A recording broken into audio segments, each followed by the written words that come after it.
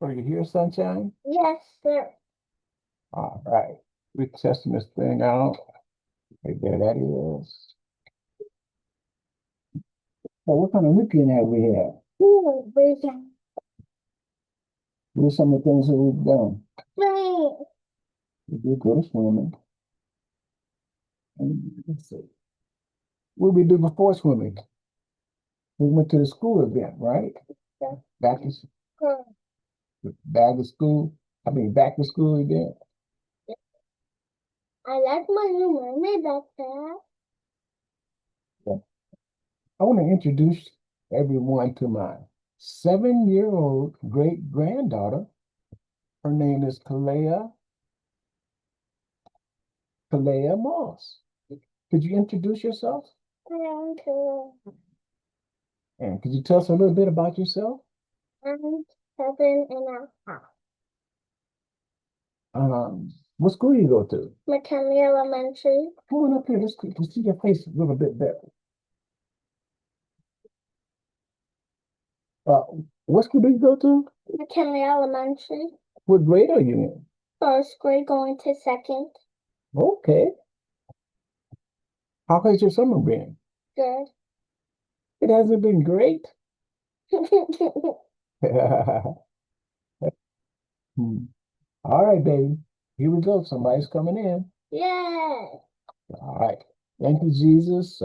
We're getting started for our meeting. That Zoom meeting. The family. My great granddaughter. Let's Sunshine. Here we go. More people waiting to get in, Sunshine. Let's admit them. admit them. Yeah.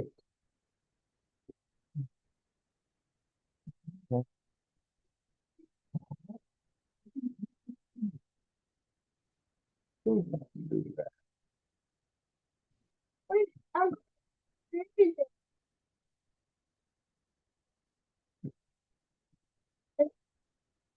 I'm Criteria.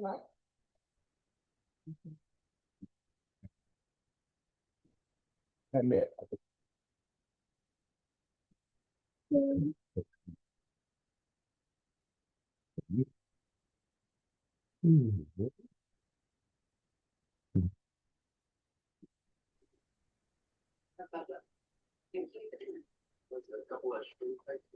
Hello, who you got there?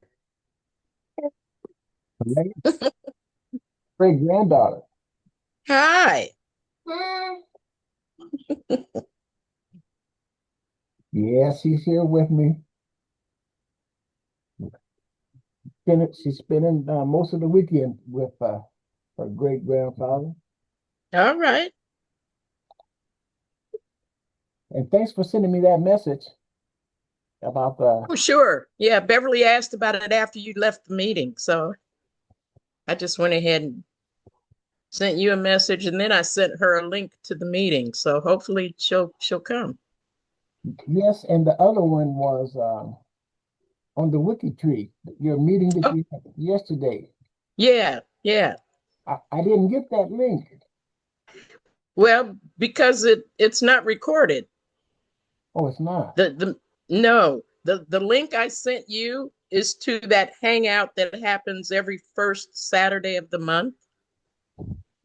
And that one's run by Dr. Shelley Murphy, and she doesn't record those. Even if it's not recorded, how do you join it? Well, because I've got it on my calendar. And you join it through a link. Yeah, I just sent you the link from my calendar Oh, so okay. that you have it for future meetings. Okay. So you good? You going, Sunshine? Yeah, and in that meeting, Dr. Shelley primarily wants to do That's good. transcription, That's good. but also they do a little bit of wiki tree. Okay. Yeah. What are they transcribing? Records that are in the Freedmen Bureau. Okay. Mm-hmm.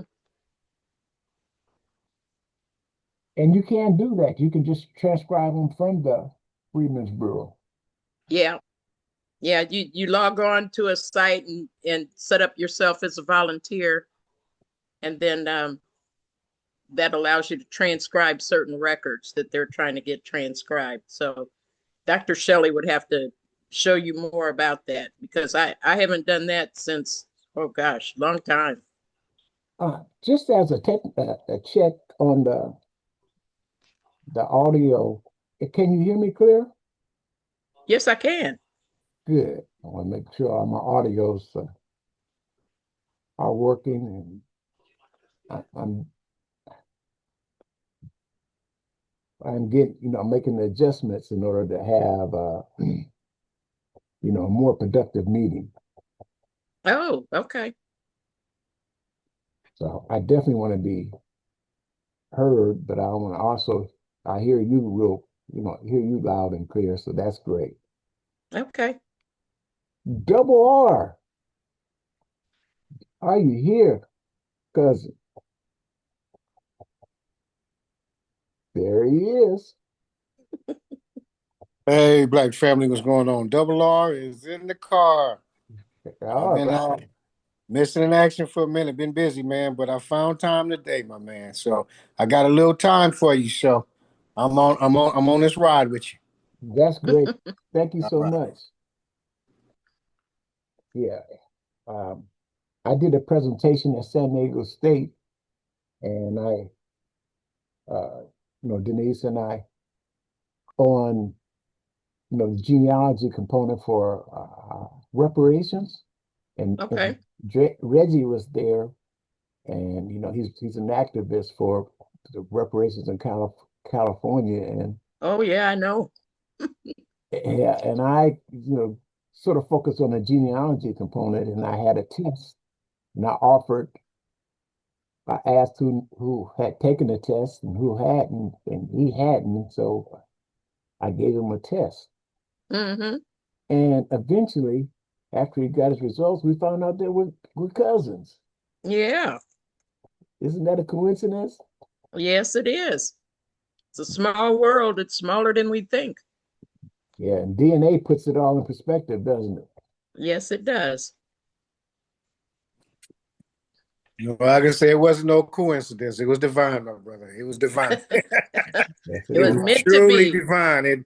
It opened up my eyes and many others, as you see, where you're doing a great work. Both of you guys, salute to y'all. I appreciate what y'all doing because that's the big thing right now in Sacramento is about our lineage and not just that, just to find out who we are and to find our Mm-hmm. relatives and everything too. And like you was talking about Shirley, I think Shelly, Miss Shelly earlier. When you say Miss Uh-huh. Shelly, she's so sweet. I miss them Uh-huh. Fridays. I miss them Uh-huh. Freeman Fridays. I got to jump back on them Freeman Fridays, man. I used to be on there till like 12, 1 in the morning, man. I Yes, mean yes. that hey, it ain't no joke over there. If you No. need something done, if we ain't got no time here, if you catching us on the opposite, Freeman Fridays will let you know what's happening. I mean that crew right there, they kind of rejected me in the beginning because I spoke reparations, and of course everybody got their own interpretation and expectations on it, but and what's going on. But after I broke the ice over there, they know who Double R is on there. Yes, they do. Yes, they do. And they're real helpful, extremely helpful. I love them all. Yeah. And that's crazy. They're across the whole United States, and I like Yeah. that. I like that. Yeah. Yep. Yep. Just like here too. Yep. Yep. Yeah. Yeah.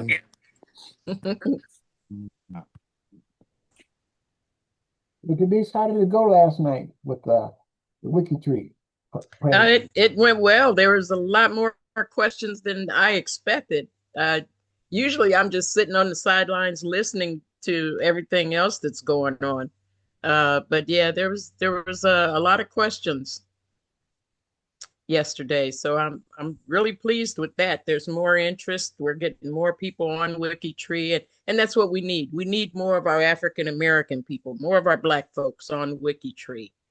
A lot of the profiles that are out there have been created by white people. Not that I'm prejudiced or anything, but sometimes they just don't understand. Bye. you know. So some of their questions tell me they just don't understand. And they can't. So We got yes, them and us, but they ain't got us and them. You feel me? exactly. So they don't understand. Exactly. We got the cheat sheet. Yeah, that's we feel right. you on this side of us, but we feel this on this side of us. We got all the information. Yeah, Oh, question exactly. two. If Uh-huh. before we leave, if you guys can give me an update on what's the one, 23andMe, to let me know what's going on with that organization, I appreciate it. Yeah. I think from what I understand, it has been purchased by the original, one of the original founders. And that's about all I know about it because I don't do 23andMe. But I think the big question is everybody was, and I think it has some on the news about them giving the information out, giving No, information out, and all that. I understood. Yeah, because I what's the yeah. guy that's on there on Freeman Fridays? Shannon, Huh? Shannon Christmas, Oh my Shannon God, he Christmas. he let me know a long time ago. Then everybody Uh-huh. keeps saying that, and Uh-huh. even at the reparations task force, even Akila Weber spoke up very negative on 23andMe, and a Mm-hmm. lot of people is talking negative on it. Mm-hmm. When my concern was just, I mean, my information was just exactly what you said. It was in Mm-hmm. house bought. It Mm-hmm. never been no Mm-hmm. lawsuits, Right. no negative things going on with giving our information out. So I Mm-hmm. thank you for that, Queen. Appreciate you. Yeah. Mm-hmm.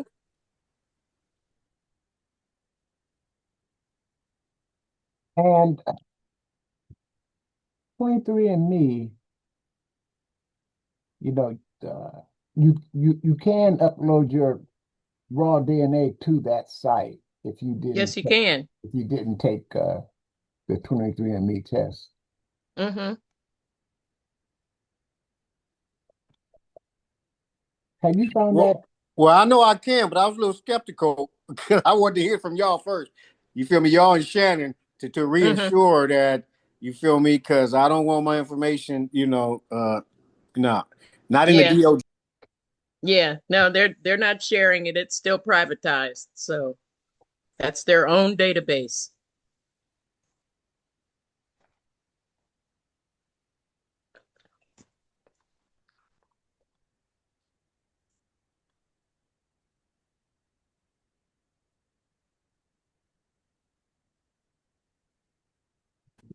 Hello, everyone. Well, hey, Grace, how are you? I'm good. How's everyone? I'm doing well. Great, That's great. good. What are you eating there? I'm eating a gyro. I'm trying to finish up my dinner before Jerry's meeting. See, it's 5 o'clock in the afternoon for me. It's dinner time. So Yeah, mine too. Is it a euro or a gyro? it's gyro, sir. Gyro is Can we the just say correct lamb? pronunciation. Can we just say lamb? We can do that too. Yeah. Okay, a little violence of the lamb, real quick. Get into the bathroom.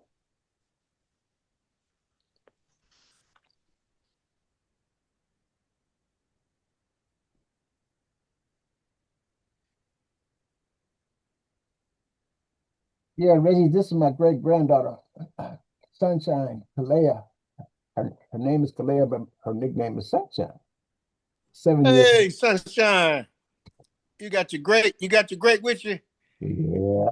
Hey, that's your bodyguard right there, huh? Take care of that old man right there, that little bodyguard. Little bodyguard got your back, Grandpa. Salute, little princess. Salute, salute. I'm your cousin. I'm your. I don't know. He'll tell you the ordinance of it, but I'm one of your cousins. Great. So, we've been meeting on a few different meetings, and I just wanted to, get, share some of the diff different tools that these different platforms are sharing with us. It seems like they're really competing for the dollar, aren't they? Yeah, they are. And Double R, we're dealing with genealogy, and Ancestry is one of the leading sites to reconstruct family through DNA. And that being said,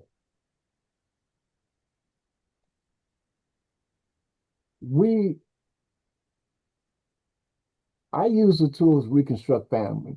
Now, if we keep referring to Ancestry, the one who prospers is Ancestry. So we have to be able to talk to people about in this reparations, other ways of conducting and finding their ancestors without having to pay to get the information. You see, I don't want to get locked into these test sites. We want to find the information a simpler method than having to pay someone to tell you who your ancestors were before 1900. So, do you understand my thoughts on that, Reggie? Well, absolutely. But from my understanding, from the information that you guys have given me, the young genealogist, DNA person, and study, there's free ways that you can. There's not just ways that you have to pay. So, but you just said though, I'm glad you put emphasis on it. One of the top ones, you know what I mean? So I guess you elaborating that I guess the free ones are not as accurate or as potent as Ancestry. Are you? What free ones? Yeah, no, I hope that's not what he's saying. One of the free database sites is um, Family Tree.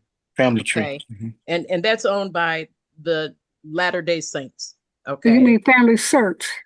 Well, yes, I'm sorry. Yeah, Family Oh yeah, Search. Family Search. Yeah. It's owned by the Latter-day Saints. yeah. So Um, that's and, not going and, on. and actually, when you look at the history of Ancestry, it was created by two members of the Latter-day Saints.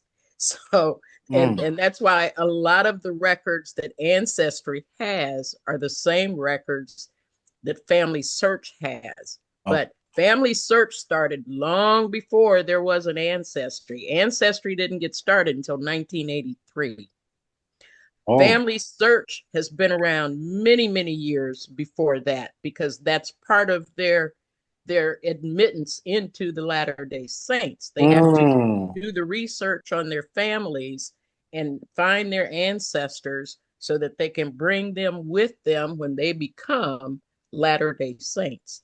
Uh, So and that's probably why Latter-day Saints is free because number one, they've got all of those members that are taking care of it, as well as they're probably, and I don't know this as a fact, but since Ancestry is so connected, the money I think that Ancestry is collecting, some of that is probably getting donated to the Latter-day the Saints. Latter-day Saints. Gotcha. Yes, Gotcha. yes. Wow, that's crazy. Thank you for that, Queen. I thought it was the opposite. I thought it would No, be the opposite. Okay, okay, okay. yeah, yeah. Wow, so Family you had Search was first. two people wanted to make Mm-hmm. money. Mm-hmm. Yeah, they Wow. came up with the idea of building this database instead of because I mean Family Search just used to be a hall of records. You could go in there and see all these books and things like that. And then these two guys said, "Hey, we can start making this available to other people and create discs with this information on it, and they can buy these discs." So that's how Ancestry got started. Well, so Family Search is no DNA though, right? Right. Correct. That's Okay, correct. okay, okay. It's all records, and they got more records than Ancestry. Yes. They got Wow. more records than anybody. Mm-hmm. Oh Mhm. snap! I'm glad you guys told me that. I thought it was the opposite. Wow. No. But Wow. a lot of times you have to browse through those records because they're not indexed. Mm-hmm. And who am I speaking with? Who is this? Miss Grace. Another genealogist on the line? Yep.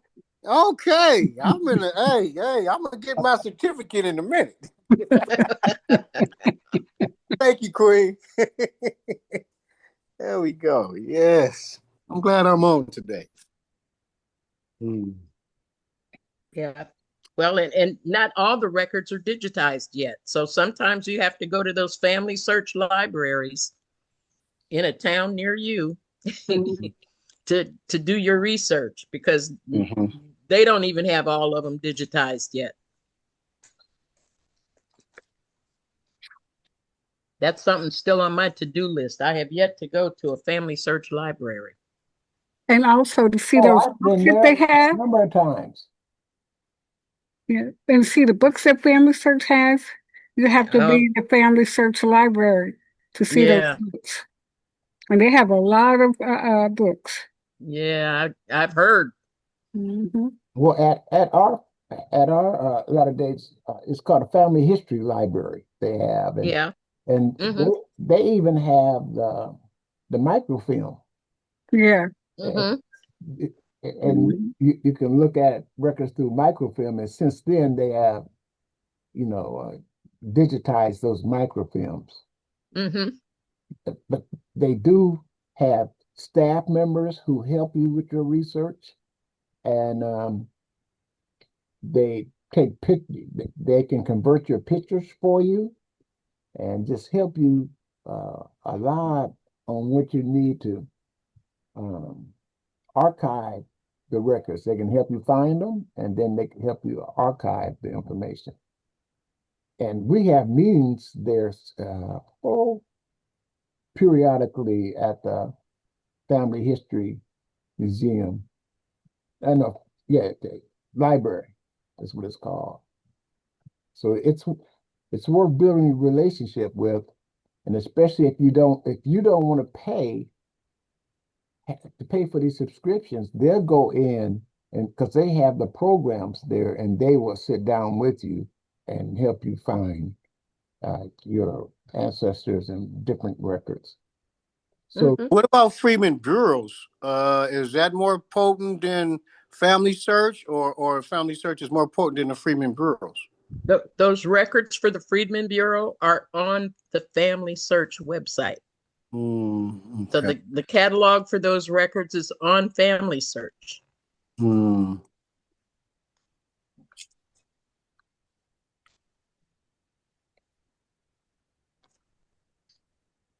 And there's a link. One of my fellow Wiki treers and Freedmen Bureau Friday buddies, um, he has a website called the Black Pearls of Genealogy. Black pearls. Yes. Yes. Yes. Yeah, yeah. And he can help you navigate to find what it is you're looking for in either Family Search or Freedmen Bureau records or WikiTree. We're starting to add stuff for WikiTree to that site now too. I'm working with him on doing that. Is that a free site or you have to pay? Yes, it is. Oh, It's free. He asks for donations, oh, but it's a free site. donations. Okay. Hmm. Hmm. Yeah, and mainly those donations are mainly because when he started out with this, I'm talking David Anthony Taylor is his name, but when he started out with Black Pearls of Genealogy, basically he was creating memorials on cemeteries at people's requests. So if you had like a family cemetery that was uh, Mm. falling apart, had not been taken care of, or gravestones are starting to seep through the ground and are missing, and things of that nature, he was taking money out of his own pocket to help people build memorials on those cemeteries. And so now he created Black Pearls of Genealogy, and through that site, he collects donations that also go to creating those memorials. Oh, that's great. Oh, that's Yeah. great. God bless him. Yeah. Yeah. Wow, that's good. So, Great. and he's got pictures of different ones and a schedule on his website of the work that they're doing with that.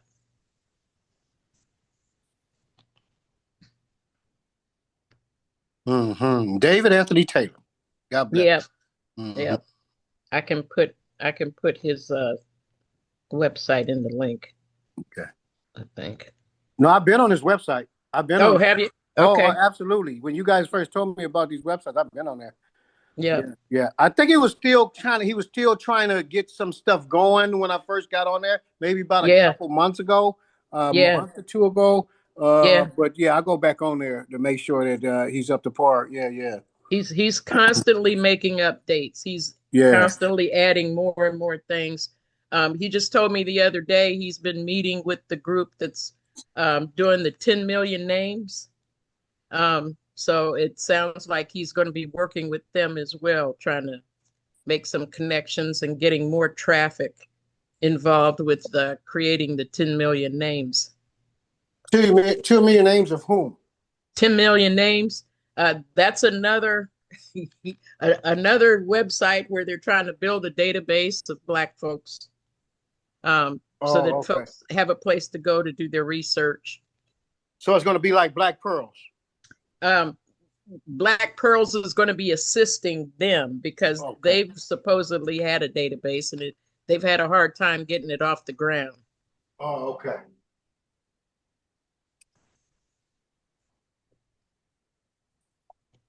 What is the purpose of it?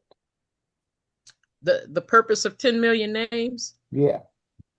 it's to collect the information about African Americans, and they're trying to build that database. Let me see if I can pull up their website.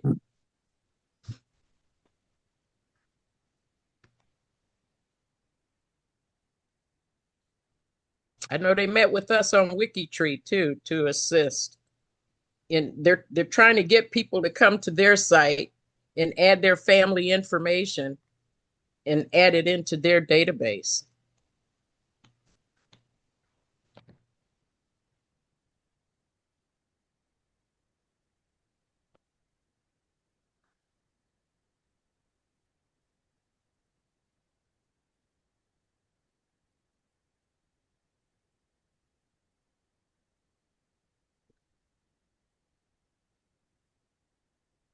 Let me see. I got so many.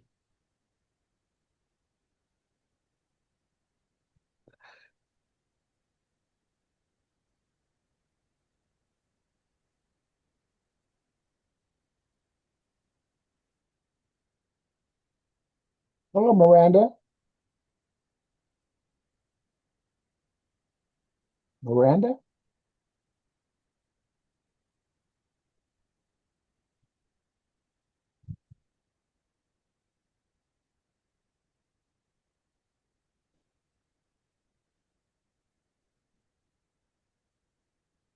He's joining us. Super. Get over here. Yeah, I just put the link to 10 million names in the website. I can share it if you want. Go ahead. Hi, Jerry. I'm sorry. I had to undo my settings or reset my settings. And hello, everybody. Hello. Yeah, so here's 10 million names. And again, this is just another one of those projects where they're trying to help collect information on African Americans, um, gather that all into a database.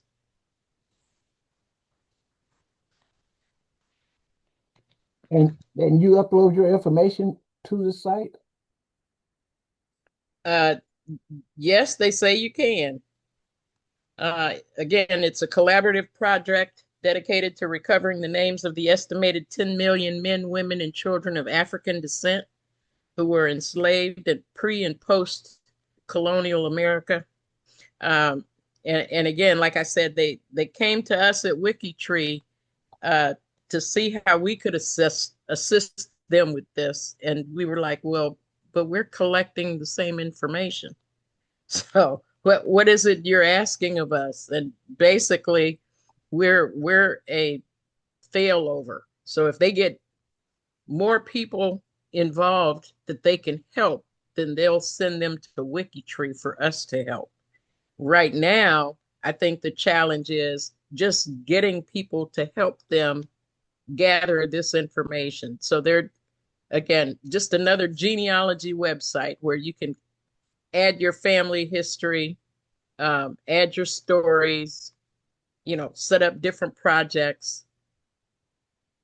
So starting with, of course, the enslaved, but the research is really still on you. This is not where you can go and people are going to help you do the research. You do the research and then you add that information to their database. So when they came up with 10 million, are they saying that it was approximately 10 million enslaved here? Okay, that's why they Yes, came up with the 10 million. Okay, gotcha. yes. Mm-hmm.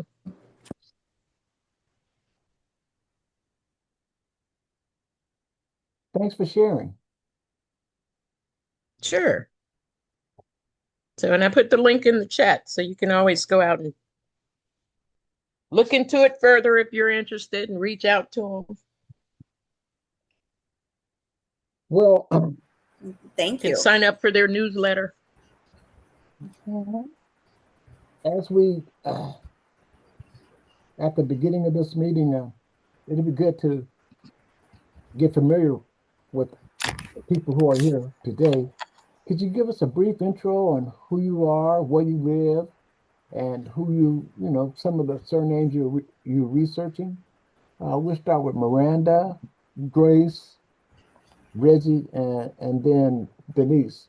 It's good to know where we're at. We're all across the country, and just to recognize each other. I just really believe in recognize and hearing it in your own words. Okay. Hi, good afternoon, everyone, or good evening, depending on where you're located. My name is Miranda Hazard, and I am located here I live here in San Diego, California. I've been here for over approximately 34, 35 years now, and I enjoy family history research. Let's see, I've been researching family history and just names and so forth for a number of years now. I don't really know approximately how many years, but it's been a while. I started out by just looking at photos and just talking with my grandmother uh, during visits back east, and she used to always tell me I could take whatever photos I wanted to, because she used to always say that I'm not going to be here forever, so just take whatever photos. And sometimes I would ask questions as to who is whom. So I just always wanted to know who some of the people were in the black and white photos and some of the photos and things, because I know that there had to have been history past my grandparents or further back. So overall, again, I live in San Diego, California. I love family history. I just returned from the East Coast. I am researching names such as Hazard, Perry, and Brown, and those are out of Rhode Island. I just returned from Rhode Island, maybe about almost 2 weeks ago now. And I'm also researching Milton, Williams, and Jones, and those names are out of Georgia and Florida. And then I've got Douglas. Oh my goodness, Thornton and Douglas. I'm sorry. And those are out of Alabama and Florida. And then I've got what is it? McCain out of South Carolina. And just a number of names, but those are some of the few out of the South, the East Coast, and then also New Jersey. Just recently, before Rhode Island, I went to New Jersey for a reunion. So this year I've Wow. got 3 family reunions. I've been able to attend 2 so far. The next one coming up is in October. So I'm looking forward to the next one. I've enjoyed the 2 and just all of these, because I never used to go to reunions. My immediate family, I don't know, they were just, it didn't happen. And so now that I'm older and these are coming up as an adult, I'm attending, just so I can kind of get to know who is who and learn some family connections and some stories and history. I'm enjoying it. Well, I'm sure you had a lot to give to those reunions too, from your research, right? Yes, yes, I have. Yes. It's been quite a journey and an adventure, and I love it. And Miranda, her and I, Yes, we are a member of the San Diego African American Genealogy Research Group. yes, We're members, that's and right. we shared uh, our GEDmatch kit numbers, and we found out that we're cousins Yes, through GEDmatch. So, that's right. though we're just figuring out the branch, but we are related through uh, Yes. GEDmatch. And Miranda, I just want to share this with you. We have individuals on this meeting who can help um, uh, narrow the Help narrow gap. it down. Narrow the Yes. gap. Okay. Grace Grace Miller here. She does with our GEDmatch kit numbers. She can Mm-hmm. go in and look at our chromosomes and Oh, okay. help us with information, and she also can go into uh, the new clusters program. Okay. But mainly the chromosomes, she gets real in depth with it. So thank you very much, You're Miranda. welcome. Uh, and we're introducing ourselves, cousin Fanny. But right now, let's go with Grace and then Double R.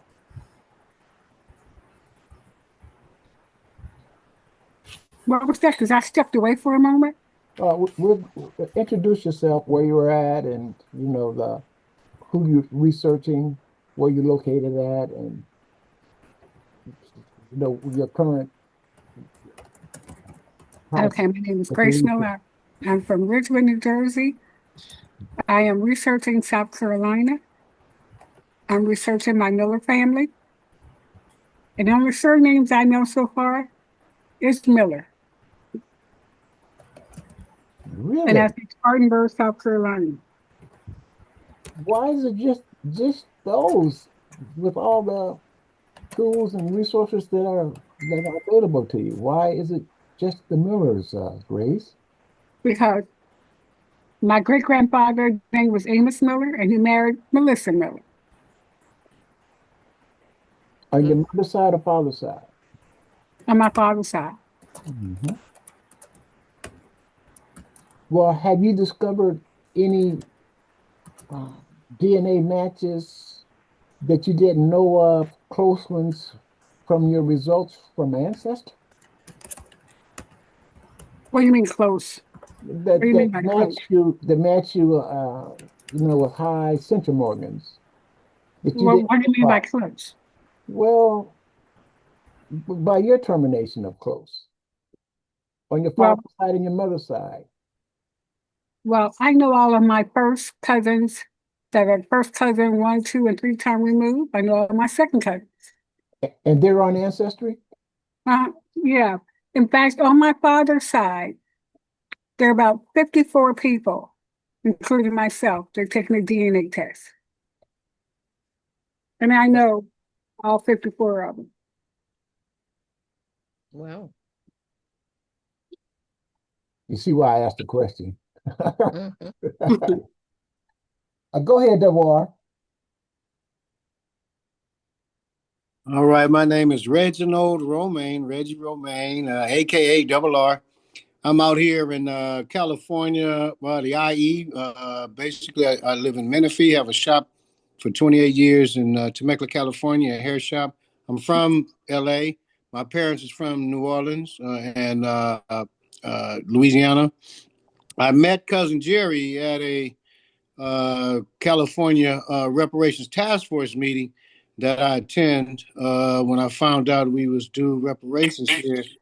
And this man gave me a test. He had one test, and I usually come and I'm the first speaker. And I usually, well, Saturday I left. He said it was a Saturday. It had to be Sunday because I stayed because I'd have to work. And so he said, anybody need a test? And we still got the picture. That man handed me that test, and later to find out he's my cousin. But I've been using that. CJEC is Coalition for Just and Equitable California, the #1 grassroots organizations for reparations here in California. I've joined them over a year ago, and I'm the little baby genealogist that's in the little circle that you guys been giving me information and stuff to talk about, because right now our bills is stuck on genealogy. They want to do a research of a research of a research on how to do a research of genealogy. When we did the 2-year study, it was already completed. We don't need to do that, so we cutting down the Senate Bill 437. They're trying to give the CSUs $6 million, or the $12 million that was allocated for us last year to do another study of genealogy. But I'll yield with that. But I thank you guys for giving me a lot of information, Sister Denise and Brother Jerry and all the rest of the crew, Freeman Fridays with Sister Shelley and all their crew, being up to 1 a.m. here on the West Coast, just understanding genealogy. And it's very important. And it's just not just to know your relatives, but to me, when I first got my test from Jerry, I cried like a baby because I knew who the hell I was. I got 15 different nations in me, and I know who I am. I got 54% of African countries, and the rest is European and a little bit of Spain and stuff. Just to know who you are. Us, we are great rainbow colored people. We so beautiful here. And it's just that our Caucasian side is battling with our African side and our Spanish side now because of ICE right now. But we just have to know who we are. That's just a wonderful thing. And I like I said, I cried like a baby just to know who I am as a person, as a human being. You know, you got your people from China, Chinese, Ghana, Ghanaian, Cameroon. But it was just a blessing for Cousin Jerry to give me that test and just for me to find out who I am. I yield. Black Power every second of the hour. Yes, and within the last 3 or 4 months, Reggie had a community event on reparations and to educate the public on what the current status is of reparations in California are. And he had it at his shop. It's a great shop he has for the years in the Inland Empire. And I attended and I gave a presentation on genealogy, ancestry DNA, and how you can use it as a tool to identify your ancestors who were enslaved before 1900. And so I thank you for hosting that. And it made a difference in a lot of people's lives. As a matter of fact, while I was there, just out of the desire to help others, I gave away 8 tests, 8 DNA tests at his event, and helped them reconstruct their family and find out more about themselves. So it's contagious. And people are so nice and kind. And when you learn, it's important for us to teach. And that's one of the tools that we use. So thank you, Deborah. No, let me piggyback off of that, man. And you blessed me. When you blessed me, I do the same thing. I think I'm blessed about 4 or 5 people. I catch them on sale, when they like $39. I bless people too, man. I appreciate that. And then let me just rewind it just a little bit. One little thing to add. Here in California, you have to be lineage based, so that's why it's so big of an area that we have to hit right now. He hit me with that before, and right now it's in Sacramento about lineage based. Like I said, that you have to qualify, you have to be lineage based, because not all Blacks gonna get reparations. I yield. Black Power. Okay.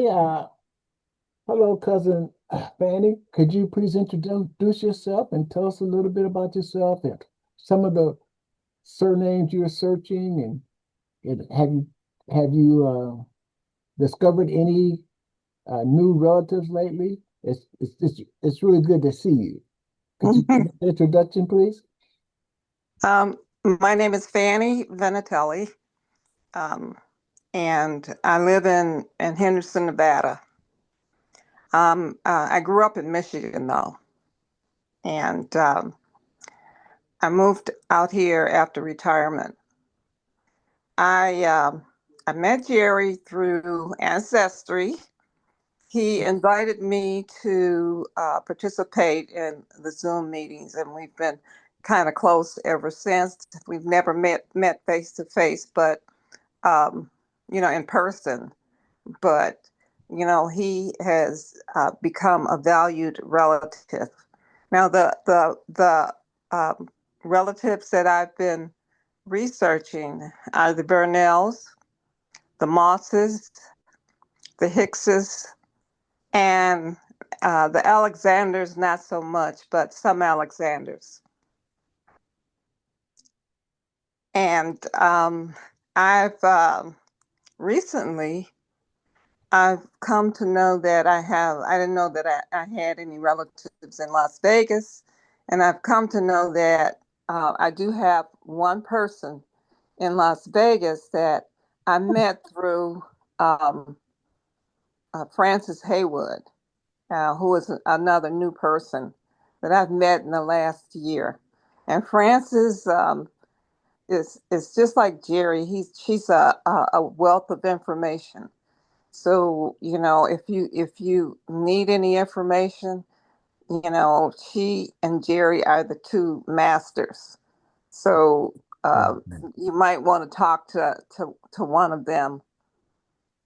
And that's all I have to say. Thank you so much.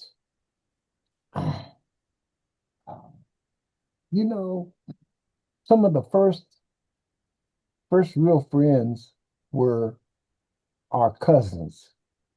Our cousins. They're the first ones that when we were coming up when I was young, that we can go over to their house. We could spend the night. And we were together. We were friends, our cousins. And now here it is in my season years, I am meeting some new DNA cousins that are my cousins. And we have shared our family history now, and we know how we are cousins. And that same joy that I had as a youth, it's double now that I can meet and talk to my cousins. So I'm thankful for that. Thanks, cousin, for your story. Denise? Oh, well, hello. My name is Denise Jarrett. I live in Ohio, so I'm sort of in between all y'all. um, I'm near Columbus, Ohio. Born and raised in Cleveland, Ohio. Well, I'll say born. I was raised in Alabama because that's where some of my maternal ancestors are. My grandparents were in Alabama. My paternal family was from Louisiana, Caddo Parish, Louisiana. So I've been researching my family, well, not researching, but actually documenting my family members since 1988. When my dad saw roots, he got the spirit to go out and find his father's people because his father died when he was 5 years old. So he was in search of his father's people, and being a truck driver, he was able to travel from coast to coast. So anytime he got a load that would take him through northwestern Louisiana, he would stop at a truck stop right there on I-79, and he'd talk to people, and he'd ask them if they knew any Hardens or any Hunters or any Durdens. And so that's how everything began. He would come home with these stories, and I'd write them down, uh, try to keep track of everybody he was meeting.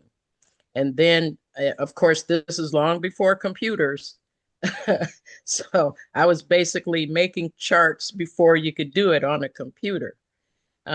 Since then, I've been, again, researching the family and following my mother's side, which is where the Moss name comes in. That's an ancestor, a third great grandparent on my mother's side.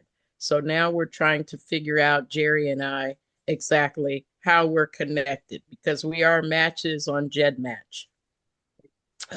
I've been doing this, I think, as long as Ancestry has been around. I've been around in documenting this stuff, getting it recorded and put someplace where somebody else can go see it in the future.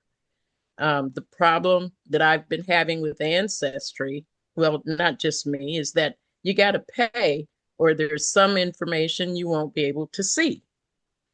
So in 2020, right at the beginning of the pandemic, I actually discovered a site called WikiTree.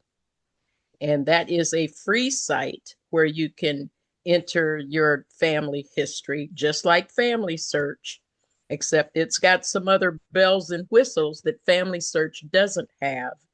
And it does not retain all of those documents. Family Search is the place to go when you're looking for all your documents. WikiTree is the place to go when you want to document the information about the people. You know, you want to put an honor in that dash. When you look at family members and say that they existed from 1861 to 1953 or whatever, you want to know what's in that dash. What is it about their life? And that's where WikiTree comes into play because you record their biographies. You record your memories of that individual. And that's what I like most about WikiTree. It is a global collaborative tree. You can find out how you connect to other people in the world. And the site is being used throughout the world. So we've got projects in Africa, projects in England, projects in Australia. You know, if you've got people that branch out that way, we discuss the Native Americans, the African Americans, and of course your European Americans. And I'm one of the co-project leaders for the U.S. Black Heritage Project on WikiTree. And our mission is to connect our generation with our ancestors. That's it. The only African American in that capacity. Yeah, that's true. That's true. Yeah. That's very important. Go ahead, Double R. That is so sad. Yes, this is for Denise. You said you guys, WikiTree is global. So Yes. all the rest of them, is that the kicker, I guess, for you guys to distinguish from the rest? All the rest of them are not global?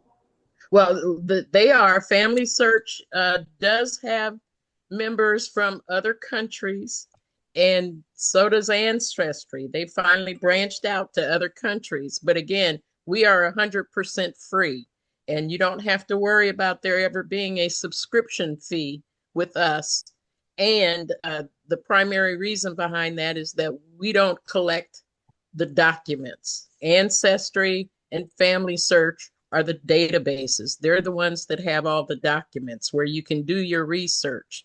In WikiTree, we want to focus on knowing about the people, where you create biographies of those people and tell about their lives and who they are so that you just don't see when they were born and when they died. You want to know what's in the dash.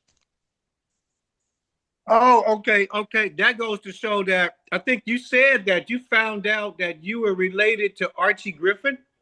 Yes. So they got different stuff like that, like Yes. celebrities and okay, got you. Okay. Yes. Okay. Wow, Double R, you own it. Hey, I can remember sometimes when it's important. You own it, cuz. My goodness. Man. Okay. Does anyone else have any questions or some thoughts after hearing some of the introductions? Any questions to anyone? I have a question for Denise. You said you have Hardee's from Louisiana? Oh yes, Caddo Parish, Louisiana is my stomping ground. my paternal, my dad's parents were born and raised in Caddo Parish, Louisiana. And Okay. actually, my son-in-law is from Lafayette, Louisiana. His family, he was born and raised there, and his family is from there, Lafayette, Louisiana, and St. Landry Parish, Louisiana. I have a lot of DNA matches that are from that area. Mm-hmm. And I have Hardys on my paternal side, but they're my three people of color side. Mm-hmm. Mm-hmm. Yeah, I'm sure a lot of us have, as we do our research, we're going to find that there's going to be a lot of our ancestors that at one time or another lived or passed through Louisiana. I'm going to see if you're in my matches. Okay. Also, Denise, I think your husband is related to the Knowles family from Beyonce or something like that, or you are? No, Beyonce. connected maybe, but not related. No. Okay, connected. Okay, got what you or your husband? Which one? My husband, connected. Ah, I knew it.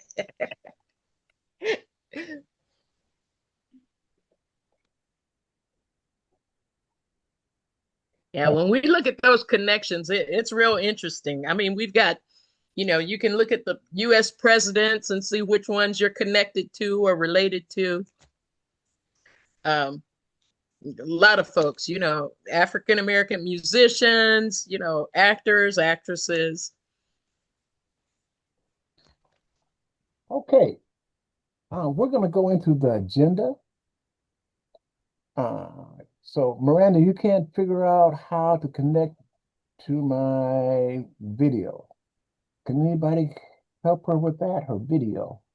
If you look under video, you'll see different options, Miranda, and try different ones and see. Okay, it says integrated camera, mirror my video, blur my background, choose a background. Oh, video settings.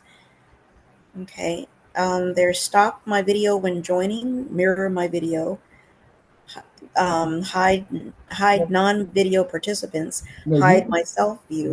you want to look at one of those that are actually calling out Okay. different types of videos that are options that you have available to you.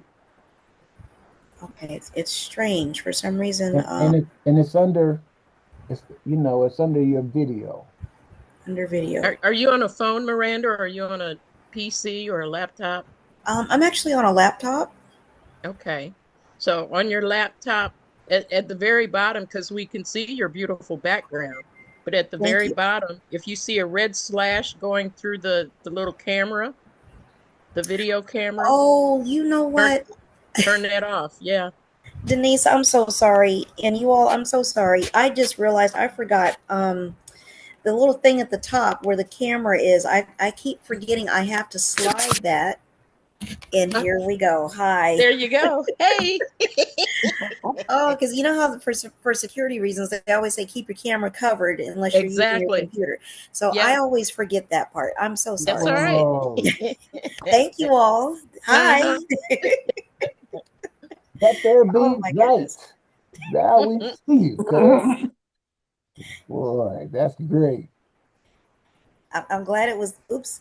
I'm glad it was Yeah, quick Yeah. and easy. that's what we do. We take time and help each other. That's the only way that you can progress is together. Yes. So good to Thank see you. you. And you spoke up too. And you asked, can anybody help me? Oh yeah, we Thank talk on you. that. I appreciate it. Okay. Let's go to one of the presentations as it starts off on our agenda. Find a grade. Find a grade is one of the sites that is free and that you can use to find your relatives and their locations. If you know where your family members lived in the different cities or towns, there was a cemetery close by or a graveyard. There are at churches. the Burnells, for example, Miranda, you're related to me on in that branch, and so is Fanny. And I don't know, maybe you too, Double R. We have to check on that. But the family, the Burnell family in Stevens, Arkansas, there's a church called Mount Vernon, Mount Vernon Church, Okay. and it has a graveyard on the premises. And that's where a lot of our ancestors are buried. And so find a grave is very important tool, and it it it helps you with your research, connecting with relatives. And I want to give you one of the presentations, and with my family, for example, we're from we migrated up to Nebraska, Omaha, Nebraska, and so you have a community, and so in that community, they lived and worked, and when they passed on, they were at the cemetery in their community, and that was called Graceland for Graceland Cemetery. And so, as you know, in different cemeteries, you have a black side and you have a white side. Can anybody testify to that? And 100%, brother. at Mount Vernon, I think they did it at Mount Vernon. There was a separate cemetery for blacks and a separate cemetery for whites in the same area. I think the blacks were closest to the church. Am I right, Jerry? Or am I wrong? Am I wrong? If I remember, I haven't been there since I was like a teenager. What state is this? Arkansas, Okay. Mount Vernon. Okay. You see, she's been there. You, Yeah. you understand that this is what I'm talking about. And the family were were pastors. They were, we had a spiritual foundation, and I'm sure other all of our families have ministers or have people who are Christians, and this is one of the churches that was um, pastored by one of the Burnells, that family, and they collaborated. Sometimes the slaveholder, after emancipation, they donated land. Some of the first buildings that were built by the freemen were schools and churches. Mhm. And so that's why it's so significant that we do research and we um, study where our ancestors were finally laid to rest. From what I um, when from what I remember at Mount Vernon, I remember some very, very old gravestones, very old. So, like I said, I was probably a teenager then, but I do remember the church, and I remember the graveyard right there at the church. So I'm sure that there's a lot of Burnells and the Mosses buried right there, from the 1800s. They are, and I have their, I have their records. They are. Mm-hmm. And Okay. so, what denomination was Mount Vernon? The Baptist. Baptist. Got you. Okay. Mm-hmm. Because my people from Louisiana, they Catholic from different parishes, but when you say Mount Vernon, I know it wasn't Catholic. Okay. Mm-hmm. Got you. Okay. This is my great grandmother. Can you see this? Find a grave memorial. her name is Sarah Ellison. Her maiden name was Ellison, and she married a Brown. Mm-hmm. And they're from Texas, and so that's where my roots are on my mother's side are from Texas, and then they migrated up to Nebraska. And Oh, yes, and right by Caldwell County, by Lockhart. That area there is where their farm was, and the Ellisons were that's where they were enslaved, and then when they were freed, they had uh, they had land, and they developed the land. So that's that's where my ancestors are from, Lockhart, on my mother's side. So this is my great grandmother, Sarah Ellison. And when I give presentations on reparations, I use her as uh, an example of what I found from the history, and that takes me back to being before 1900. And so on Find a Grave, if you this site, if you find things that aren't correct, you do have an option of adding to correct it. But you have to go through their the people who run Find a Grave and tell them, hey, I have more accurate information, and then they will verify your information, and then they'll put it on the post because they had when I look at Find a Grave because I know where all my relatives are. It's quite an experience when you, like you said, cousin Fanny, when you walk around the cemetery and you see all your family, your history, your ancestors, and some of them they have their pictures on their memorials. It's a humbling experience.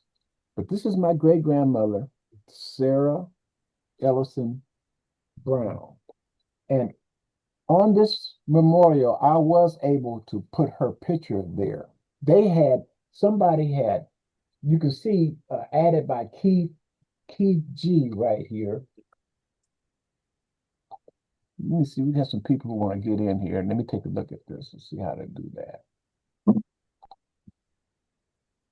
Oh, I see participants. So, Jerry, are you the owner of that site? Because you can become the owner of that site. That's right. I can. I can become the owner of a site. You have to contact the person um, that started that, put that memorial in, and she will give you the rights to that. That's right. That's what I was mentioning, uh, Grace. And I did add the picture. As you see, I had the picture. They just had the memorial here, but I added the picture, and that's why my name is there. Photo added by Jerry Moss, because I had a picture of her, and so this is her memorial. can you can't I can't see it. Okay, let me make sure you can see it. Okay.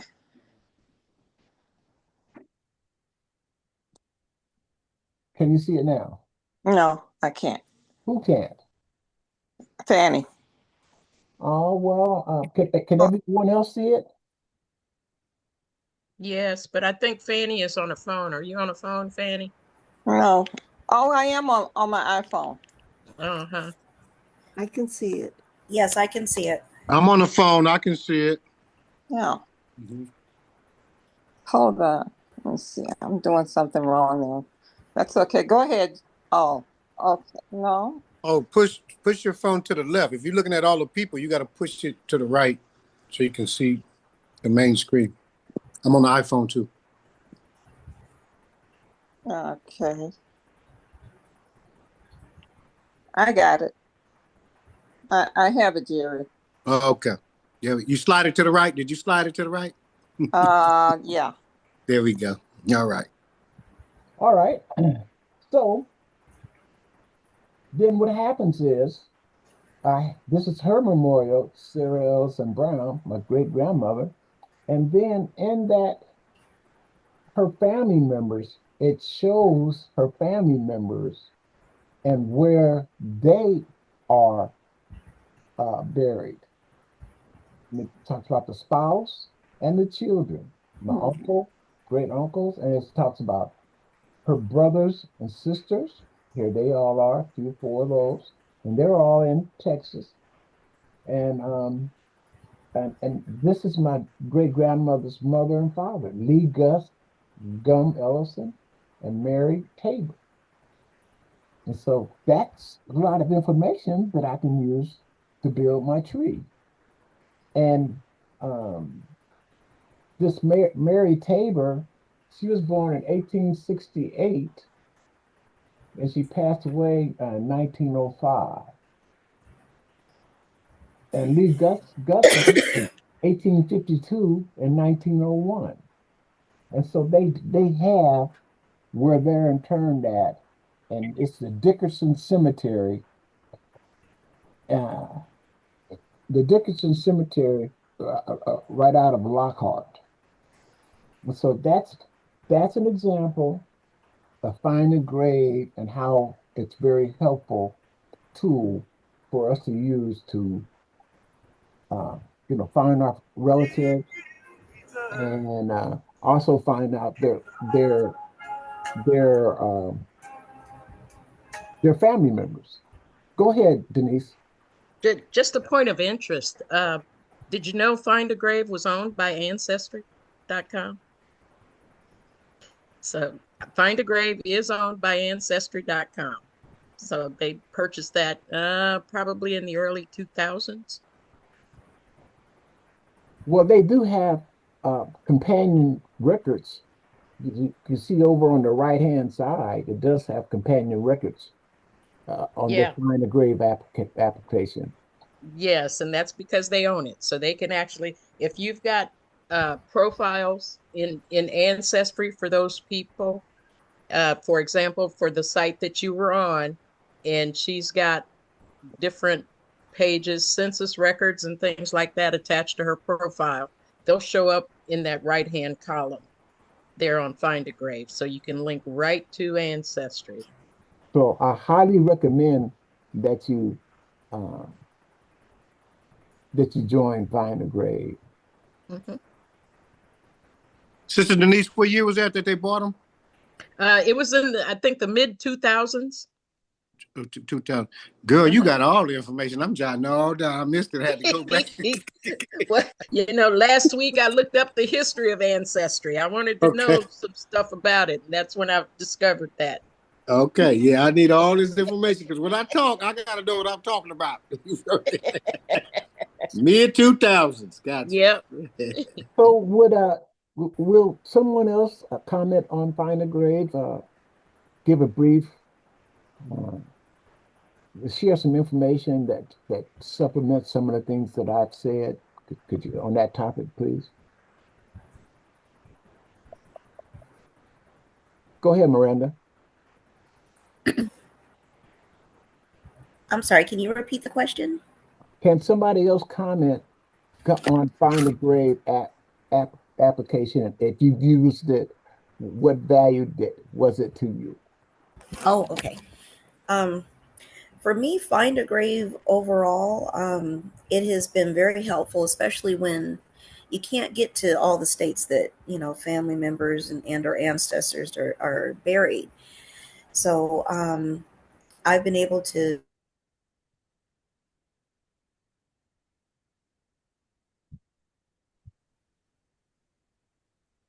Did she freeze up? Is that Yeah, just she me? froze up. Okay, that's not just me. Okay. But you understood. You Oh, understood. I'm sorry. Go ahead. Oh, okay. I was just going to say, I wasn't able to attend her service, and so I was able to locate her grave site out at the veteran cemetery there, and I took my own photo.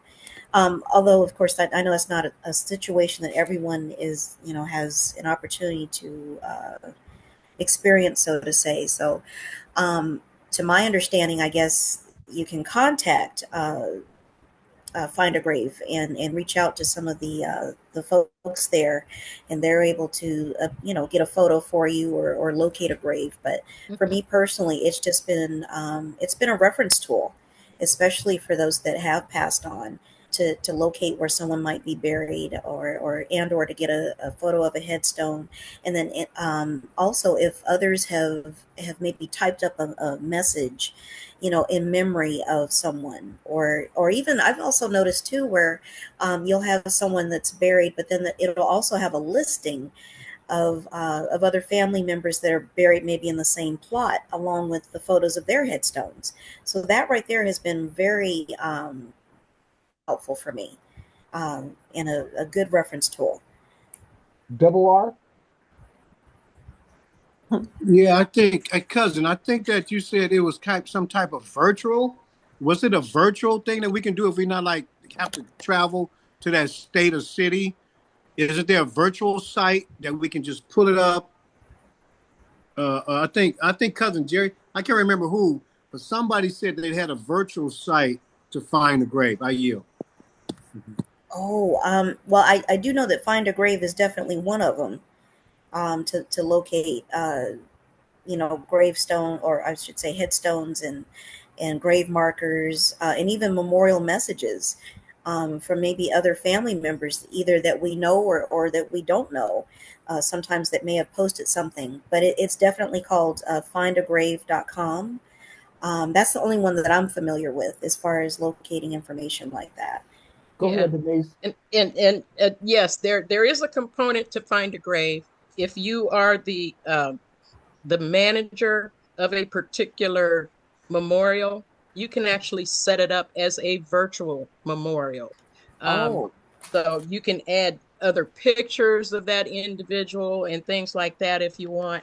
So, but you have to be the person who's responsible or who is managing that memorial. And I think that's what Jerry was alluding to with some of the profiles for his family member. He became the manager of their profiles on Find a oh, Grave. So okay. then he can control how much information is on there. And there is a virtual memorial component. Thank you, Queen. I knew one of y'all know. I knew. You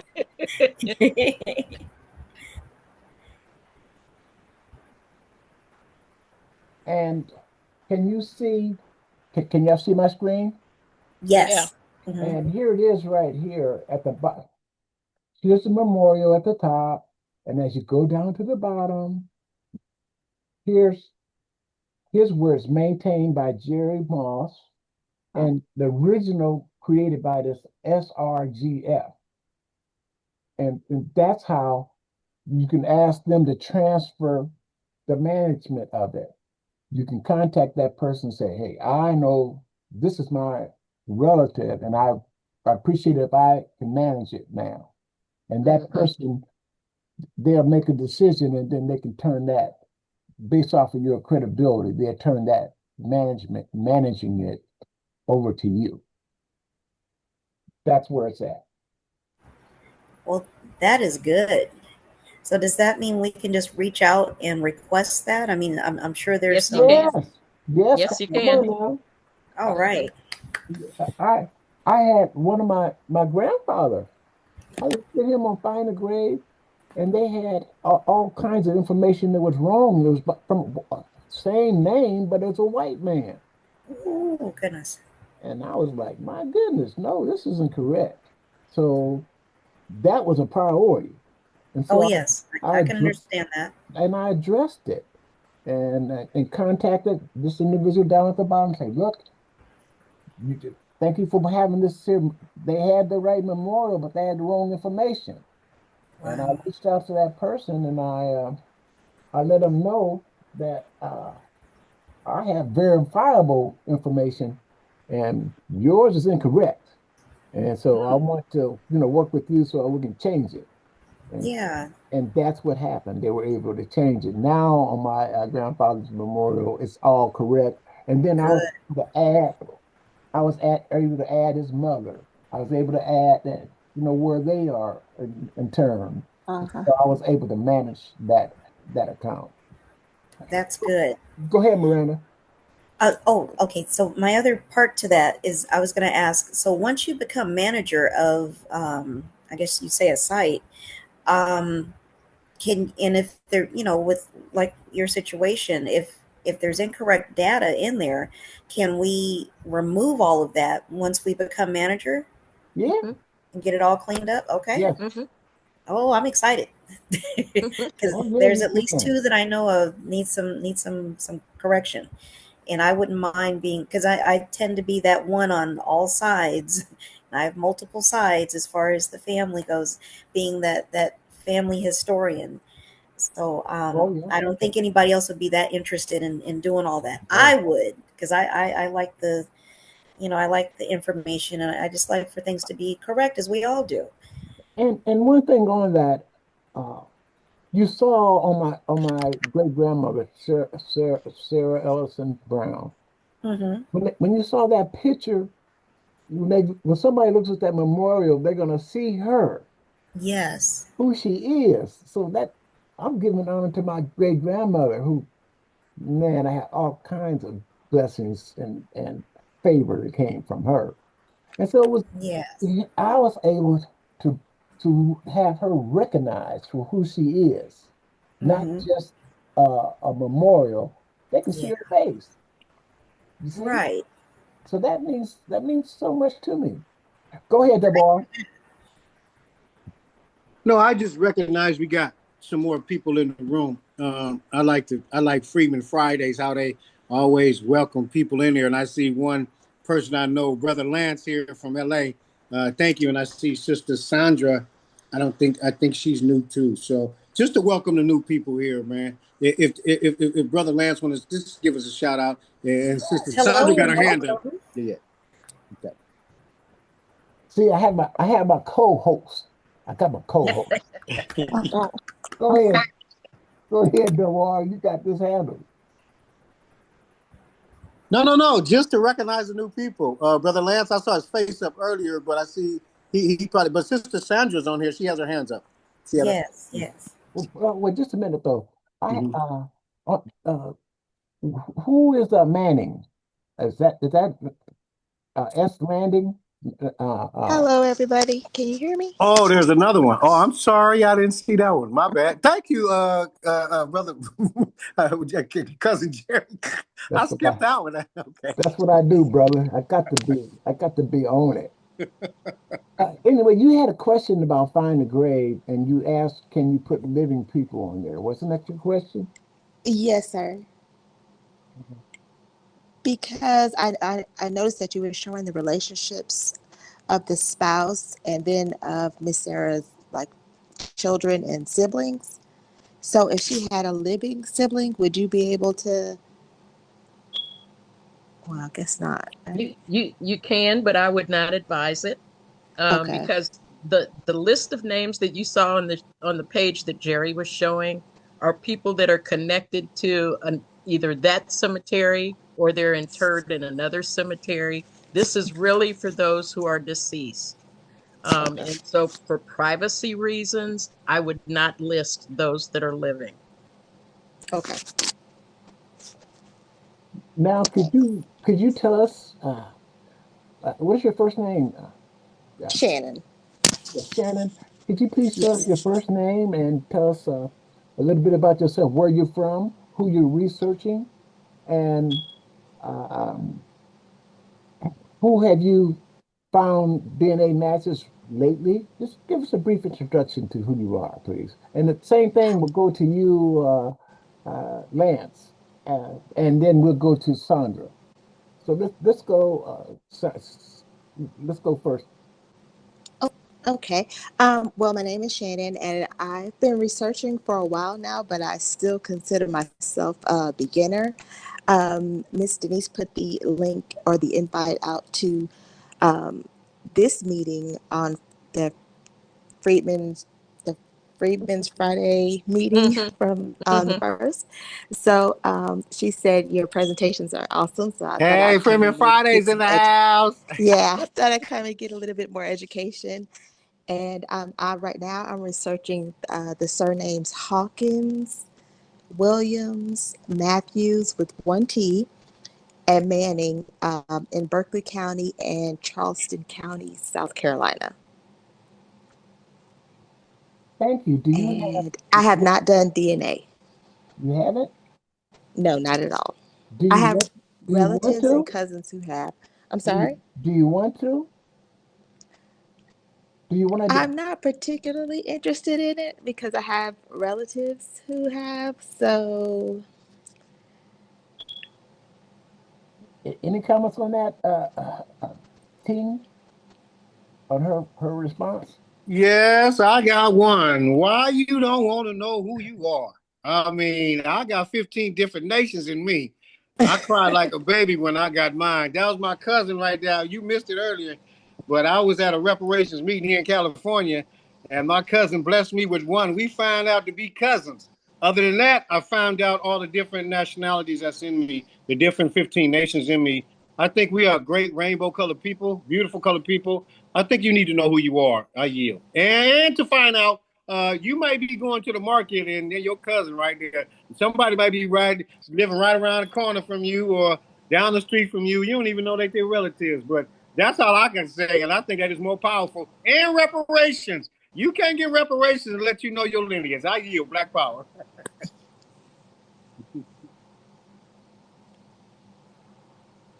I'm raising my hand.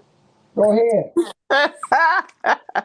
um, just to give her an example, I worked with this woman for 6 years, and she was a manager.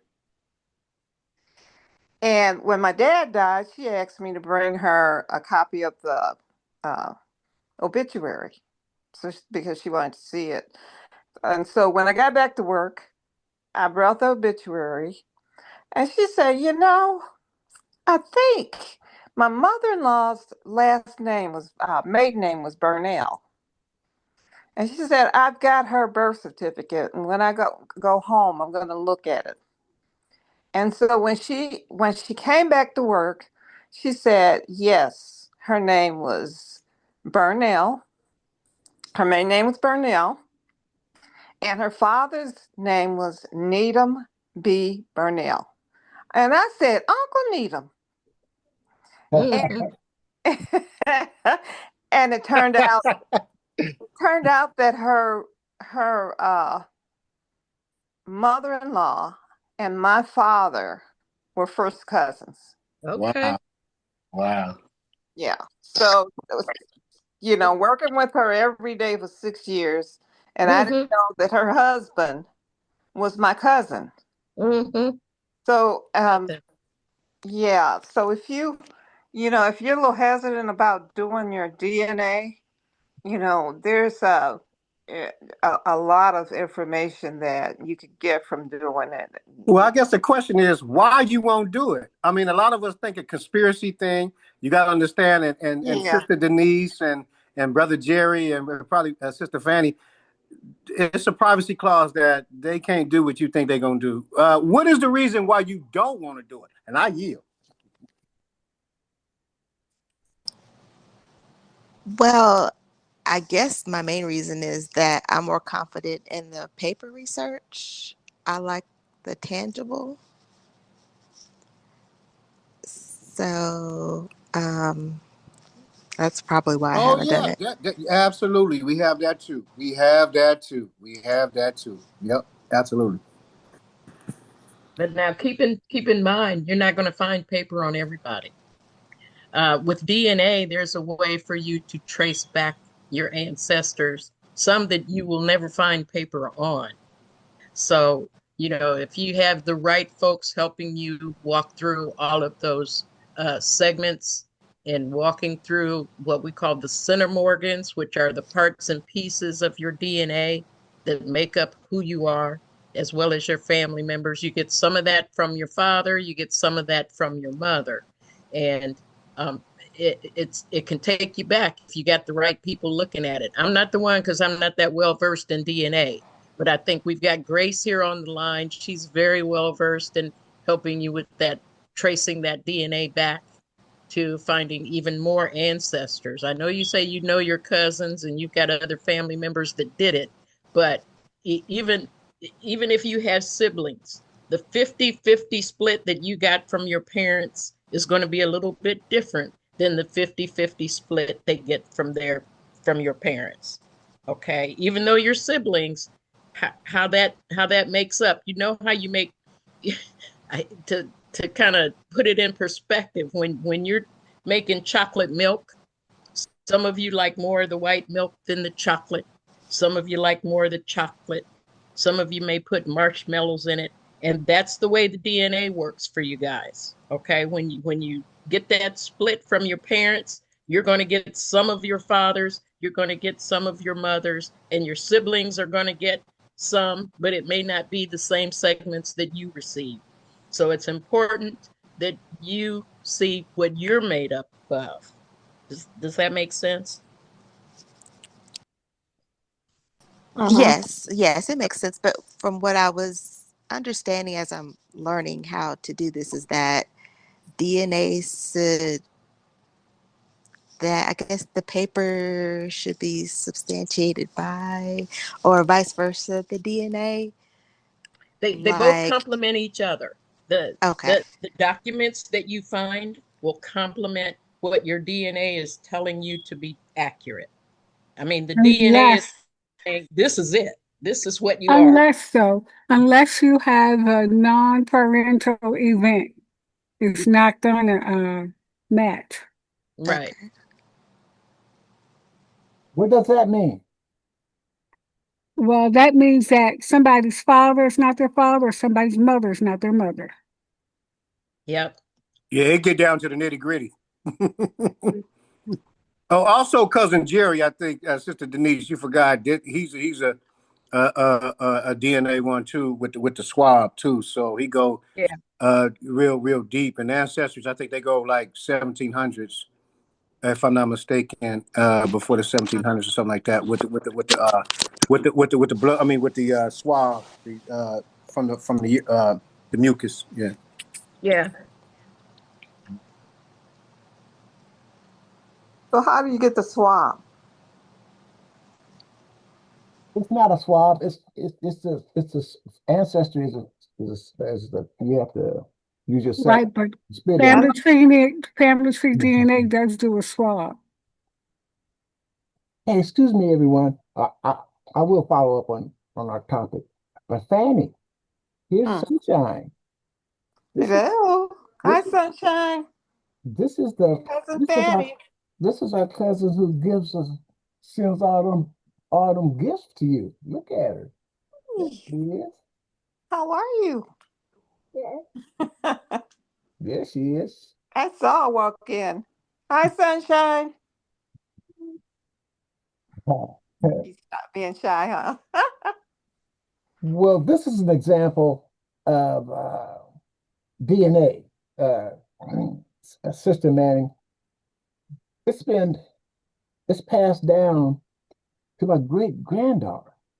I am related to Fanny through DNA, and now her, and my great granddaughter, they building a relationship. Fanny sends her all kinds of gifts, and and and, and it just shows you.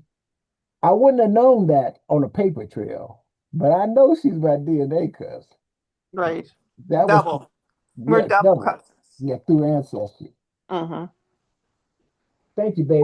Why wouldn't you have known that on the paper trail? Um, I, I wouldn't have been.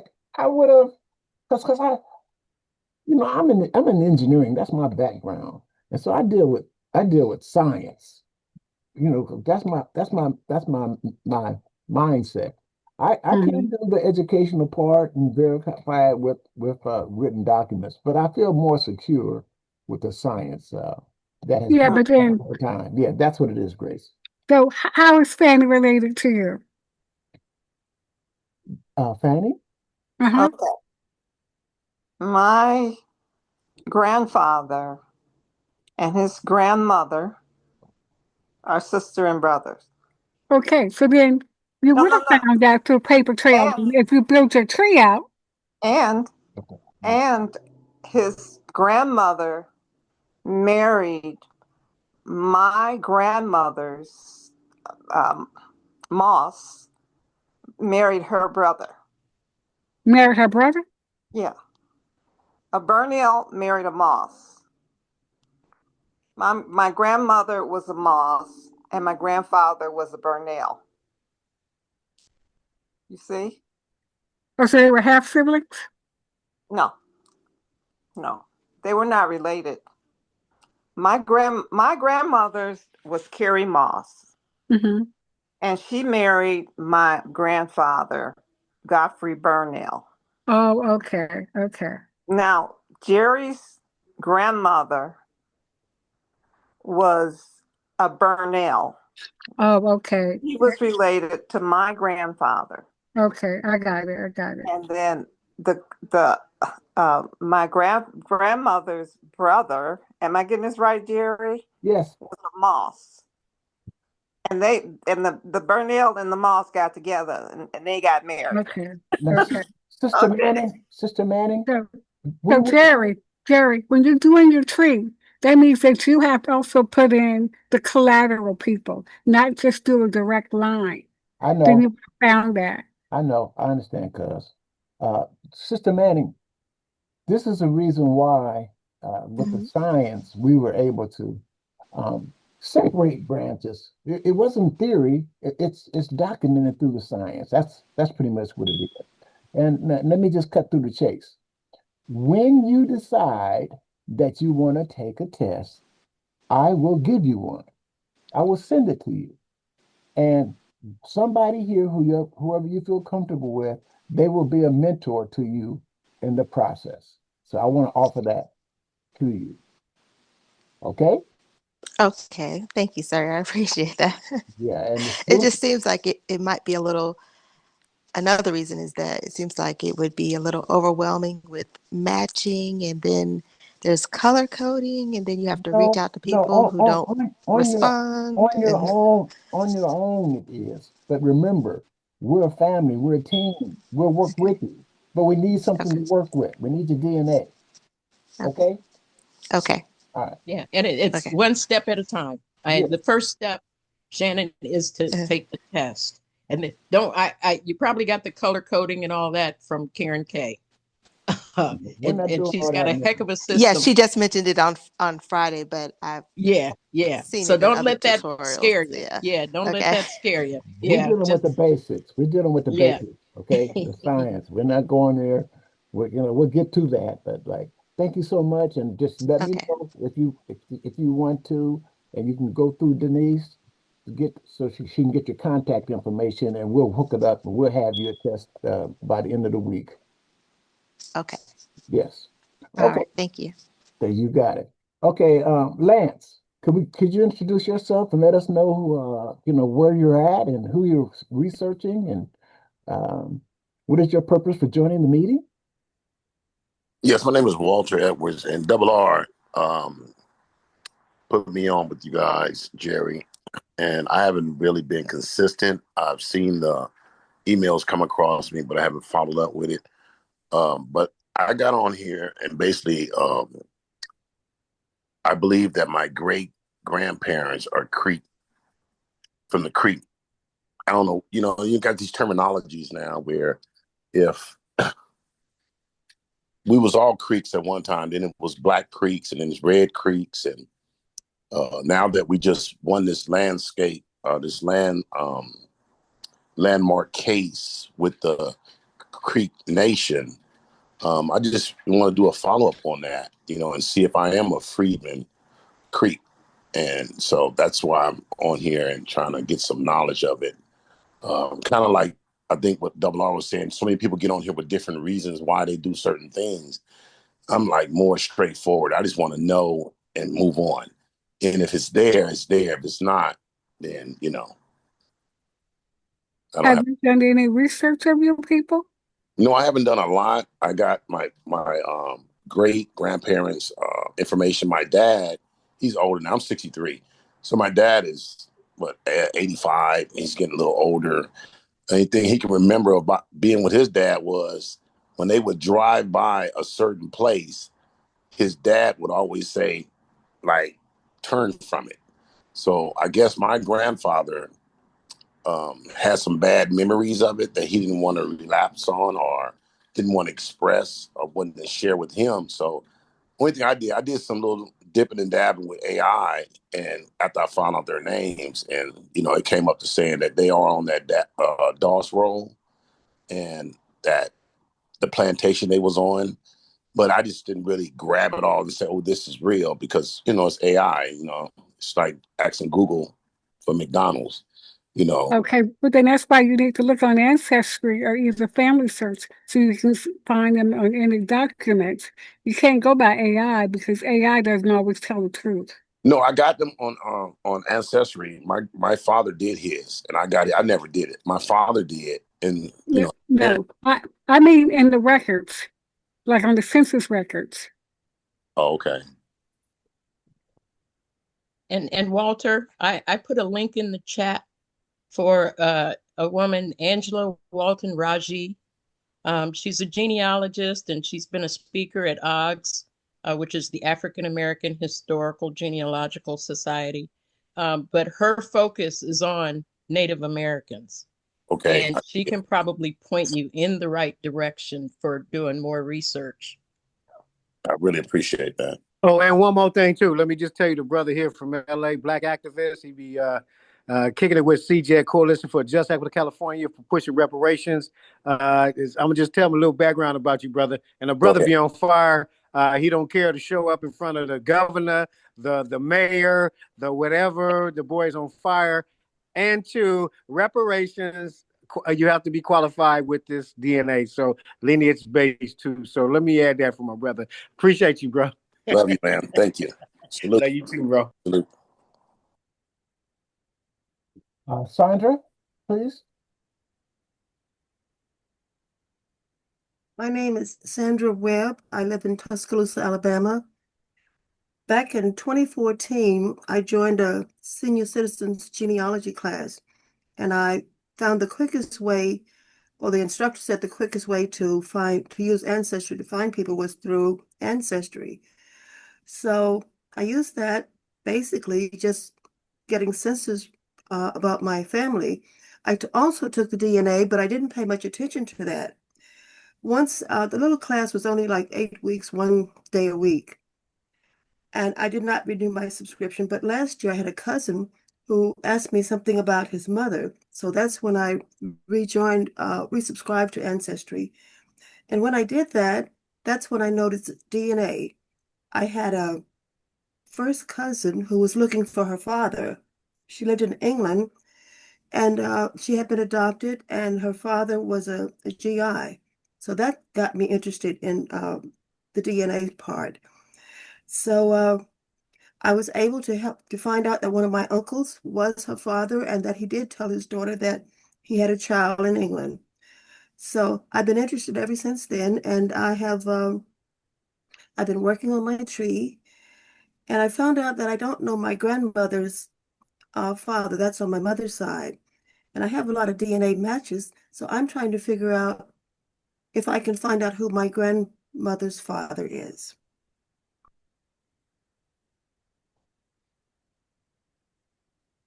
That's it. Hey, first of all, Queen, I'm looking at your picture. I love your black smooth skin. I'm a barber. Be loving to see my elders with that beautiful black skin, and I see the wisdom in your hair. Salute. My name is Double R. Nice to meet you. Okay.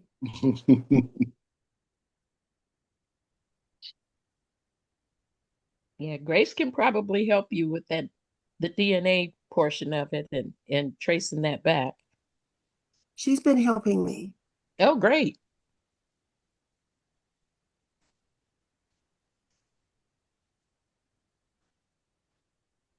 Okay, Jerry, I think that's it for the introductions. Okay, You want to go ahead with the next thing on your agenda? thank you. Uh, it is Pro Tools. No, no, it's not. It's GEDmatch. Wow. GEDmatch is a platform that we use to connect with relatives who have taken different DNA tests, and they upload it on the GEDmatch platform. And that's why you hear us saying, some of the members, "Oh, I match you on GEDmatch," and and uh, and then we can find out about what branch that we're related on. If you see some names who match the names that you know, and if you don't, there's you can go in. There's some more tools that you can get closer to knowing what areas that you're related to a person on. And so I'm gonna share my screen, uh, and I'm gonna show you a GEDmatch. And real quick, bro, let them know it's not Jet Match. I used to put JET. GED. Yeah, I used to put Jet Match. Okay, got you. GED. GEDmatch. Jet Match. Got you, got you. Yes, sir. Yes, sir. Okay.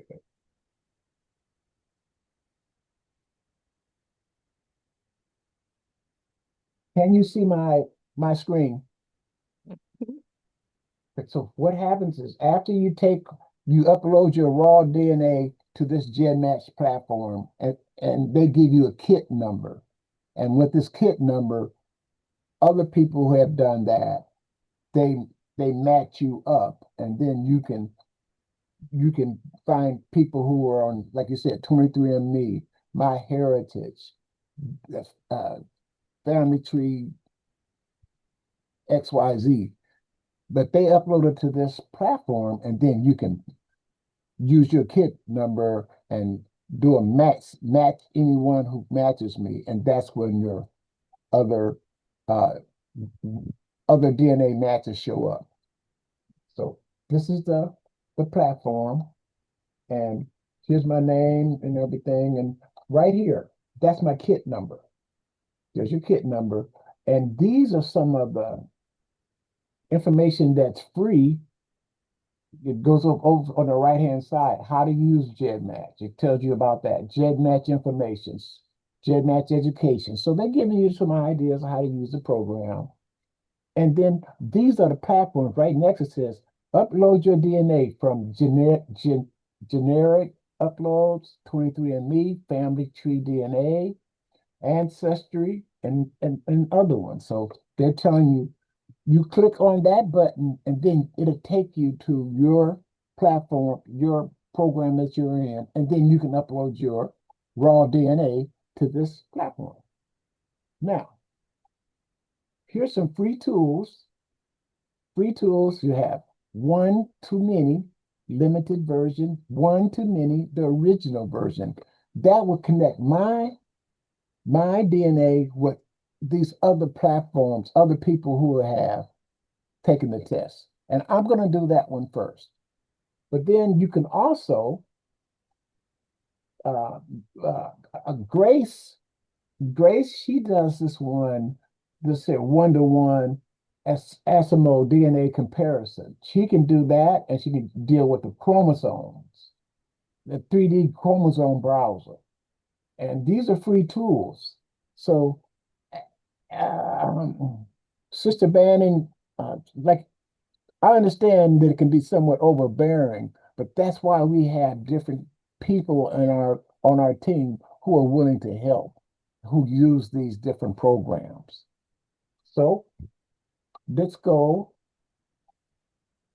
And so people who match both kits. So I'll put my kit number down and another kit number down, and then it'll show us people who match both of those kits. So that's another tool. And they have ancestry projects. And so I am a part of a couple of ancestry projects where GEDmatch wants to study different family groups and to help them with their research and connect with each other in different locations across the country. Okay, so there that is. And so let me show you. I'm gonna click on my my my my kit number, and there's a couple of filters, and I'm just going to use the CM size 7 centimorgans, and then let's just see who matches me. I'm gonna do a submit. And so with that commit, with that, when I did submit, it went through their database, and the people who matches me the closest, they're the ones that show up on the top.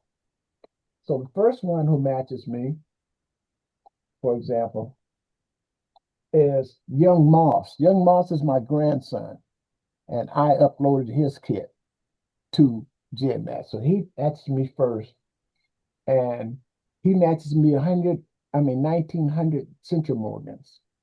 And then as you go over, then these are the other ones. They're matches. And Fanny, here's Perry Burnell, and I gave him a kit, and Francis uploaded his kit to this format, just so you know. There's the Burnells, and look at these different Burnells. There they are. And then Colby's, Kindreds. So these are relatives who have uploaded their DNA. And then over here,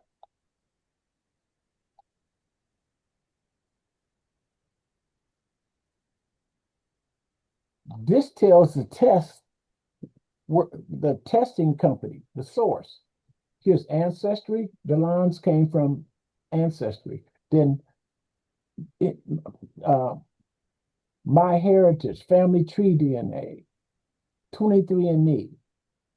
So you see how these different platforms, they join in with the information. And now you found somebody that matches you from a different platform that you didn't have to pay for.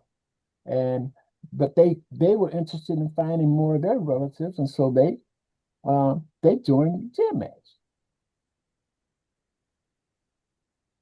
And the it goes into more details, this program, but I just want to give you um, an overview of it. Go ahead, Double R. All right, thanks. Oh yeah, just to make it clear to Brother Walter Edwards that when he mentioned 23andMe, I got some real information. It is false. All the accusations about 23andMe was selling information and whatever is somebody who co-founded, bought it. So there's no lawsuits, anything. I just want to make it clear, just real quick. 23andMe is still a reputable Ancestry's DNA site, and I yield. So any other questions or comments? Grace, could you comment on, please, GEDmatch and some of the tools that you use? Want to show you the screen again? Can you share yours? No, because you record this and then you put it on your YouTube, and I don't have permission from those people to Okay, let's share go with that it. Okay, information. what do you want to see? Well, if you want to show the chromosome browser, Okay, so come down to over here on the right-hand side and go down to the chromosome 3D browser. we'll go do a one to many. The original version? Uh, The original version? you can do either one, doesn't matter. Okay. And my kit number? Huh? And use my kit number? Uh-huh. Okay.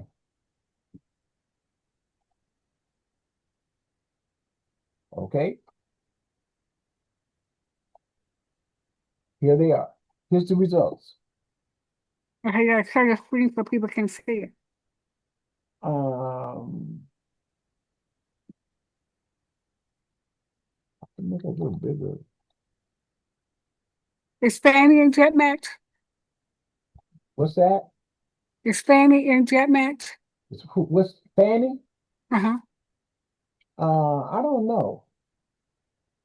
Let's go with what we have, please. So what do you want me to do with it? Yeah, your screen so we can see it.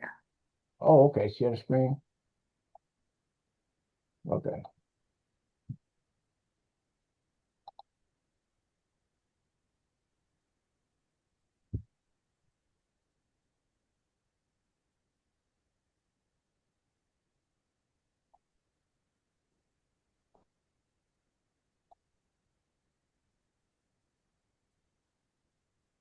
So Okay. There you are. so are you a tier one person? No, I'm So not in which tier one. I'm not in tier one. This is the regular okay. one. All right, so copy down um uh okay, let's do young Moss. Copy down his number. Why would you do his? And he's my grandson. Well, that was just the first one up there. What about Perry Purnell? Oh, I know him too. I know, but I just want to show the people their chromosomes. Okay.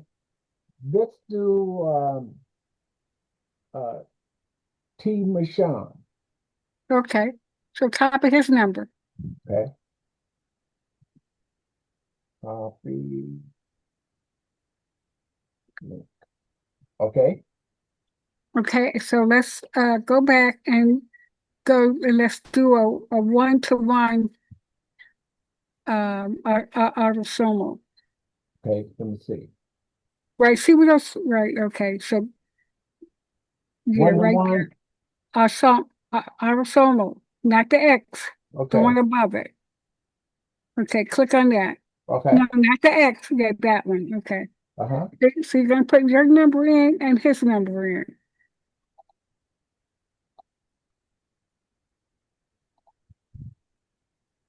No, Oh, I put too much in there with his. yeah, that's why I told you to copy it. Oh, okay. There's his number there. So just right where it says kit, the equal sign, Yeah. delete from there. Okay, yeah. Thanks, Grace. So there it is, right? Put that 8 back on the end. It had 2 8s at the end, so put another 8 back on there. There you go. Okay. Let's go. Okay. Okay. Now, okay, that click compare. Okay. Now you're gonna come down. Now that very first one showed that you match 18.1 centimorgans on that first chromosome. For him and I, Right. uh, Okay, now come down. Then you share 38.8 centimorgans on chromosome 5. yeah. What did it say that? 38.8, 38.8, right? Mm-hmm. Yeah. Can you guys go into for the new people about the CMs, the centimorgans, and define that for everybody, please? I think everybody knows what CMs are. They know they're centimorgans. No, I got a new guy on there, Walter Edwards. Oh, Yeah, he don't. Yeah, just so they can know what you guys talking about. okay. Centimorgan is the amount of DNA that you share with that person. What's the greater and the less? What's the greatest? The greatest. Can it It, be up to 3,000? I mean 300. I mean it could, centimorgans. The highest could be what? but depends. It depends on the relationship you have with that particular person. For instance, like you're going to share about up to 3,700 centimorgans. 3,700. There you go. Okay, Okay, 3,000. Yeah, with the parent, with the parent. there you go. Got you. Yes. Okay. Yeah. The closer or the stronger is the higher number. Yes. Right. The more centimorgans and the more segments that you share gives you a closer relationship to that DNA match. There we go. I'm just trying to define this, Queen. That's just it. So people who don't know. Um, so if you look at chromosome 6, you're sharing 19.8 centimorgans. If you see it's at the front of that, beginning of that centimorgan. Yeah, the Okay. beginning, it shows the beginning and the end. And on this chromosome. On chromosome 6. Yeah, and this, just so that you know, there's a total of 22 chromosomes. Thank you. Okay, thank you. Mhm. Okay. And then you have 16, 17, and 18 that you share on. Okay.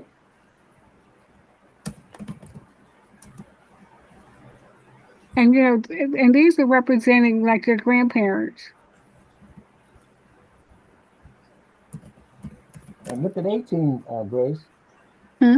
Look at 18. That's 23. Right, you're 23 down at the end. Yeah. So if you copy all of this down, the beginning start and the end position.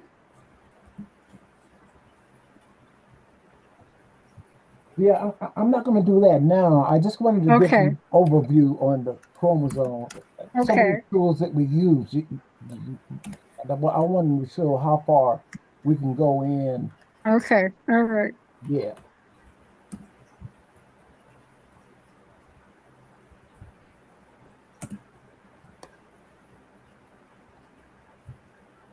thanks for that. But that's an example of the people who we have on this, on our team. They have different skills and different talents, and they can, share that kind of information with you.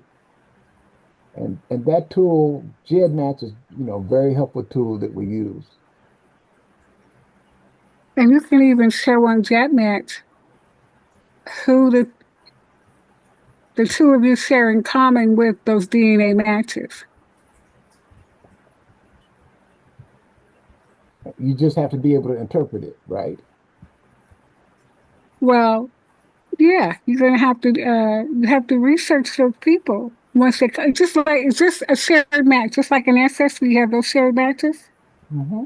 Well, and on GEDmatch we have the same thing. Okay. Okay. Um, Go ahead, Miranda.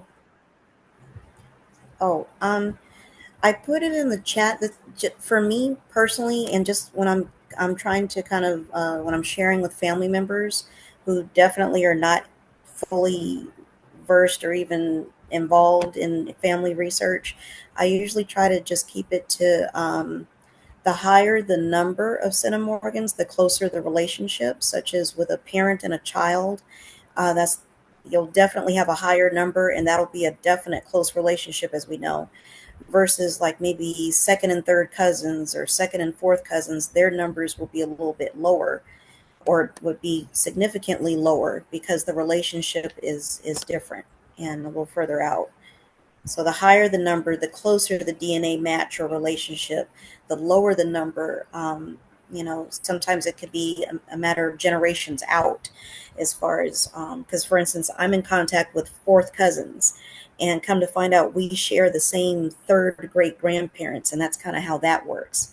Right. It also depends too on the segments as well. But you can have a 40, you can share with someone that's 40 centimorgans and only have one segment.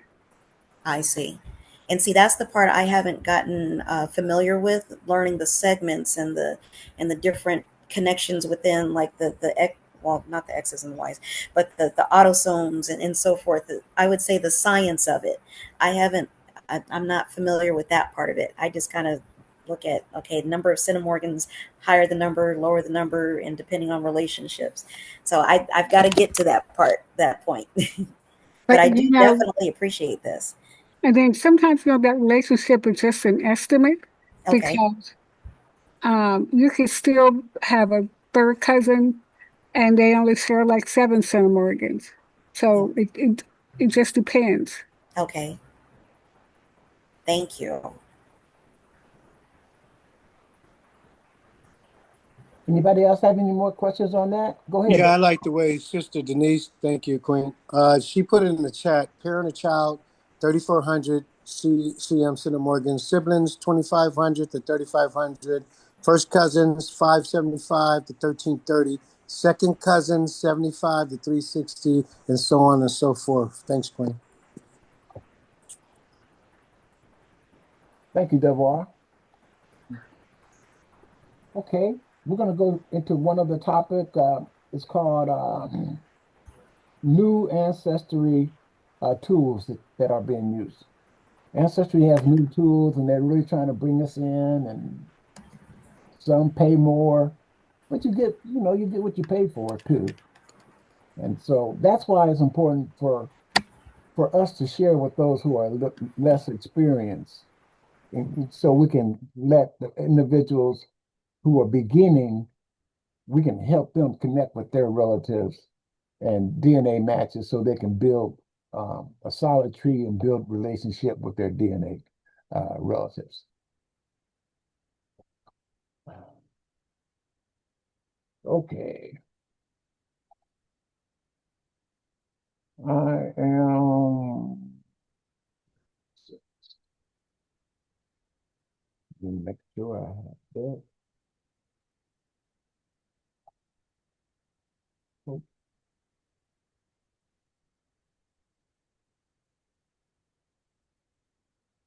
nope. Okay.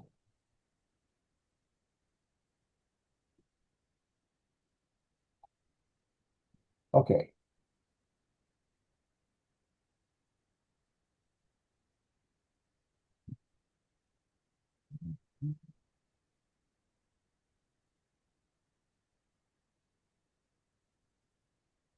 Okay. Can you see my home screen? Yes, sir. All right. Yes. I have the Pro Tools. That's a new add-on that I had to pay an extra $10 a month for, but it's proven to be invaluable with some of the tools that ancestry has given us in order to conduct research and reconstruct, our family with some more helpful tools. Now, on this, on my on my uh, on my homepage, one of the first things I do, I look it over, and over here it says DNA. I can view my DNA results, and my tree has like 1,381 people in it. And these are some of the pro tools. Tree Checker, Networks is new, and then there's a matches by cluster. That's new. And we also have another one that's new. So recently we've been talking about this here, matches by clusters, but I want to go to another one that I just found out about in one of the meetings that we've had. And then on the side, you can see there's census records, 1950, 40, 30. If you click on those and then add in a name, it can help you with those records. And the birth records, birth and death, immigration, and military records. And then after you get some information, if you don't know exactly where you want it to go, put it in your shoebox. That's just like a file cabinet I know it pertains to me, but put it in this here shoebox. And then when I get research, I can go take that and put it in the right file. So that's what that is for. So here it all is. And you can hire an expert. Ancestry, look at it. You can hire an expert. And now what they're doing, they're offering a service, Ancestry, to digitize your documents for a fee, digitize family members. And you can hire an expert from Ancestry. And then they got this, the store, SWIAG. And so these are money-making things that they have. Now, one of the Pro Tools that I want to share with you is this one. I'm gonna go to my tree, and I'm going to pick. This is my tree on my father's side. Can you see the tree up at the top? The mosses and the Brunels over here. Yes, sir. And then here's the Ellisons, and here's my Ellison, my great grandmother that I showed you about her finding grave. Here she is over here, and this is some of the people that were on her memorial. There they are, right there. Uh, Lee Gus Ellison and Mary Tabor Ellison. Um, this this was just shown to us a week or so ago. Go to one of the people on your trees. I'm gonna go with Reuben Thomas Moss. I'm gonna double click on him, and then those who want to, you can go along with me. Then right here, click on his name again, and we want to find that life story. Look at that. It says life story. And so what Ancestry does, based off of the information that we put in there, look at that. It says when he was born. And there's these different, it's going in chronological order. Birth, marriage, and his wife who he was married to, my second great grandmother. There that is. 1870, it shows where he lived at in Taylor, Bell Store. Some of that came off of a census. 1870, there they are. 1880, now he's still in Taylor, and he has his age. So this is a life story that they're putting together based off of the information that you've done. And then here's 1900, he has moved to Prescott, Arkansas. So there he is located there. 1900, he was 57 years old. This is a life story that they're putting together for you. And then in 1910, he's in Prescott, 1910. And then what he does in 1914, they have records of him. He migrated to California because his sons were porters, and they migrated to California. And then they sent for their mother and father to come out and live with them in California. So that's what they're telling us what happened. And when he was here in 1914, he was in a lab, he worked in a laboratory. 1917, look at this. He lived in Los Angeles, and occupation, he was a laborer. And he passed away in 1918. And there he is, my second great grandfather, Reuben Moss. And his wife, my second great grandmother, she passed away a week earlier. Him and her, all these years together, they passed away a week apart in 1918 in Los Angeles.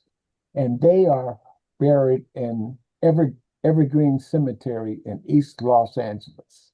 So that just shows you the migration pattern. Now, this is what I wanted to show you. Click to see map. See that? So you double click on this, and look what it shows you. Based off of the information, the records that were put in that was generated, the census and everything, this shows he was originally in Alabama. He was enslaved in Alabama. And then when he was freed, he was over here right by Texarkana, and you can see some of these records. It shows the residents there. You click on those. And then here's one, and this the 3 one. It talks about where his residence was. So you see how this map it helps. And then on the 11, let me pick. Okay, this little symbol here, this symbol shows where he was born, January 15th, 1843 in Alabama. And that information is on the slave records. And then from there, his 10 other hints, it starts talking about different information. It goes into different records that you can you can click on and see what they are. Now, some of it is reliable. Some of it, they go into, Grace had mentioned this, they have some people in that area. It's not tied exactly. It gives you an overview. It's a certain percentage. You still have to verify the information. But eventually what happened is it shows his migration pattern. So he was in Alabama, Arkansas, and I have records for that. And then his sons were porters. So they were on the trains, and they moved my second great grandfather out here in California. And here's his 14 of these hints. One is a residence, and that's when he was a lad in 1914. 1917, his occupation was a laborer. And this is his death. Look at that, May 18th, 1918. And his burial, where it talks about where he was buried at. And that's the information. He is in East LA and Evergreen Cemetery. So I just wanted you to know he didn't go anywhere else, but that map showed his migration pattern, and that's something we all have access to. So I wanted to share that. Before you go, Jerry, oh, Yeah. you're gone now. Never mind. You're gone. I was going to ask you to click on in the far left, far right. You saw a symbol there that said 21 and the eyes. That was additional information about that individual or people surrounding that individual. Yeah, here they are right here. I'm at, see 21, and here's 17. See that? No, we can't see it. Yeah, Put it back no, up. we can't Okay. see it because you Okay. got out of it. Yeah. Okay. You put it back up. Okay.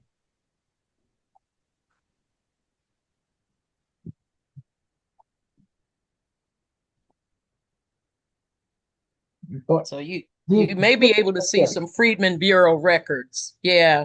Click on the 21. Yeah, click on that blue spot there. And you'll see a lot of different records. Now, a lot of these are location records, but you can keep scrolling down. In some cases, you may see some other records other That's than right. location. Other than location, you're right. Yeah.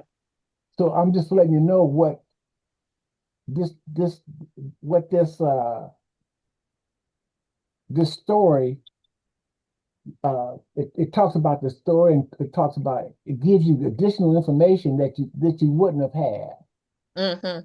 So that's what's good about that. And over here, there's a 17 also. If you click on the 17, it tells you they're the ones that's the ones talking about residences. And it goes chronological. Remember, I showed you 1917, 1940. Well, here's 1910. He was in Prescott. And I got the census record for that. And then 1914 in Los Angeles, 1917 Los Angeles, and May 28th, 1918 when he passed away. So that's a tool You that can't see it on that particular person, but sometimes you'll get lucky and you'll be able to find actual Freedmen Bureau records or other records associated with that individual. Go ahead, Double R.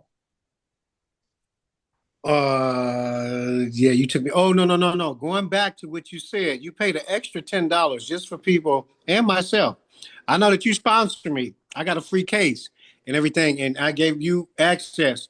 What would be how much do you pay a month, man? Because you got a lot of information for somebody to do what you can do for the new people who don't have this. What would they have to pay, and how can they get it? Do like me? How you?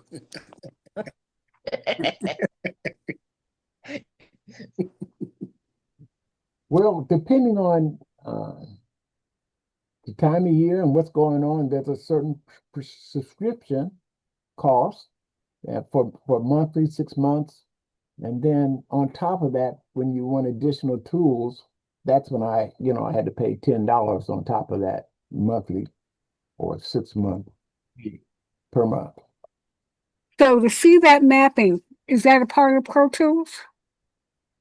No, it is not. Okay, so then that would just be with the regular subscription then. Correct. Correct. Okay.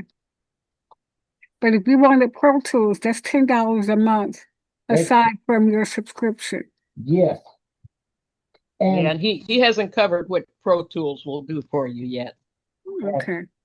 And here's an example of what Pro Tools does do is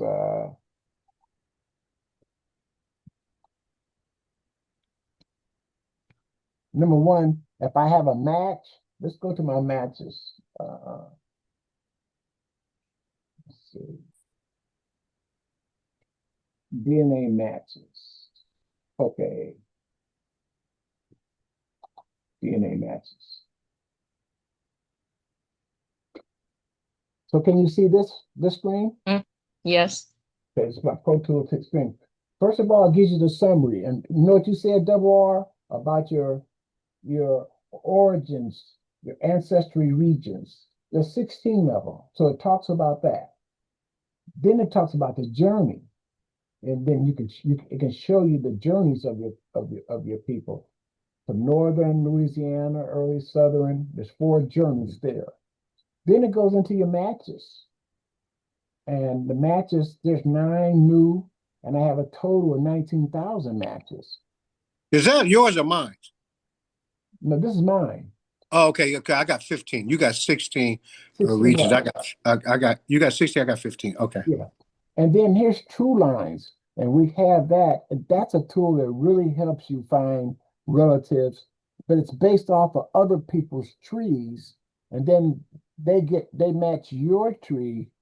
They match you, and they can tell you where they match you at with your ancestors and great uncles and the rest. Just click on that because it's a very helpful tool. So, can you see this one? Yes, sir. Okay, this is my mother and father. It starts off with your mother and father, and it'll tell you there's 6 DNA matches that matches between 791 and 3,000 centromorgans. And that's on my father. 3481. Yeah. There's 794 to 3,400. So that's on my mother. Now here's my 4 grandparents. I always ask about, do you know your 4 grandparents? Well, these are my 4 grandparents. And there's 7 DNA matches on my grandfather's side. My grandmother on my father's side, there's 7.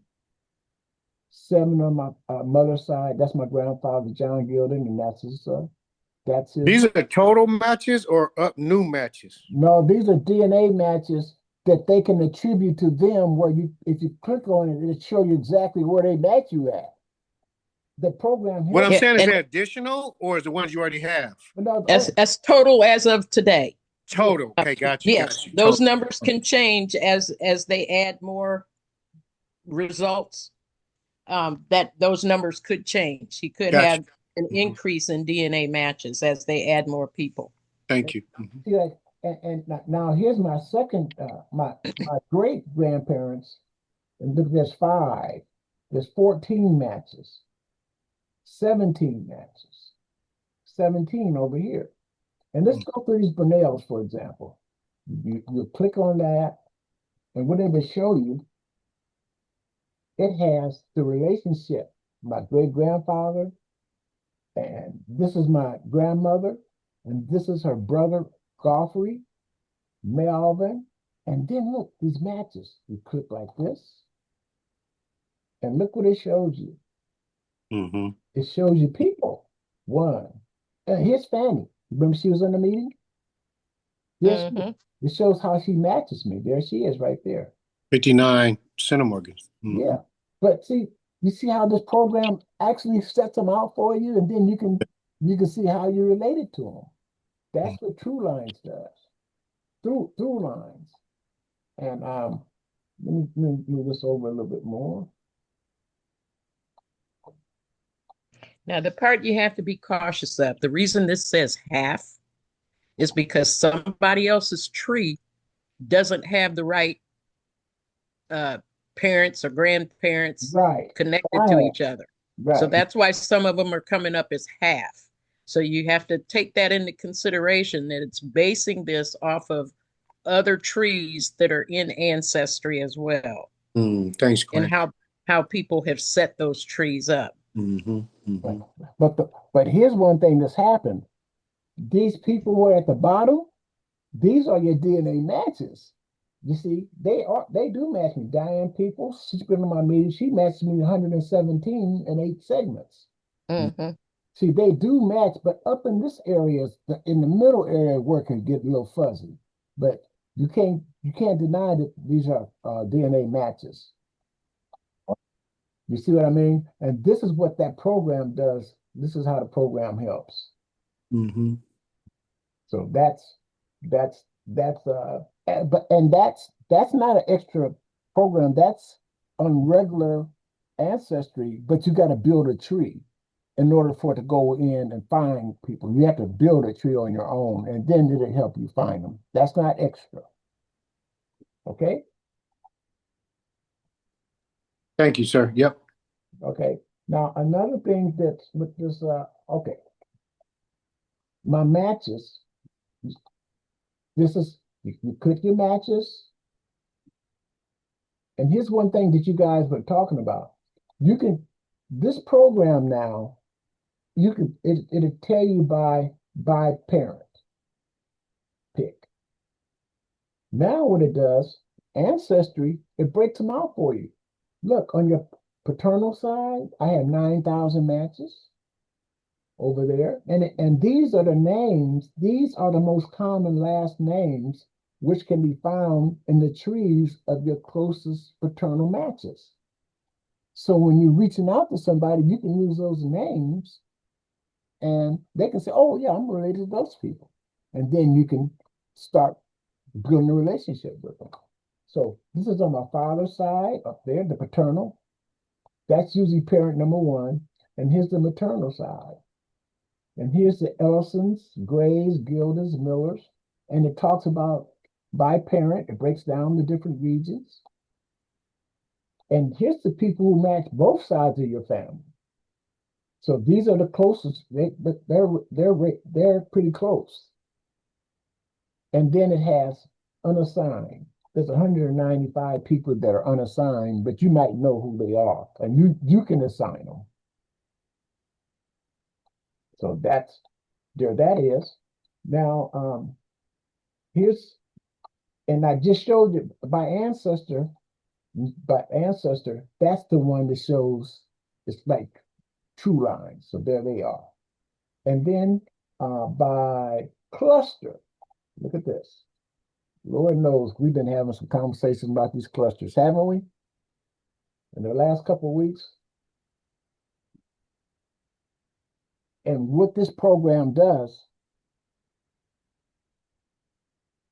is, wow, there it comes in.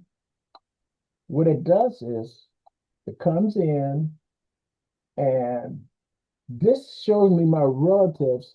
This is all of them. And here I am.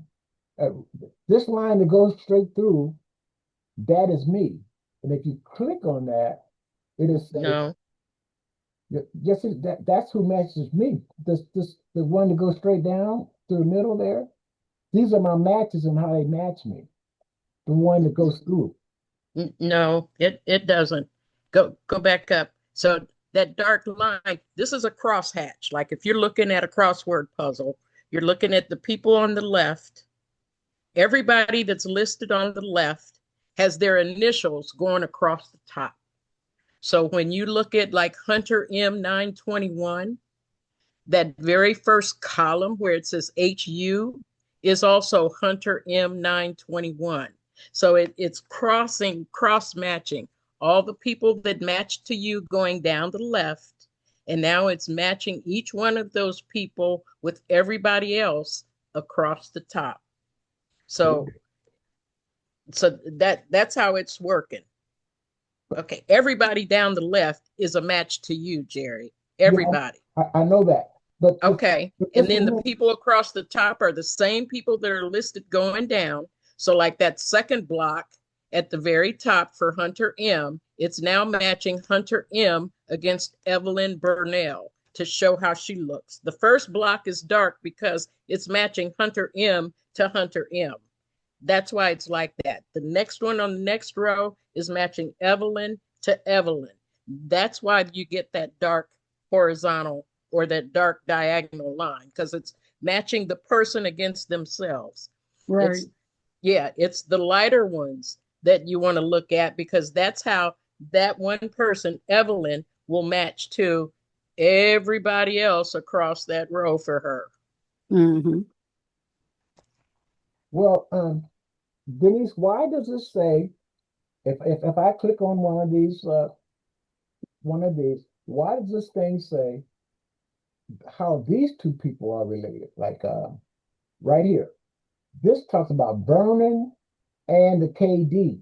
It doesn't talk about me. It tells how Because those are related.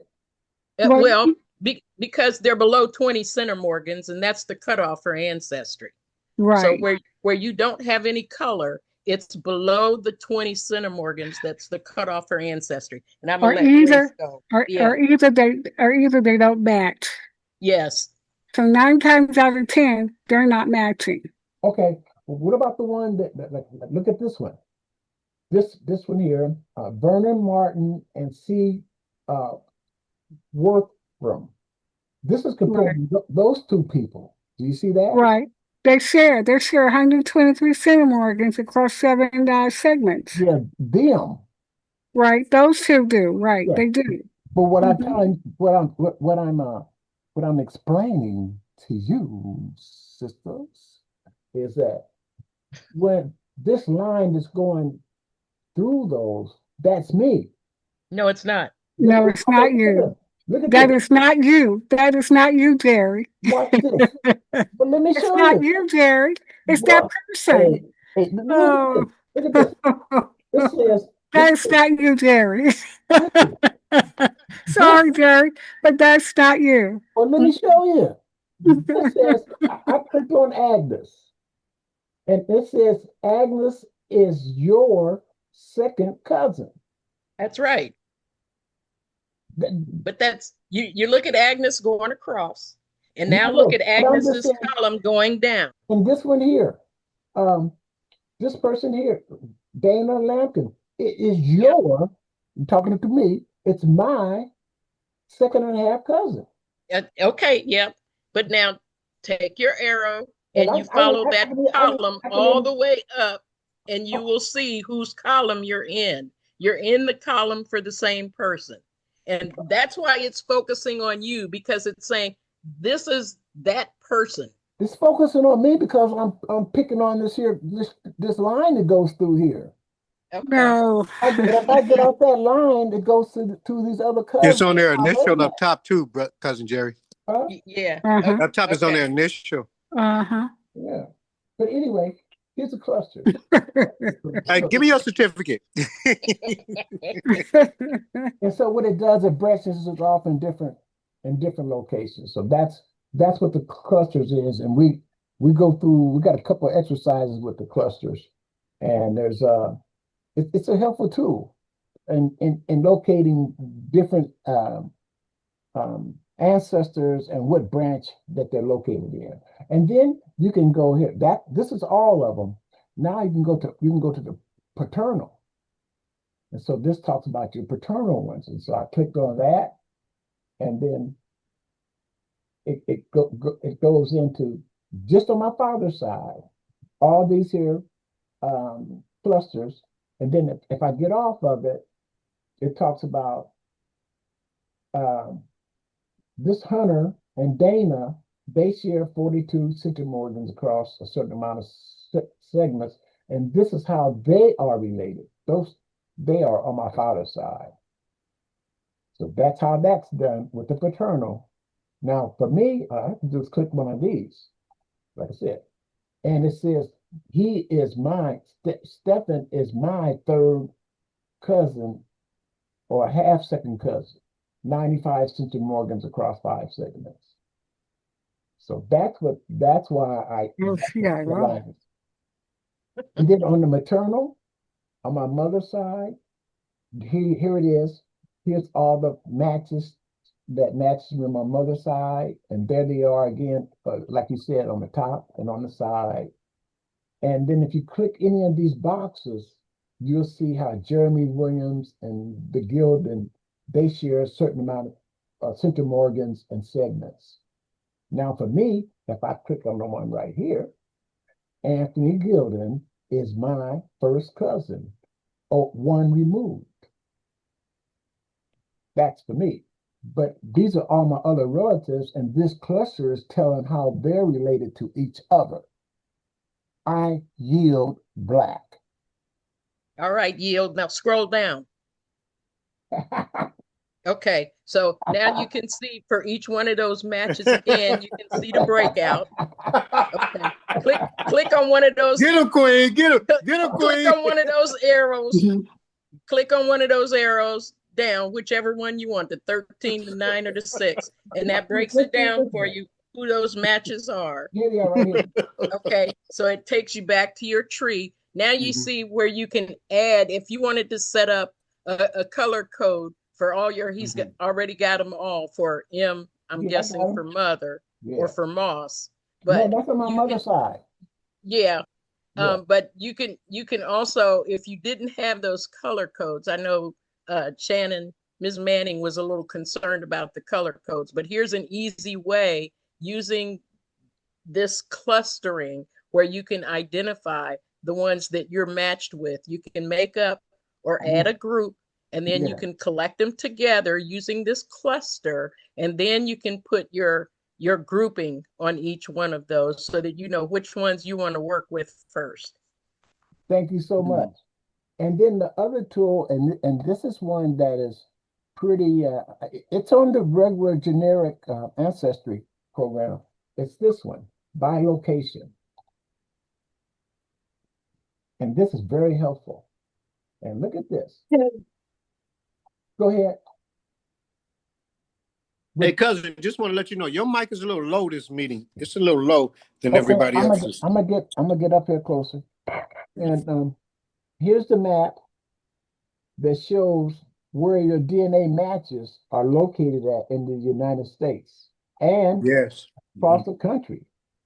Yeah.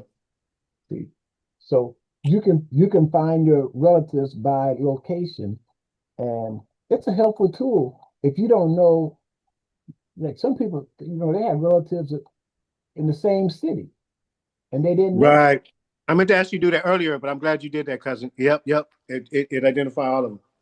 There they are. There they are, and where they live at, and then you can connect with them, and then you can let them know, hey, I'm related to you, and you live here, and it just helps with the tools that they use to help you find your relatives. And they're all over the country. As you see, all these numbers, like I am from Omaha, Nebraska, and here this is. And there's two people who are closely related to me. I don't know Agnes. I've talked with her, but I do know LaShawn. She's my no, she's my niece. That's my brother's daughter. Oh, by the way, tomorrow night, my nephew is going to be on the Bachelors of Paradise. He's part of that cast for the Bachelors of Paradise that they have on ABC. They're over in Costa Rica, so he's one of those participants in that program. Dale Moss Jr. He's on the Bachelor's of Paradise. Oh, okay. Yeah. And Sounds good. yeah, okay, so there it is. He That's choosing or he about to get chose? no, their Bachelor's of Paradise is different than the regular one, and so he's part I of. don't know. I don't watch TV, so Yeah, just tell me. yeah. They choose each other, so Oh, okay, okay, he's gotcha. still Okay. there, and so they still roll. Usually one of them is somebody got to choose, or they got a group to choose from. Yeah. Yeah, they're still there, but he's on that program. Okay.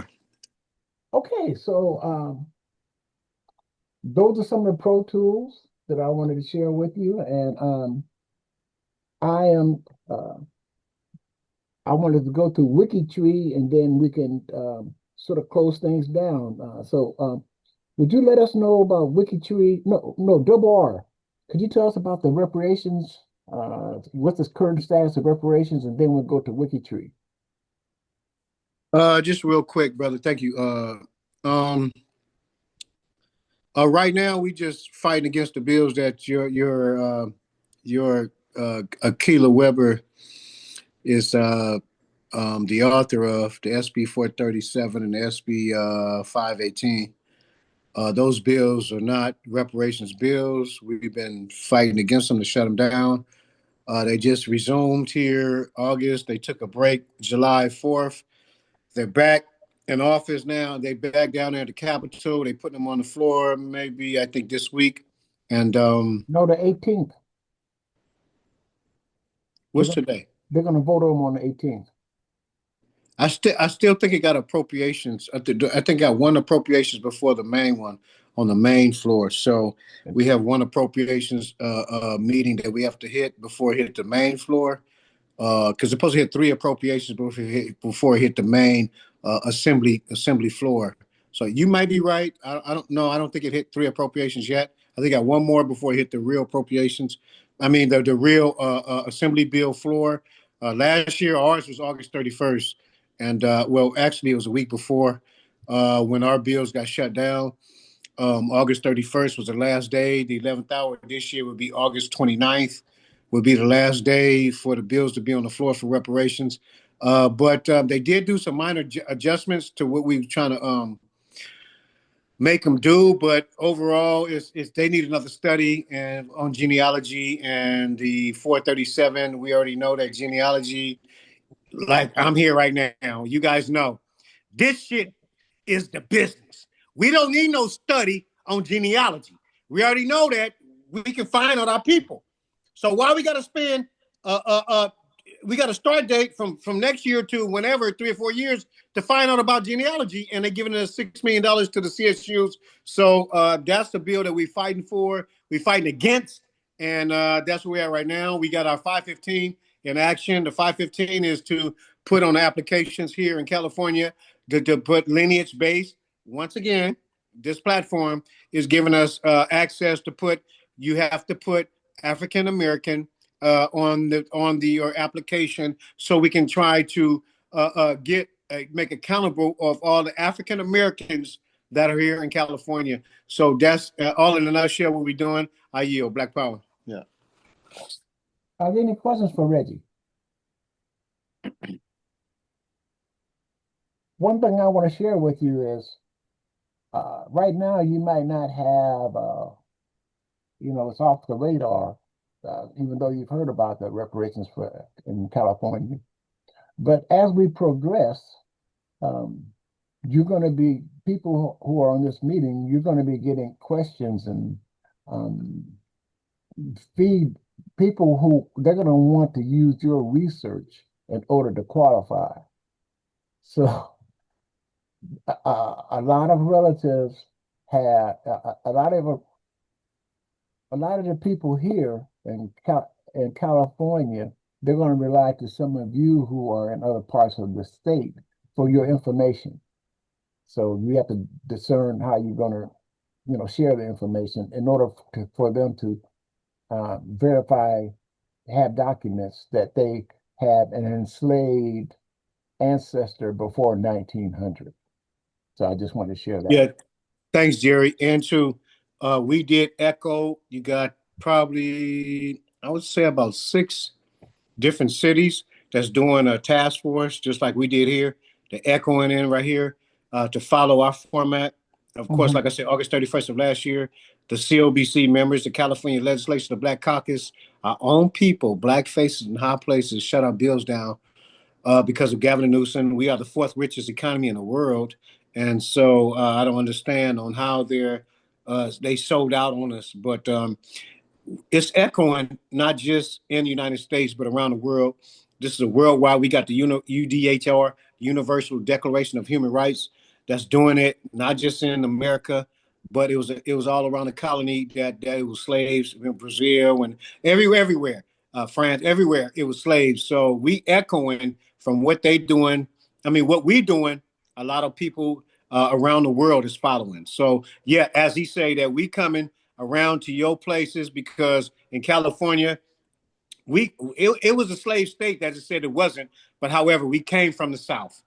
We migrated here. So our documents from this lineage base shows that we, like my people from Louisiana, some people from Mississippi, Virginia, whatever, all the way up, all the way past that. So that's going to give us here. But like you say, New York, all them, New York got one going on and up there in Boston, you know what I'm saying, Massachusetts.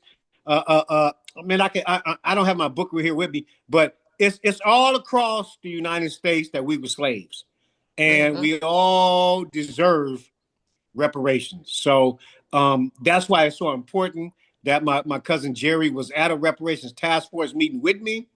And man, we're doing so much too, just besides the reparations. We're doing a lot of reparations education awareness. Aware days that we're doing. We're creating songs, videos, documentaries. I mean, there's just so much stuff we're doing. But however, you ain't gonna qualify unless you get with this right here. So I appreciate y'all. Salute. Keep doing what y'all doing. And like I said, when I ain't got no time, whatever, I'm on here. Yield. Black Power.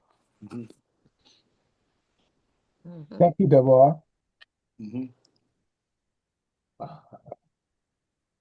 Denise, can you give us an overview of WikiTree? We sure would appreciate it and from your perspective. And you're so kind. You've been real busy, and um, just give us an overview because I looked at it this morning, and I looked at the different ways of joining and how to set up your account. And I just wanted for you to give us a presentation on it. Sure. Overview. Yeah. WikiTree again, like I said, it's a free site, all free. We have over 1 million members now around the world. It's a global collaborative tree. I'm a member too. Double R, I just signed up about a couple months ago. Thanks to you. All right. Thank you. Thank you so much.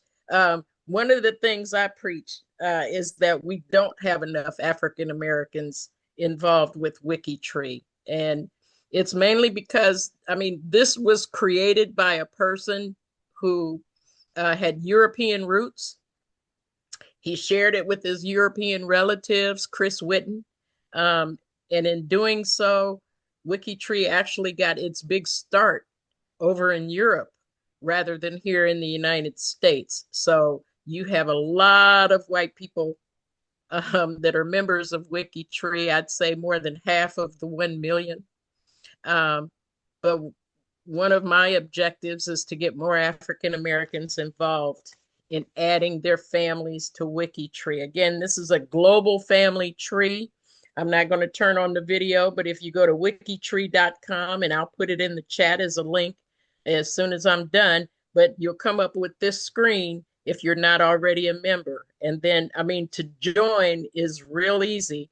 You just, I can't do it because I'm already a member, but you would just add your name and create a password, and boom, you're a member. And then there's several levels of membership. You can also become a member by having someone who is a member invite you as a family member. So there's those two ways. It has to be a family member. Um, But again, anybody can join. We're looking for anyone to basically become a member. And it's easy as 1, 2, 3. I mean, if you can create a profile in Ancestry, or you can create a profile in Family Search, or on 23andMe, or My Heritage, or Family Tree DNA, any of those sites where you have to create your tree, you can do the same thing here. The one thing I want to caution you, though, because I hear it a lot, when you add your family members to WikiTree, it is not your tree, because you're adding to a global tree. You're becoming part of a global community. So it's not just your tree you're adding. It's all of us that are part of this tree together. Um, Once you join, you'll have, well, this is my third great grandfather. I don't want to, well, I can share, but this is one of the profiles that I created. And when you join, you add your family members just like anybody else. Um, Let me go to add new person so you can see this. Basically, you just put in their first name at birth. If they go by something else, like the first name may have been William, but they go by Billy, you would put Billy as a preferred first name because that's what they go by. If they have any nicknames, you would include that. If they have a middle name, you include that. Last name at birth, and this is very important.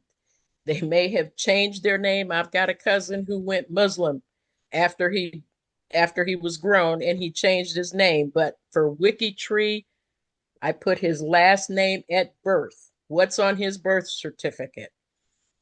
Same thing for women, females, last name at birth, whatever is on their birth certificate. If they were adopted, you can always make that last name other last names. So if they're married, that's the married name goes in yet another field.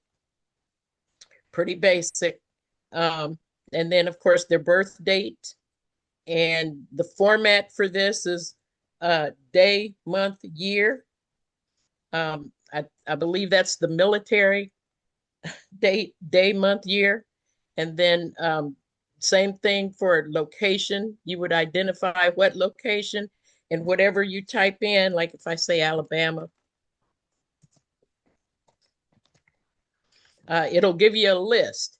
This list comes from Family Search. So you can just select which one so that you have the proper format for the birth location. And then death date, again, you can put in a date. And again, it's day, month, year, and the location. Same thing, whatever you type in, it's going to be there. And then their sex at birth. And of course, in these days and times, you can select one and it will give you the option of saying whether that was, and this should be, again, the sex at birth. If they've changed it since then, Oh you can Lord. identify that. Wow. Well, Wow. I mean, this is the times that we're You're in, you right. know? Absolutely. Absolutely. Wow. And then, That's so accurate. That is so accurate. yeah, yeah. So then Wow. your biography is where you give a little blurb about that person. You know, what is it you knew about him? And again, we're talking about deceased people, not living. Okay. We just put in new ruling back in May about living individuals, and I'll show you what's going to happen because I I did a bunch of these. I've been a member since 2020, and I did a bunch of family members, taking it all the way down the line, including my children. And they're still living, thank the Lord. So, but I'll show you what the deal is with those afterwards. So you put in your biography, and of course, if nothing else, sources. You must have sources. Identify. I mean, you've got these dates. Where'd you get them from? Did you get them from a birth certificate? Did you get them from a death certificate? That's what would go in the sources. You want to make sure that you identify those because that's what's most important. If Jerry wanted to come back and check on some of the mosses I have in this tree If I had the other information but couldn't tell him where I got that information, it's not genealogically sound. And that's what we want. We want it to be genealogically sound and be able to pass the test. For anybody that asks any questions, and feel free to jump in and ask questions if you've got any. So that's what it takes to add a person to the profile. Now, Question. uh-huh. Do you guys have any Zooms like we have on this one, or a Friday? Freeman Fridays. Y'all have any Zooms? Oh yeah, we've got a Zoom call that we usually do for new members of WikiTree. It's called the new member Q&A. So you can come on board. We do that twice a month. And I can, send you the link for that. Leave your email address in the chat, and I can send you a link for that. Or your WikiTree ID, either one in the chat, and I can get you the information on those meetings. But it's called New Member Q&A. And any questions that new members have, we can answer them there. We also have Zoom calls for those that are more techie, Jerry, with our tech team, and they can explain a lot of the things that are happening in the background, why certain things are set up a certain way. And it's the actual programmers. Now, remember, this is a free site, so nobody gets paid for anything. The development people are volunteers. They do not get paid. But trust me, this is not a situation where you get what you pay for.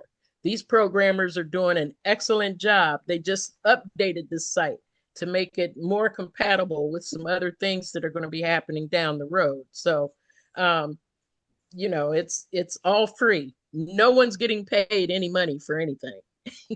So we don't have to worry about any cash out to anybody. Some of the bells and whistles in WikiTree and some of the advantages of adding your family, I can go to, for example, this is one of my ancestors. I can click on descendants. It'll give me a list of descendants. And not only that, it's going to break it down for me. Each person, who they are. It's just like looking at a little better than looking at a pedigree chart, because you actually get the names and dates. It's like looking at an outline tree, basically, or a descendant tree if you've done it with any other software. It's the exact same thing, except this one can actually give you a count of how many people are there. How many people have you added to that person so far? Well, for this, my third great grandfather, 2 children. Out of 2 children, there were 6 grandchildren, 15 great grands, so on and so forth. So for this person, I've got a total of 70 people associated with his direct line. One of the other things it does for me, it tells me right there in his profile, this is my third great grandfather. And that's because I'm connected to the global tree. So because I'm connected to the global tree, it can tell me specifically, this is my third great grandfather. There's also other connections, like DNA. Who else that's a member of WikiTree has done a DNA test somewhere? Now, this isn't like GEDmatch. It's not going to do any clustering or anything like that for you. It'll just basically give you some contact information. So here I know I've got another cousin that is related to this person. This is Cheryl. And she took her test through 23andMe. I can go out to 23andMe and look at her information. If she had said she was part of GEDmatch, she would have that in there, and I'd be able to go to GEDmatch and look. But right now it just says 23andMe. So it gives me a link to 23andMe, and I can go look at her DNA information to see what else is going on. But it also tells me how we're related. So she's my second cousin, and this is how we're related. My great grandmother is her great grandmother. My great grandfather is her great grandfather. If there was a difference between those two, it would spell it out there. There's also again, when we talk connections or degrees of separation, we can look at that and it'll spell it out for you, how you're connected. And it's not just family members that you can see a connection. So here with my cousin, you can see how we're connected through, because she's a cousin on my mother's side. So we can see how that travels through the lines. Okay. But guess what? If I wanted to see some other connections, there's features. If I wanted to see my connections to, let's say, the presidents of the United States, I could go to my connections. There's a link here to the US presidents. And this is the fun part for me, because I like looking at how I'm connected to other people. You can match this up anyway. You know, unfortunately, we recently lost Malcolm Jamal Warner. Mm. His profile is out here, and he is now connected to the global tree. So for those who may be interested, you can go out and look and see how if you're connected to Malcolm Jamal Warner, and how. Things like that. So I like looking at this kind of stuff. Here we've got all the presidents and how we're connected.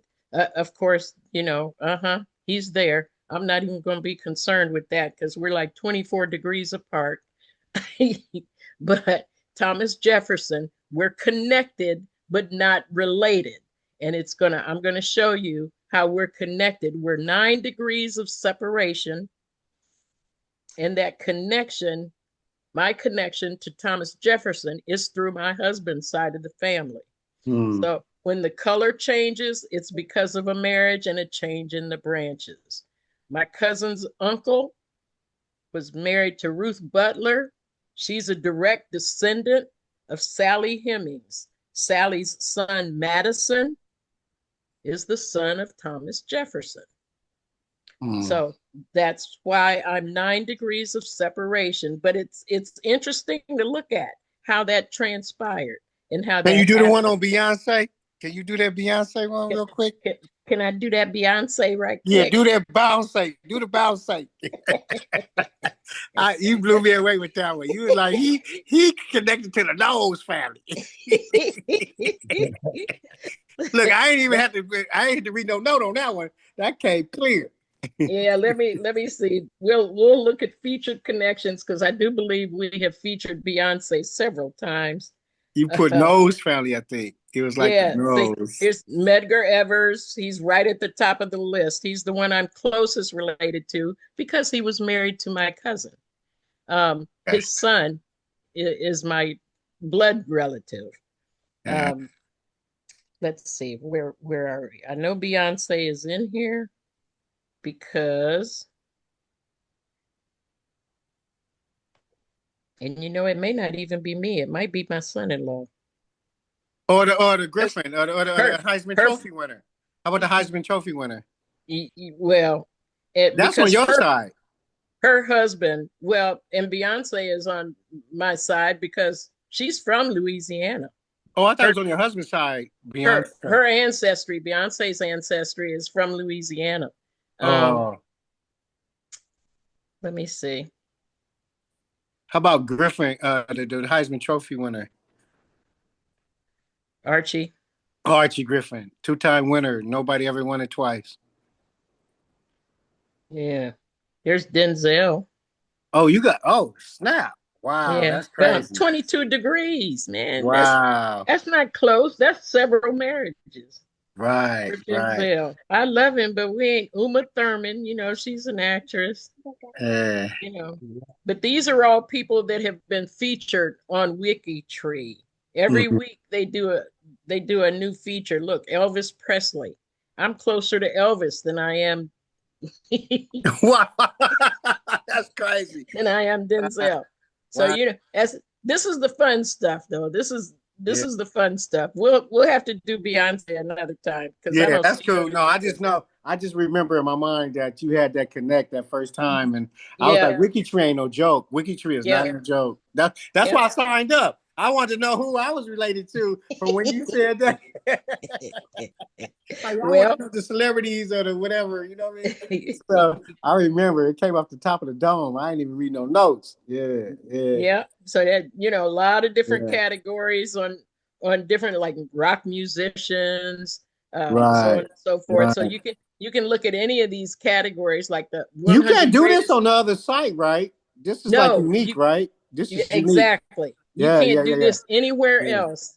This yeah. is 100 greatest African Americans. Who are the greater ones? And then I can click on my connections, and of those that are the 100 greatest, I can see which ones I'm. 100 greatest. Yeah, Yeah, that part. obviously, I Yeah. have none that are cousins or ancestors that have been documented so far. But Right. look, I'm 14 degrees from Benjamin Banneker. If Who is for that? really, I don't for know. those of okay, he was one of those that fought in the American Revolutionary War. What year is this? Benjamin Banneker. He was born in 1731 and he died in 1806 in Baltimore, Maryland. And he was he was an astronomer, he was a naturalist, All this history we don't know, mathematician. Queen. I'm sorry, but we just don't know. Well, see, That's why we need to this be is on here. That part. well, and because they've taken out Black history back in my day. We ain't got no history. I was in a Black neighborhood, so I went to an all Black school and we had Black history every day. It Yeah, but wasn't that's what just we fighting for here in the United exactly. States. All the way, anything from K through 12, there's no Black history. Well, American history, which includes Black American, well, African American history. I fought for here in Temecula, was at a thing the first time that was on the news that we fought to get Black history in the schools who take through 12. And we Yeah, don't have that. They give us Black yeah, History Month. Black History yeah. Month is 28 days. If you take out the weekends, eight days, you only 20 days, and you can't even put your name on the paper. You feel me? Well, So that's why we and got that's kicked out why the sessions. Yeah. you put your children on WikiTree and let them do some research there Oh because we've got a man, this would lot of be wild. notable African Americans, Yeah, this is for wild them to right be here. aware of. I've helped my nieces and nephews with classroom assignments when they Yeah, had people, yeah. Auntie, can you tell me about so and so? And 9 times out of 10, we already have a profile on them in WikiTree. So I go out to WikiTree and do my search, and boom, there it is. And they Mm. can, gone are the days when you had the encyclopedia in the house. Yeah. So consider this your encyclopedia as well. Well, the So, encyclopedia was not accurate. We paid all well, that $1,000 for some bull crap for Columbus, and you feel me? and it would be it would be outdated or whatever. But that's one of Well, the I'm talking coolest about the things I think. 70s. You know, in the 70s, that was not accurate. It was Yeah, you was buying some bull crap. well, yeah. Yeah. We was reading and testing and so on some bull crap. Yeah. Yeah, yeah. So that's basically any questions, anything else? I mean, we got cemeteries. One of my focuses is on African American cemeteries and Black churches. So I'm starting to document those. Um, I hope to start reaching out to churches to see if they would be interested in having us document not only the church's history, but the history and the biographies of those congregants that have passed. Yeah. Um, you The know, Freeman bureaus, I think they more accurate with that information with the churches and the cemeteries. I don't know about more accurate. The information is limited because, back in 1865 and 1866, there weren't a lot of Black churches. Some of those white churches started selling land to some of the slaves that had been freed so that they could build their own churches. And for the Mhm. longest, they were actually meeting like out in nature, in the woods, until they could build their churches. Mm, mm, A lot of those graveyards and cemeteries were closely linked to those churches. mm, And now, especially in the South, I know in Florida, there's a program going on right now where it's a preservation society.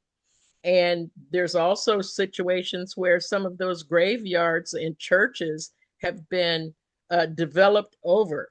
You got shopping centers and parking lots that have covered those yeah, graveyards, and the bodies were never moved.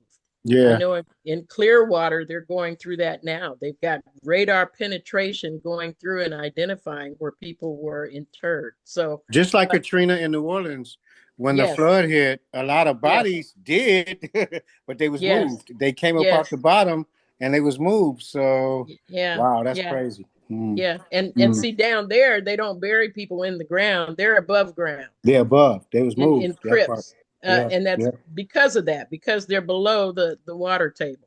So Mm-hmm. Mm-hmm. but yeah, that's two of the projects that I'm focused on in terms of African American, aside from my own family, trying to get my own family's research done. So Mm-hmm. Great job, Queen. yeah. Great job. Any Salute. any Salute. Mm-hmm.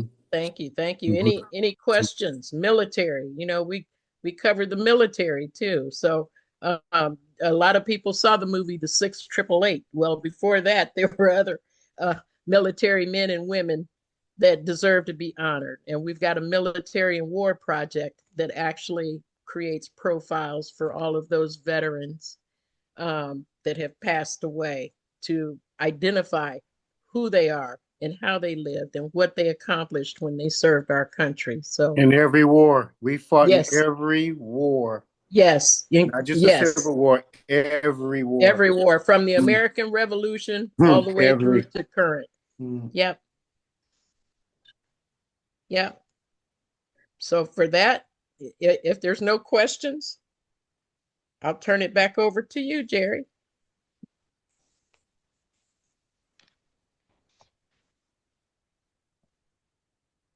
Your your your mic's off. Yeah.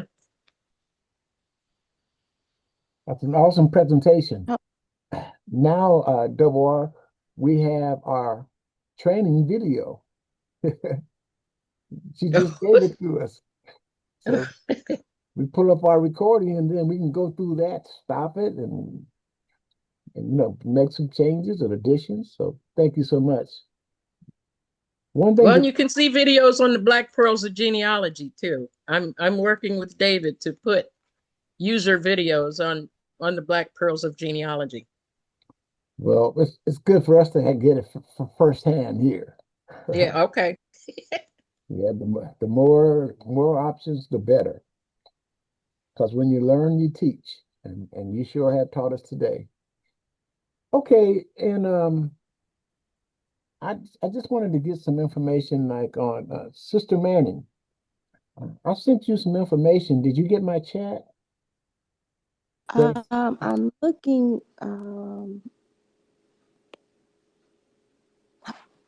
Yes, yes, I see it. so Okay. I got- I don't like to Okay. procrastinate, and Mhm. I, I, when you give me your contact information, then I Okay. can then we can get together and I can get the basic information that is required for to activate a kit, a DNA kit. Okay. Okay. And then All right. we can do that, outside of this meeting. But I just need to contact you so I can talk to you and ask you a few questions that I Okay. put in, to register you on Ancestry. Are you on Ancestry? Yes, but I'm not sure that I'm ready for a kit yet. Well, let me know when you are. Okay, I definitely will. Okay. Okay. And Sandra. I'm sorry, Jerry. I didn't see this before, but it looks like she asked the question, can I add to profiles I didn't create on WikiTree? And Yes. I'll have to share, if you don't mind, Jerry, if I can go Go ahead. back and answer that question. Okay. Go ahead. Um, I'm going to go back into WikiTree and I'm going to just click on a profile. There's different privacy settings. So like this one is open. That's why you see a lock that says open. But with those different privacy settings, as long as it's open or you, the profile manager, either one of those cases, you can make a change to the profile. You can make an update. You can add information. But if we have 7 or 8 different privacy settings.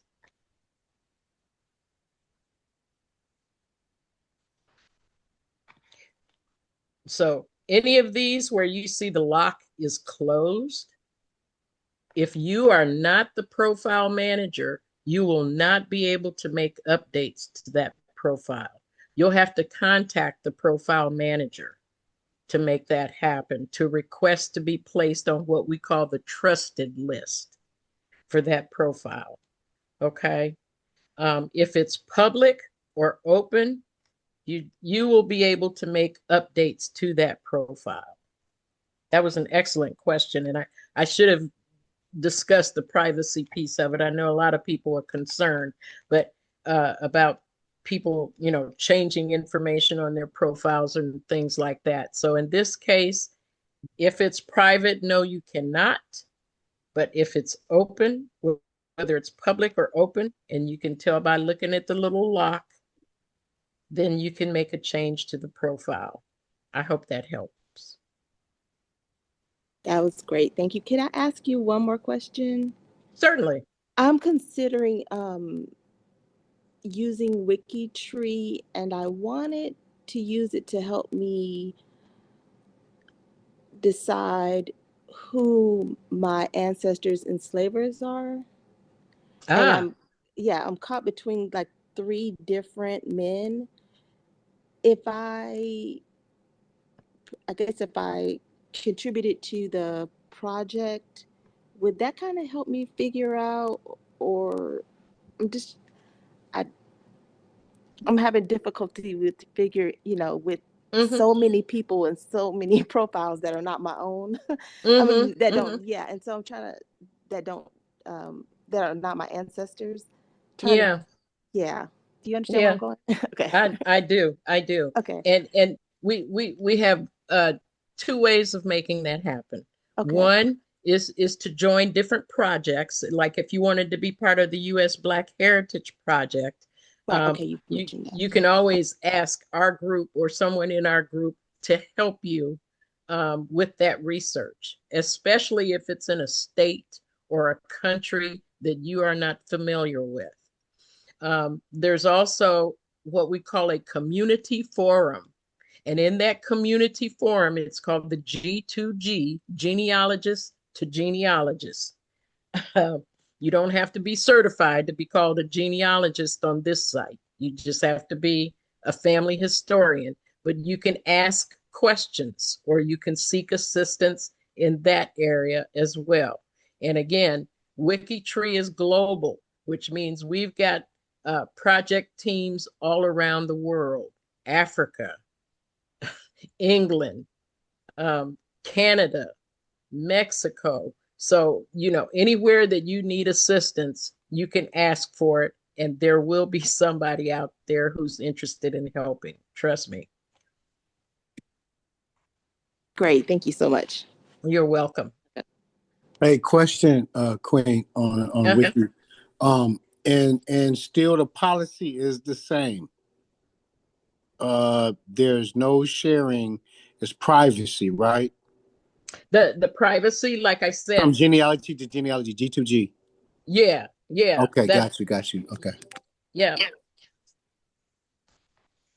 So again, and don't forget those privacy settings. So if you've got a profile of somebody you don't want anybody messing with, or you don't want anybody to see anything other than maybe a name, because you at the very top, what we had is unlisted.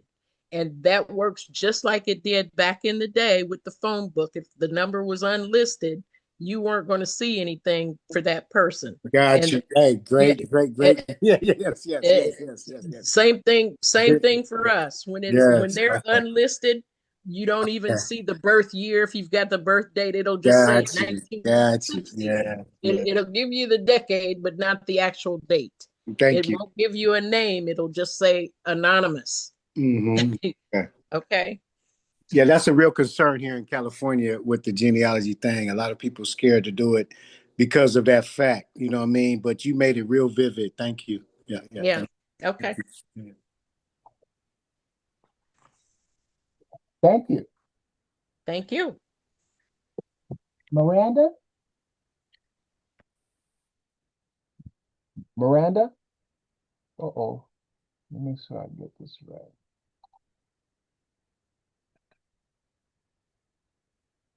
me see. Let me check this. Can you hear me? Yes. Okay. I'm sorry. I think the longer I'm just on mute, it kind of, I don't know, it does something to where I've got to go into the internal settings to undo it and stuff. I want to share something with you. Okay, sure. It's a new laptop. I'm still trying to figure this thing out. Okay. Can you see this GEDmatch? Yes, I can. Okay. You know, we've talked about this for a few months, and um, this is how we're related through DNA. We have shared DNA, and Oh, I can use this information, but with the tools that Grace has, uh-huh. this chromosome, she can connect this to certain chromosomes how we related. But I Okay, want to share this with you. sure. These here's my match on the right left hand side, and here yours are on the right. Do you know any of the people on the right these emails Do I notice anyone on the right, you said? that you know? Uh, no, I don't recognize anyone. Okay, I do, Oh, and that's why we can say, okay, you're on this branch. You're matching me on this branch, and then we can go through more detail, uh, as we go on. But here's an example. This person, Eric Kirkwood, he matches me 12 Central Mortgage. He matches you right about 12. And he's about a fifth generation away. But his manager is my cousin, Frances Haywood. oh, okay. She's one of the, she's my mentor, as a matter of fact. She's the one, when I got my kid, she had a lot of our family history on the Burnell side. She's on the Burnell side. Mm-hmm. And I used her base information and I started building the Mosses from the Burnells. So, because there's a lot of Burnells. And so there you are right there. We matched this Eric Kirkman. So he's on that branch, is what I'm sharing with you. And I Oh, also, this brown kitten, she's also a DNA match. But I okay. know the one that is Francis Haywood. That's the one that is on my father's side, his mother. Those are the Burnells. That's where we're related. And double R, we are too on that side. Oh, Because I showed you the picture of Darlene Kendrick. Remember that? How you matched Darlene Kendrick? I showed a picture of her, you matching her, and Darlene Kendrick matches me also. And I showed you a picture of her matching me. So that's why I know you're on that side, that branch. So both of you are match me in that branch. I just want to share with you the tools that I use in order to come up with that um, opinion. Now we'll have to verify it, but through DNA, this is how you and I are related. Do you have that double R?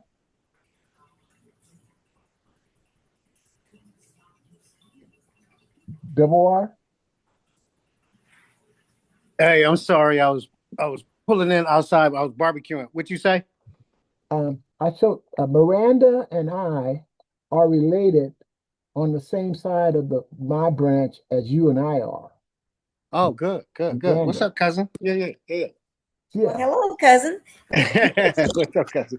You remember when I showed you that picture? Man, that's great, man. That's great. Salute, salute to Yeah, you. it is. Yeah, yeah, yeah, yeah. You remember when I showed you that picture of Darlene uh, Kendrick, Kendrick, and she matched you and she matched me? Yeah, Remember that? yeah. Well, this is the branch family that we're talking about, Okay, the got you, Burnell side. got you, got you. And the one who's managing this kit is Francis Haywood. and she lives in Carson, California, right by Long Beach, and she's a Oh, okay. Okay. very studious uh, researcher, and she's my mentor. And Man, that's good. I That's a just good. want to share that with you. And Yeah, then, yeah. then I had mentioned that, dear Grace, when we have more time, we can go into more detail when we start talking chromosomes and that kind of information. But Yeah. that's what I wanted to share with you. Okay. Thank you. And do you have any questions, Miranda or Reggie, on the value or on what I've just shown you about GEDmatch and the branches that were connected? Um, I would just maybe ask, okay, so you said Eric Kirkwood would be Yeah, our DNA link. yeah, he matches. He's one of our matches.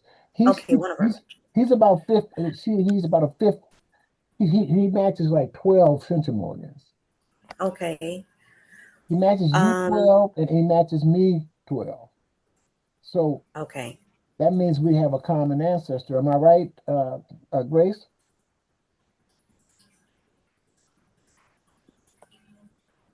So I'm wondering, should I start looking up Kirkwoods and go back, or just maybe? Go back. It's probably about the fourth grandparent.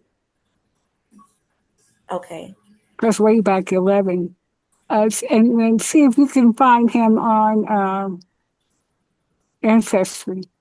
Oh yeah, I didn't think about that because that's the main one that I'm on, Ancestry.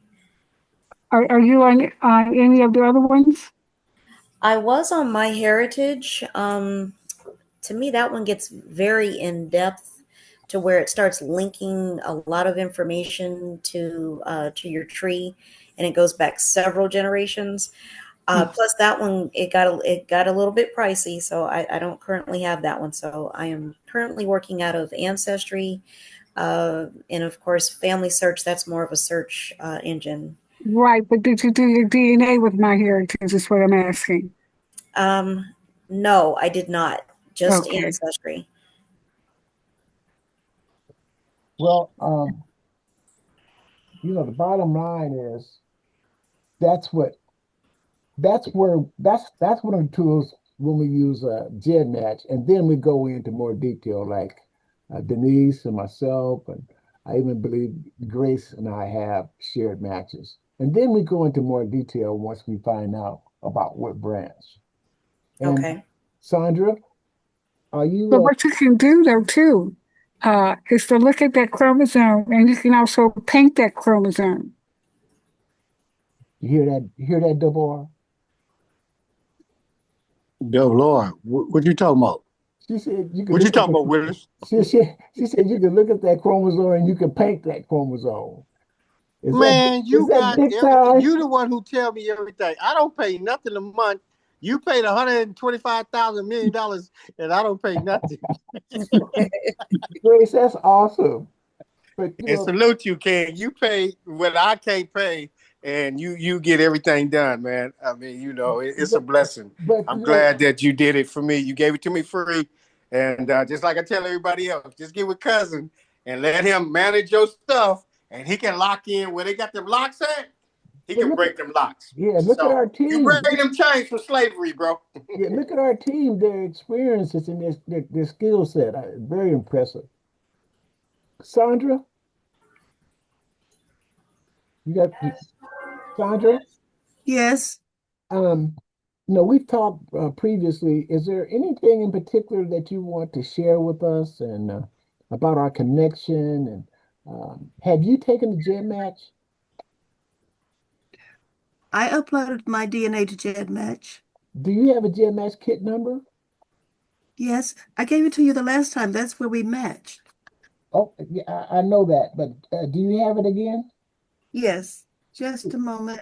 Please Oh, take your time. okay, I have it. It's AM 6111471. Yeah, she also put a wiki tree one on there too. I saw. Yeah. Okay. It's AM 6111 471. 471. Have you did a comparison people who match two kits with us? Have you did it yourself? No, I haven't. What is your purpose for being on GEDmatch, cousin Sandra? Just trying to find any relatives that I can. Can I ask you how many sites you own? I just joined that WikiLeaks and got that You ID got from that? him. I saw that one. So you on like 3 different ones? Well, no, I'm with Ancestry. And then, I use GEDmatch. And then WikiTree. So that's like 3. Okay. Yeah, that's good. That's good. I'm trying to catch up, Mama. I'm trying to catch up. I want to get on all of them too. Yeah, it don't hurt, especially these free ones. Um, that being said, oh,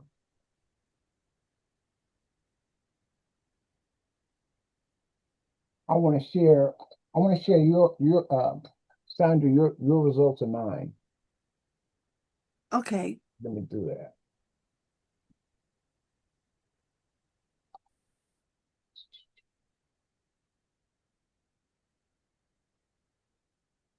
Okay, here they are. And on them, we do it like this. We have some DNA matches that they share my Central Morgans, this cousin, 24 Central Morgans. That's a 4 through 6 cousin of mine. And here's one, they match you 22. Four, Hmm. 4 through 6. That's a close relative. Yeah, that's a match. Yeah. That matches you and me. And these other ones, you got some pretty good numbers over here. You can see 24 is mine, 18, but you got a couple of oh, look at this one. You have one that you match this person here. Let's see. 71. Here's the line, 71 Central Morgans. Wow. See, across, Okay. and I matched them 17, but that person matches you 71. You ought to Oh, know yeah. this person is this 99 business at such and such. That's a close relative of yours. That's That some would be what? That would be how close? that's a fourth cousin, and it could Fourth be cousin. it Yeah. could be it could be a third cousin, removed half or something, but it's close enough that it'll get your interest. Yeah, now, one thing about this, Jerry, is that you have to um, do the segment to make sure that you're all matching on the same chromosomes, because you may not be. Right. But we are so that are you saying that this information here does it show that are we DNA related or not? Right. Hey, define chromosome. What is that? What is that? I know what the CM is, the centimorgans. What is a chromosome? Define that for me. Okay, let me get rid of scientific definition.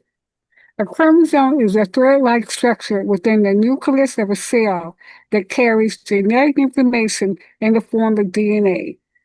You typically have 23 pairs of chromosomes, totaling 46. Thank So you. the X and the Y is also a chromosome. So you have 22 autosomal chromosomes, and X and a Y or X and an X. X and Y means you're a male, and the two X's means you're female. Thank you. Thank you. You got to understand. I'm in kindergarten, so I know CM, but cortisone. When y'all was talking about that, I didn't know nothing about that. So I love for y'all to break it down because some of us, when I bring on here, we don't know nothing. So when y'all talk that, I just love to be educated on what y'all talking about, so we can feel like we know what y'all know. You Right. feel me? Yeah. And the chromosomes carry the genes, which are the unit of heredity that determines an organism's characteristics. So what is more powerful, the CMs or the cortisone? Chromosome. Well, the CMs are on the more CMs you have, the closer the relationship. The chromosome is the actual heredity. It's Gotcha. what you actually got from your parents. You get Gotcha. 50% from your father and 50% from your mother. So Yep. it's two sides of that chromosome. It's the Hmm. paternal side and a maternal side of that chromosome. Yes. You get two X's from your mother and just one Y from your father, correct? Got you. Got you. Yep. Grace? No, you get one X from the Well, mother and one Y from the father, and that makes a male. oh, 1 and 1. Okay. Yeah. 1 and 1. Right.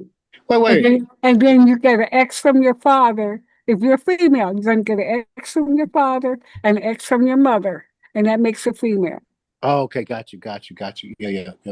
I And think Brother Jerry was trying to say that he mixed it up.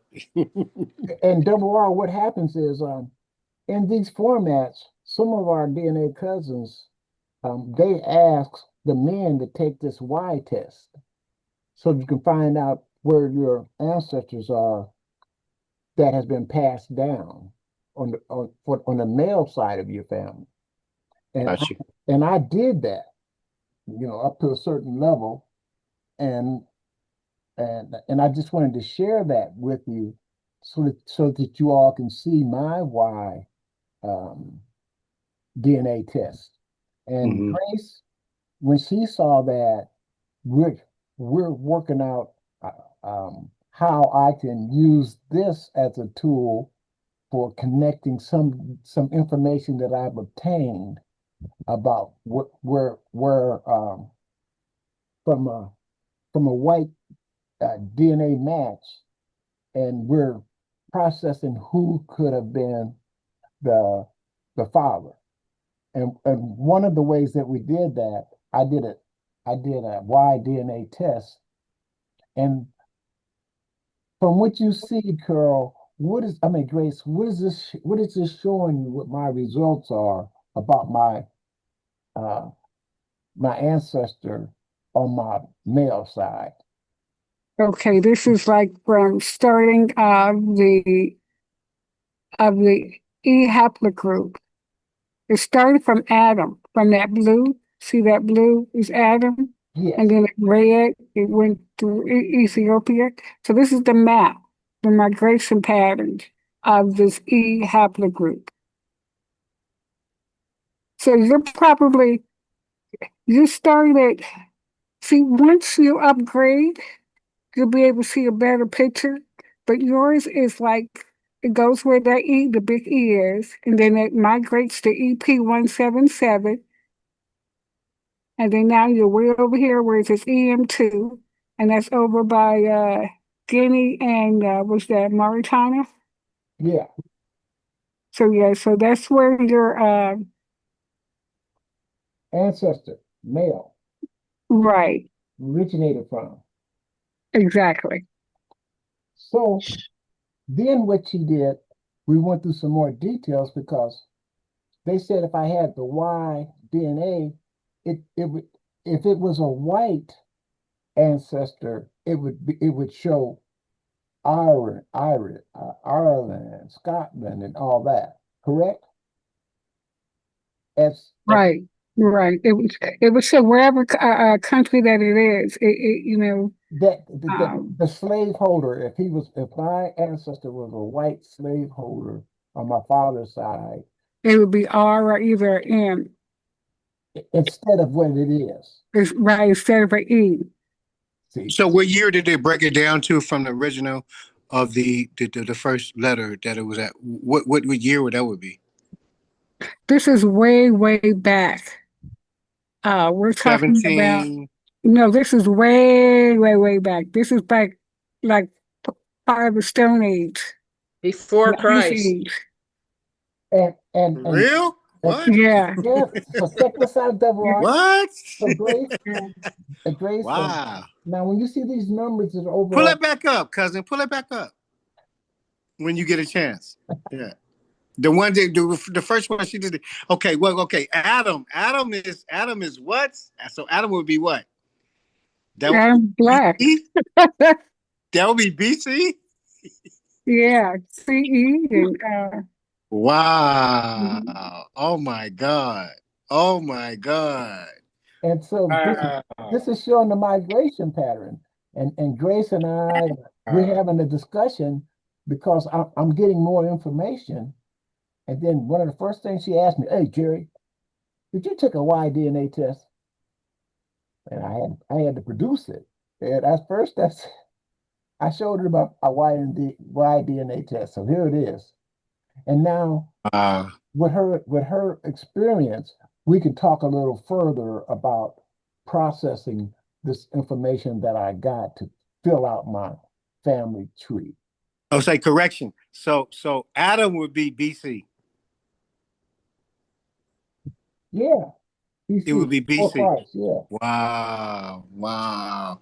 Wow. Damn. Wait, what side is this one? What side is this one?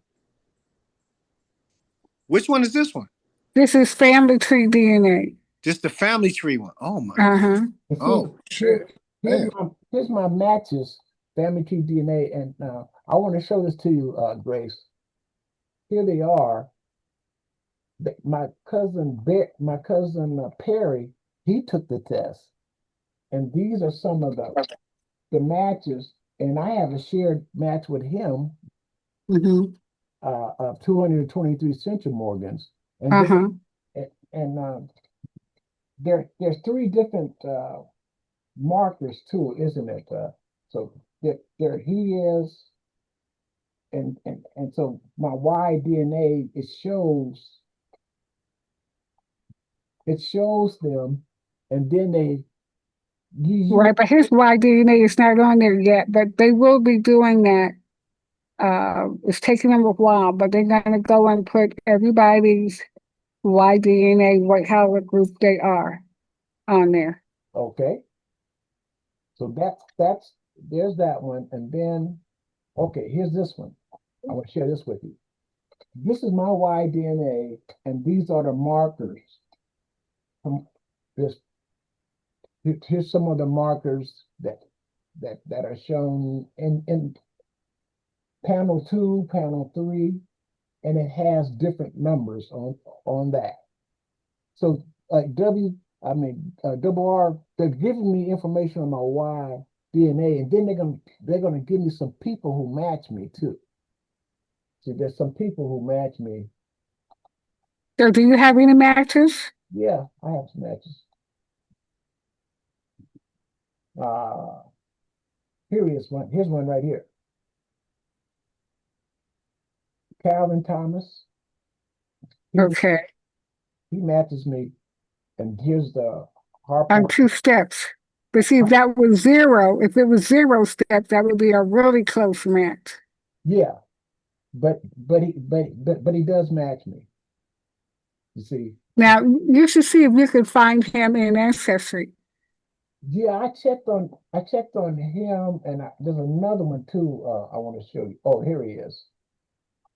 I called it June of '67. See, he's an exact match. Dr.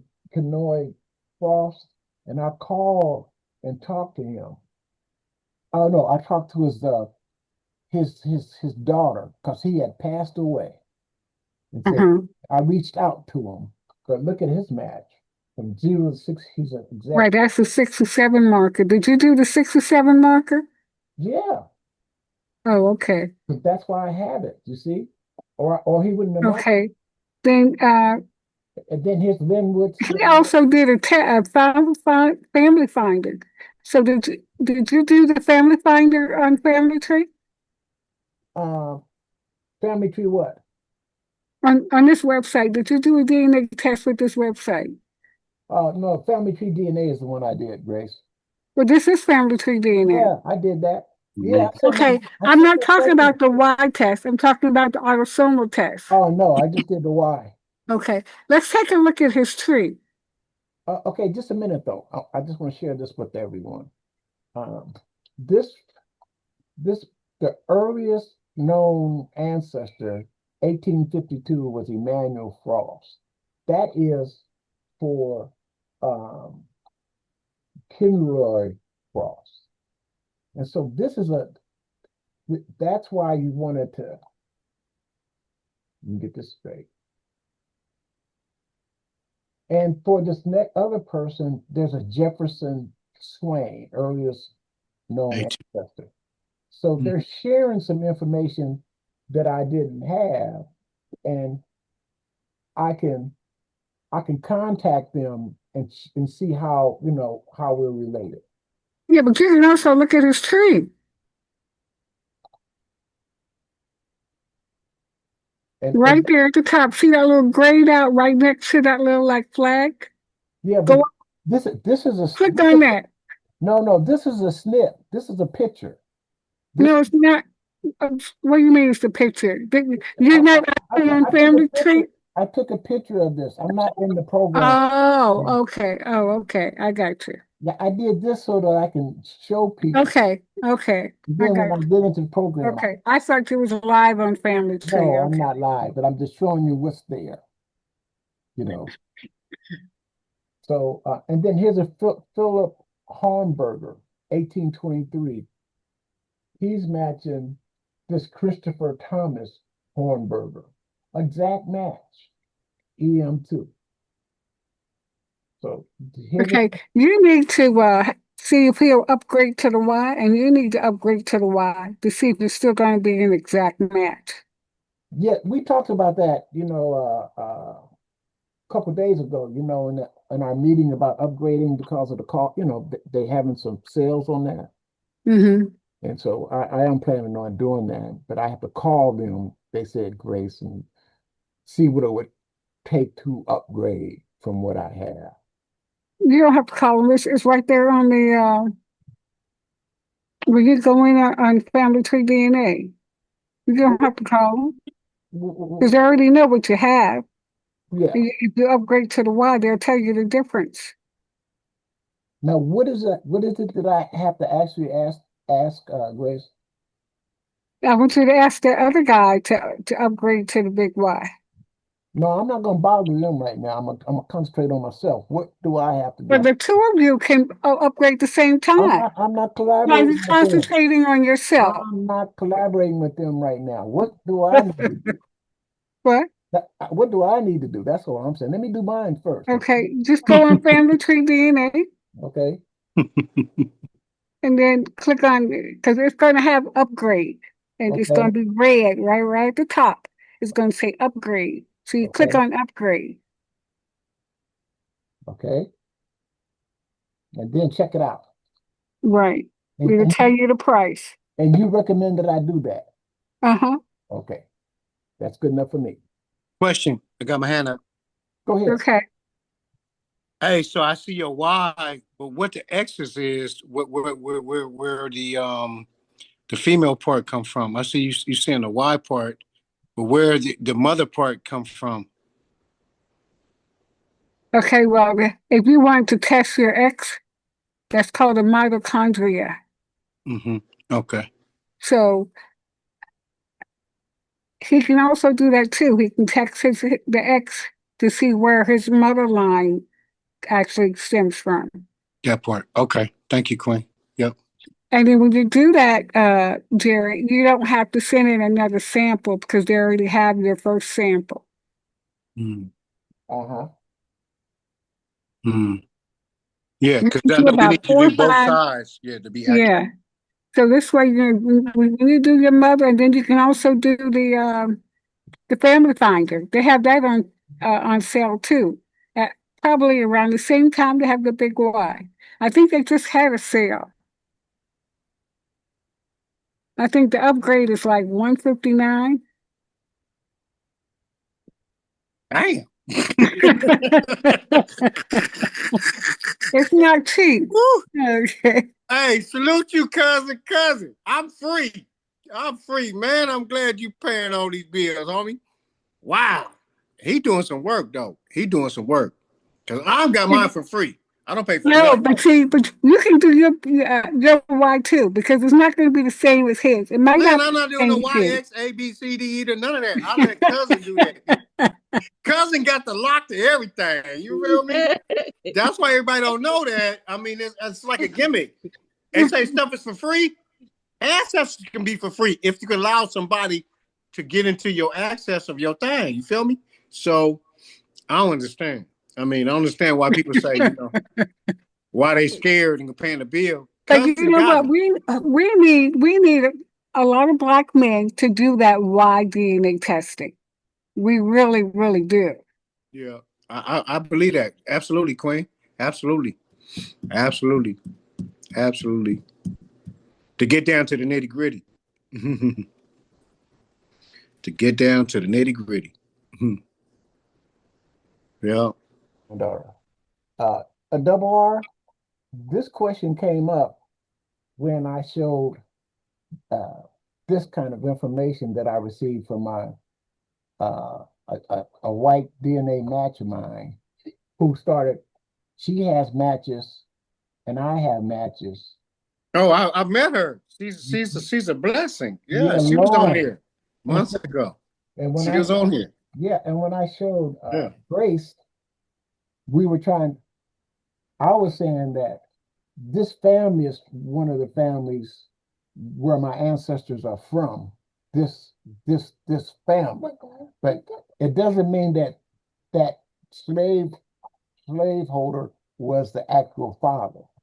And then that's when she asked me, "Hey, what did you take a Y-DNA test?" And so that's why I'm showing you it, and that's Mm-hmm. what took me back to Africa. Oh, okay. And then so now we can find we can find out, that it's black based, it's not white based. Am I right? Based off of that, Grace? I'm sorry, I didn't hear that last part. No, Is, I can answer that. Absolutely. is You it look at black it with the based? duty. My ancestor, my Y-DNA is coming from Africa and not Europe. Right, I told you I can answer that one. Was that right. Good night, Sandra. so? This is Good night, Queen. Good night. an Appreciate you. example. So now what I'm doing is taking this information. I'm taking this information that I have here, for example. This Lauren DeMar, she's from the Moss family, and she has the trail. And so she matches, she has over 50 DNA matches who are descendants of her fourth great grandparents. And Okay, so tell me this: have she found any of the slaves that her ancestors owned? has she what? Found any of the slaves that her ancestors owned? Yeah, she's found them Yeah, all. She absolutely. found a lot of them. Yeah, absolutely. And Okay, these are their this one right here, Reuben Moss, that's my second great grandfather. Yes, people. And Yeah. that got her curiosity when she looked on my tree and saw him. And then she traced that back to her records that she has on her ancestors. okay. So who was Rupert Moss' mother and father? Now that's the question. Yeah. Huh? He's a mulatto. That's the question. How do you know he was a mulatto? Oh, Because the Caucasian lady told him. No, that doesn't mean because Caucasian well, lady well, told you. You gotta have you gotta have evidence. She had Because evidence. somebody told you something. You can't go by what I somebody told believe you. that. You need the actual documents. I She had believe that. that. I believe He that. could be a mulatto, but he's not a descendant. I mean, his father is not a white man. Right. So what I'm saying is that group though, when they were in this family and this plantation, he's part of that whole group of enslaved people. Right. And another thing, I step one step further. I, based off of this, I believe my black ancestor, the male, he had relationships with a white woman, and that's where uh, that's my ancestor, and that's where I come into the picture because a black man had a relationship with a white woman, and that kid is the kid that Okay, so who was the white woman? I don't know her, but Well, she's from how do you know we had a relationship with the white woman? because I'm using conjunctions. I'm not going to too deep on that now. So Well, you're gonna have to prove to me when you make these statements, you have to have your facts. You say that you're all about facts because you're You an got to go engineer. deep. Basically, you got to go I, deep. all right. Well, here's where I'm at on it. I know that my family, my my my ancestors were on this plantation, and he was one. Uh-huh. And these different people who were on that plantation, they are relatives, and Hmm. they match us through DNA. They match her through DNA.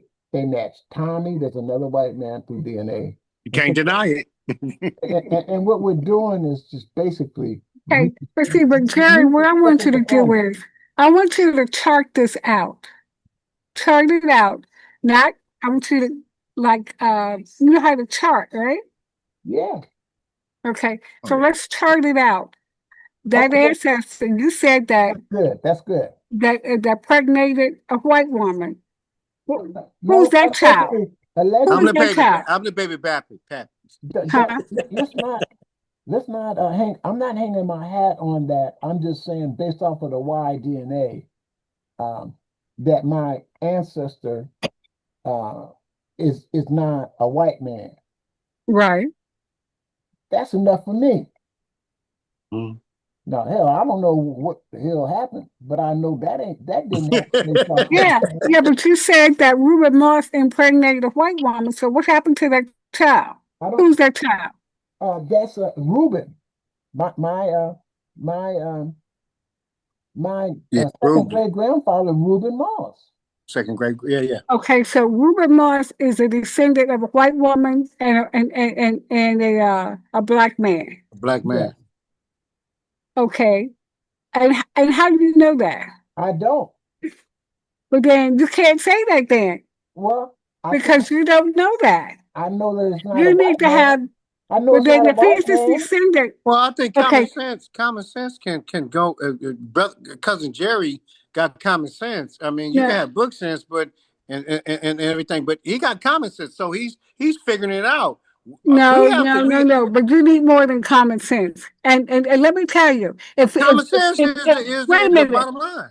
Okay, let me explain something to you. When you're born of a white woman, that means that you became a free person of color because your birthright followed the mother. So if the mother was white, then the child is free.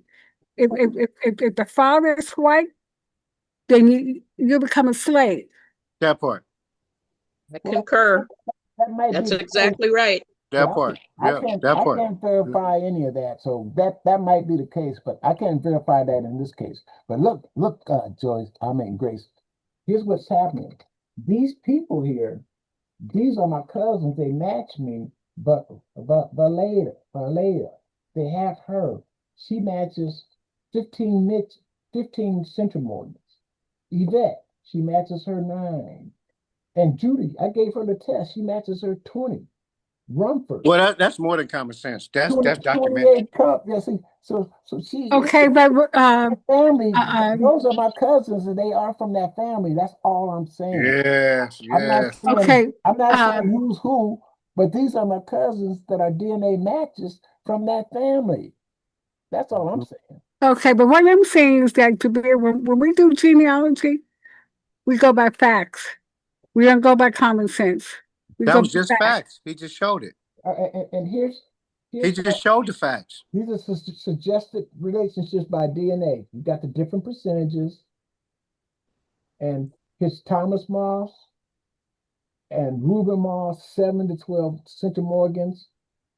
Jackson C. Moss, That's that's facts. Yeah, and 20 Central Morgans, mathematically, this is the most That's probable facts. scenario. And then it goes down relationship and record. She's working on it. William Jack Moss, Reuben's father of record. That's of record. Um, uh, and they have where he was at a particular time. So that's where that's where it comes into. They were all together, and she's telling the story from her family records. But when it all Mm. comes down to, she has the Okay, the so doc. then you need to ask her. So she knew that I read somewhere where somebody was purchased from another slaveholder. So if she knew that, Some of that happens, yeah. that was down in the uh, no, go down because she had in there where someone was sold.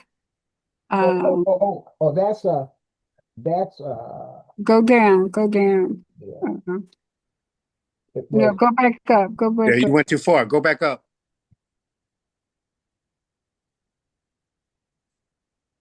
no, it's like no, I we will say those Franklin County, Alabama mosses are probably my ancestors. They're amen. they're probably kin to me because that's where my family was in Franklin County, in Shelby County, There in they are. Colbert County, Alabama. And you Um, Right there, 25 Centimorgans, black and white, right there. and yeah, you Descendants. see that and name I know those mosses were white, and Jerry. It just yeah, Uh, said black and white. I and mean, black yeah, here, and white. Okay, here's the Hobsons. You know, that's a lot of them. we hear the word Hobson a lot, don't we? I don't, but okay. Well, we have with David and them, and Uh-huh. so so there that is. So that's one that I wanted to show you, and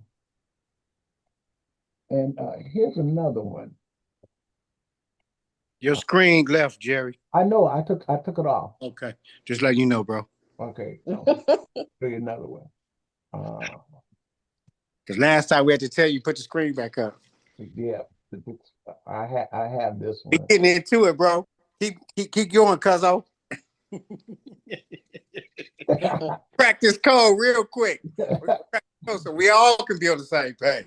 That's the Yeah. trail.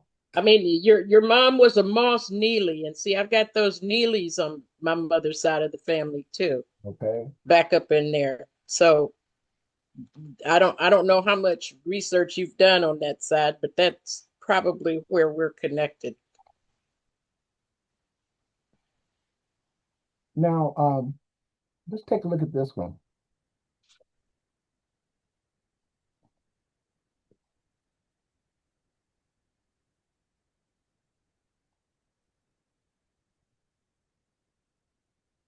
This one I'm gonna make it bigger.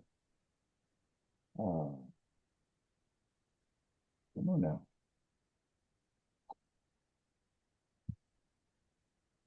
Hmm.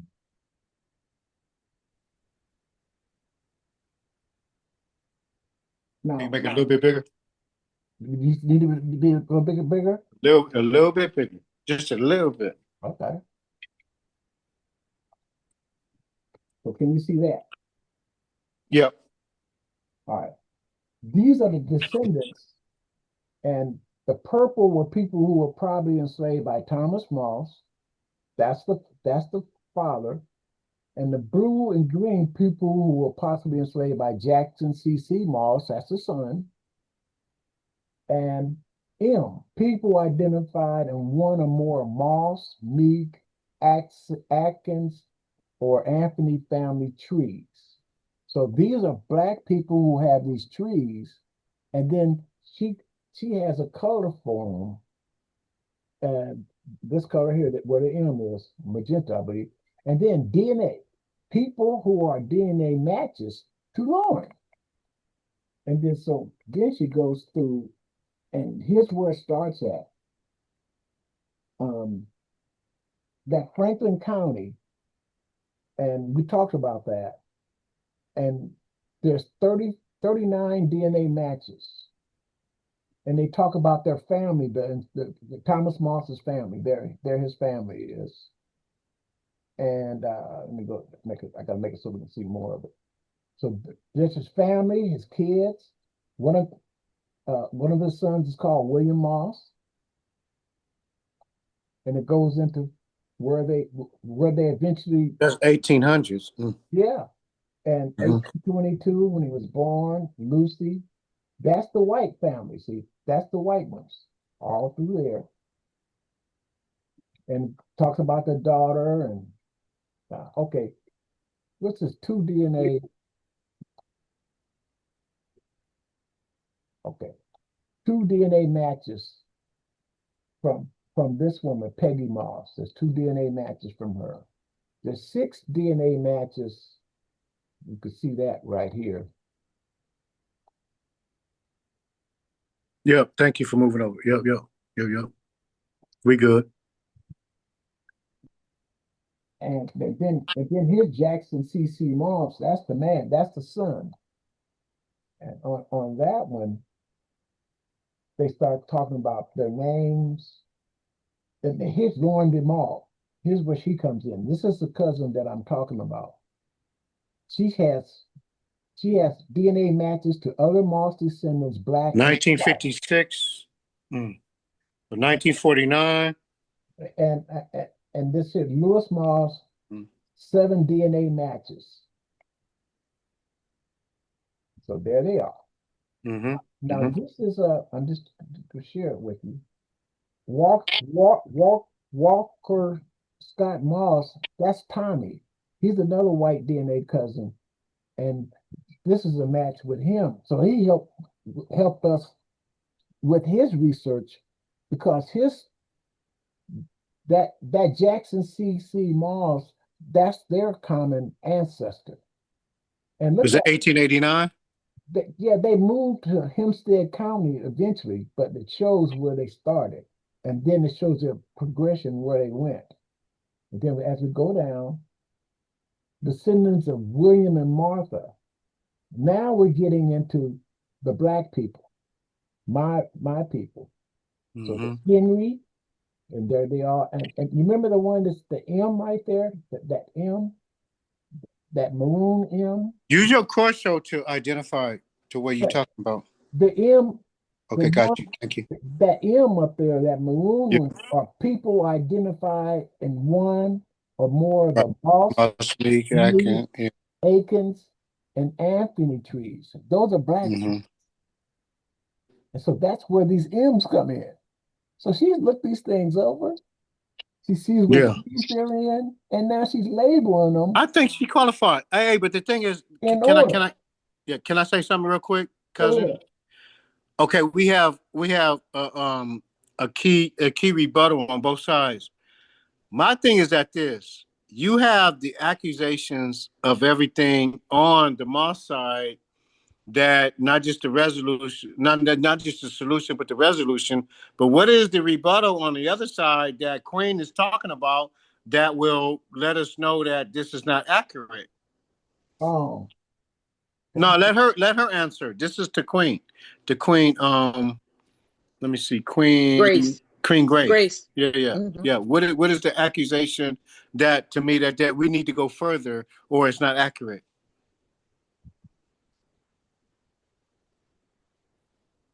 Oh, we need more information. Queen Grace, can you speak? Yeah. Okay, what is your question again now? No, what was the rebuttal that he gave us not just the solution, but the resolution on what the Caucasian lady came, and I was right, but she's forefront. not done. Well, though. let me yield my plane. Let me land my plane real Okay. quick before I finish my question Okay. to let you know exactly what I'm talking about. And then she came with concur everything that was like what he bringing up. But why is that? No. What do you need to be more accurate to land your plane and to be more accurate onto what you're saying to make it more I guess accurate to what we're saying? And one of them, she said that he was sold. So anytime somebody say that he was sold, then you need to do further investigation to find out who sold him. Because how do you And know who he bought it? sold? Yeah. You need to verify all of that. You don't stop just because somebody said he was sold. You have to do further investigations. Gotcha. Well, here's my second great grandfather, Reuben T. Moss, and it goes into his history, and it comes down to my Reuben's, his kids, them all those, and then here's my one of them is David Moss Sr., and I showed you him, and this is my uncles, and my father is Kenneth Moss, and then here I am, Jerry Moss, right here. You And know what? I'm looking at this, and you said the probable biological children of Jackson C.C. Moss and unknown enslaved woman. Normally, you know who the enslaved woman is before you know who the enslaved father is. no, well, they're from the Because, Okay. because, let me say this, the children stay with the mother. They don't go with the father. Yes. Yeah. well, you said normally. That might be a normal, Right? but this is how it is. I'm not questioning that. Well, No. let's I'm not say Uh-uh. questioning that. 99.9% of the time. It's normal. 99.9% of the time, Mr. Engineer, the child It's is no going to follow veracity. the race of the mother. That part. Yeah. Because back in the days, yeah, Papa was a Rolling Stone. You feel me? You Whether bet. he was killed or whether he had a stone on his fucking head when he died. You know what I mean? So Yeah. You I bet. think Well, that all right. they right with that. They right with that. They Hey, right with that. They I right mean, with that. Grace is right on the on with that. She's on, Yeah. telling on, you true now. on the 1870 census, Reuben was listed as a mulatto, and then his kids Yeah. eventually was listed We as all mulattoes. But you know what, Jerry? There are dark mulattoes and there are light mulattoes. Yeah, I've we all seen it. mulattoes. Just like I just said. We all mulattoes. You Do your know, I DNA. have seen it on the census where it said dark mulatto. Yeah. It don't matter. We 62 shades of Okay. black. You know what I mean? We all mulattoes. Do your DNA. Like he And said, he and got 16. I got 15. yeah. yeah, Different nations in and, me. and back in those days, Jerry, I mean, Dr. Murphy will tell you, color was in the eyes of the beholder. Yeah. Oh You know, yeah. I mean, 62, they 62 shades labeled of some black. mulattoes. Some of them were labeled yellow, and that's because they were light, bright, and damn near white. So they Mhm. were labeled yellow. And Yeah. then you Yeah. had the Yeah. next level where they were caramel. I've Mhm. seen caramel on That's some me. That's documents. me. That's my I've my seen my. I've seen coffee on some documents. Then you So got black. whatever, yes, whatever, dark black. Now, how can you be dark black? Black is about as dark as it could get, but they came up with dark black. So you have to be careful with that. So I totally agree with what Grace is saying, and you Yeah. have to investigate further. And when Yeah. they say mulatto, that could be any range of Any, colors. It's in Mhm. any, the eyes of the any. beholder. Yeah. Shit, even what's the ones that um the ones that was born white, albino. We Yes, even Uh-huh. have we even had albino. Mhm. yes. We had albino. So you got to put that in the equation too. So yeah. Yeah. Well, hey, I agree that there's information that it needs to be verified, but it's good to have something to work with. Absolutely. That's the bottom. Right. Yeah. Right. You have more than what most people have. Yeah, So you have a lot to work with. So you still have a lot of work to do. yeah. We all do. We all do. Yep. It ain't over. Because we come into some hurdles like that. You feel me? But at the end of the day, we already know You know, that we got lineage. We have lineage. you Just that need it to, has to be. It has to be. The I's got to be dotted. The T's got to be crossed.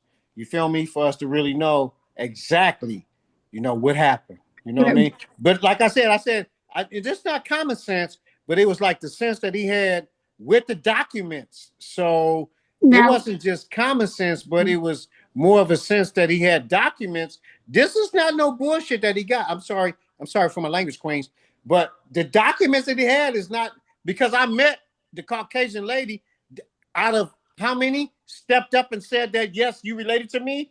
That's Well, you know what? rare. This does not actually say a document. You need the actual document that shows he was on that plantation and he was owned by so and so. No, she did have that. Jerry, I think Jerry showed me that. No, her people was. Yeah. So if he has the actual will or the documents, No, her probate people record. got that. Yeah. Okay. She showed it to us. Okay. She was dead on. But then She Jerry wasn't. needs that. Jerry needs that record as well. Jerry needs all those documents. Jerry, don't you got that?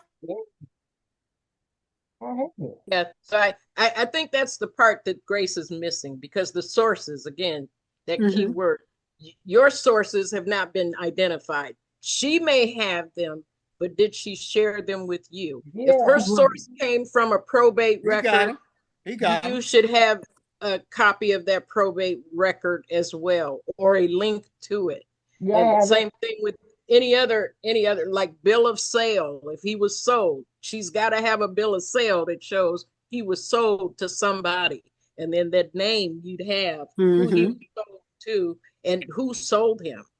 Hold up, this is the good part. He got it. What? Jerry pulling up right now. I bet you he pulling up right now. This is my genealogist cousin. Jerry, you got it? Yeah, I got it. I told you. Yeah, I got it. Yeah. So I mean that's what Grace is asking to see is the proof. Where's the documentation or the proof? You got this long list of names and dates and all this research that this other person has done, and that's great. It looks wonderful, but where's the documentation to prove all of that? Okay, let me share this one.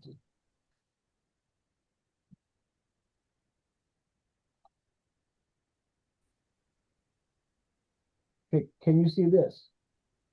Absolutely. Yeah. Clear. That's a transcript of his last will and testament. So that's great. I have it in I have it original form and a transcript of it. Yeah. Yeah. And so this is the will, but where's the probate record where that person got that and how much it sold for? Because just because in that will, people dispute wills all the time. So you still got to take it a step further. Absolutely, they did that. Absolutely, she right. They did that. yeah, I had that also, but I'm just giving you an example. Okay. What you're asking for, I do have the documents, and it talks about who, what, and then it actually has it in the original form, the probate, what was, how they had to do the inventory, and not only I have this is the old man's will, but I also have his wife's. Edmund, wait a minute. Where's the Edmund? Edmund what? What is Edmund? Edmund and old Peggy and the little Negro girl. Because Edmund is my ancestor. I don't know if it's that Edmund though, but he was in Alabama, but he was in Shelby County. I don't know if that's the same Edmund. Okay, sorry. Well, we'll be able to process that, but I'm just letting you know that's one of the documents. And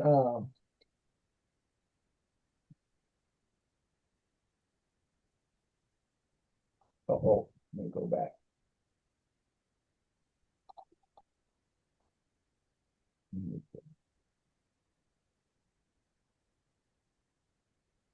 There it is. Hey, cousin Jerry, I think the best thing is to bring her back here on the Zoom. If she can come in 2 weeks. Yeah. This is the second page of it, and this is the second page of the will, and it comes down to, like you're talking about, probate. So this is the probate of it, and so this is the second page of it, and it was in Franklin County, Denise, Franklin County. That's where most of my people lived. They are. And died. but some came from Shelby County as well. Yeah, well, there they are. And the town that they were in is Russellville. That's my family. Come on, cuz. We I'm all telling cousins. you. Russellville, Alabama, Franklin County, Russellville. That part. We all cousins. I spent a lot of time down there when I was your granddaughter's age. Wow. Yep. I worked on the farm, slopped the hogs, called the cows. Wow. Wow. Wow. Right there in Russellville. Uh-huh. Mm. There's a connection. And what his granddaughter now, granddaughter doing now, she playing video games. She ain't got to slop the cows. Hello. So salute to you, Queen. You didn't pay the way to make it chickens easy. around.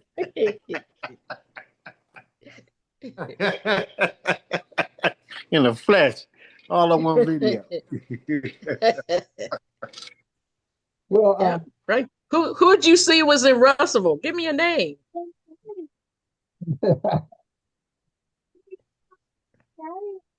yeah, okay, so Simon, you got to blow this popcorn. Okay. Thank you.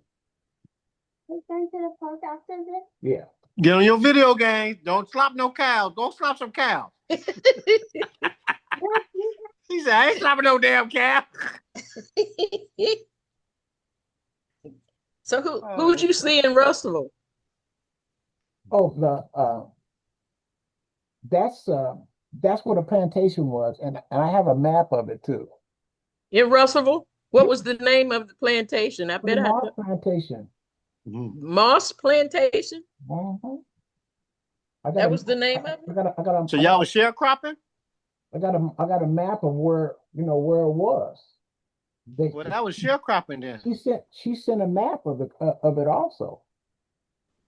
Okay. So I have a map of where where the family property is. And a matter of fact, the old man, he's buried on the family property. Thomas. Okay. Yeah, he is. In Russellville. Well, yeah. When you get a moment, I'd love to see those. Okay. It doesn't have to be today Yeah, I understand.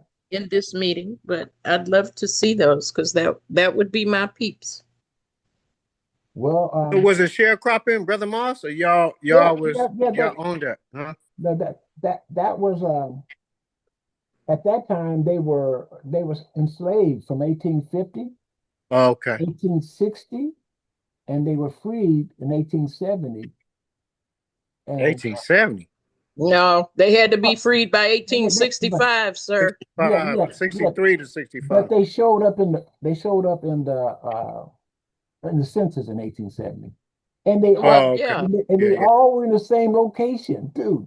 All people's names, they live right next to each other in 1870. See, because back then there wasn't a whole lot of traveling. There wasn't a lot of traveling. The families moved as groups and moved as families, and they moved with the families. Like if they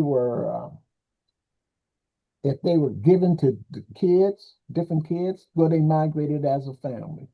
And so, well, we already saw you migrated yeah, from a long haul to California. Yeah. All the way. Your stop was California. Yeah. We saw that. That's what I wanted to share with you to let you know that I do have the documents, and thank you all for asking me. And just one other one, just so that you can see. This is my white cousin Tommy. His name is Tommy Lewis. And what he did is he shared his. Here he is, Tommy Lewis. He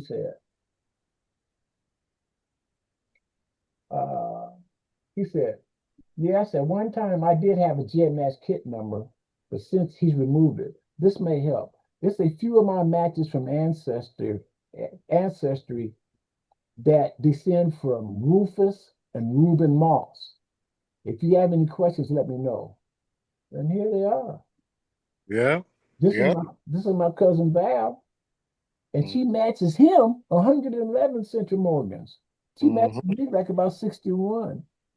This young lady here, 106 central organs. What's his name? Tommy Lewis. Let me see Tommy if he's a Lewis, yeah.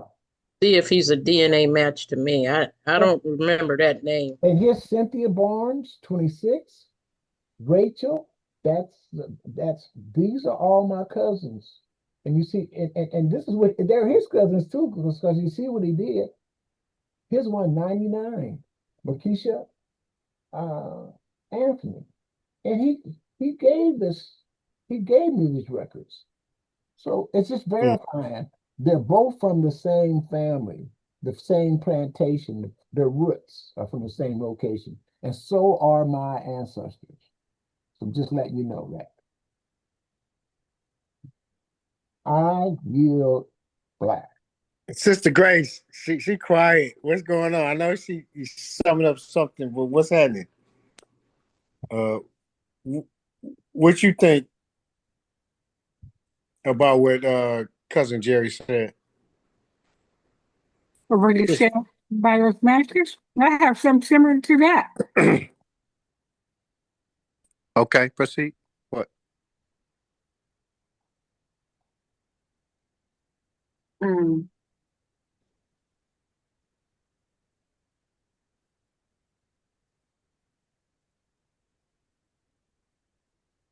You never know where you're going to get your information. And like Denise is, she wants to. We will sit down and collaborate because some of the people, Denise, some of the sons from this Thomas Moss, they stayed in Russellville, and it could be those. And he had slaves, so they stayed there.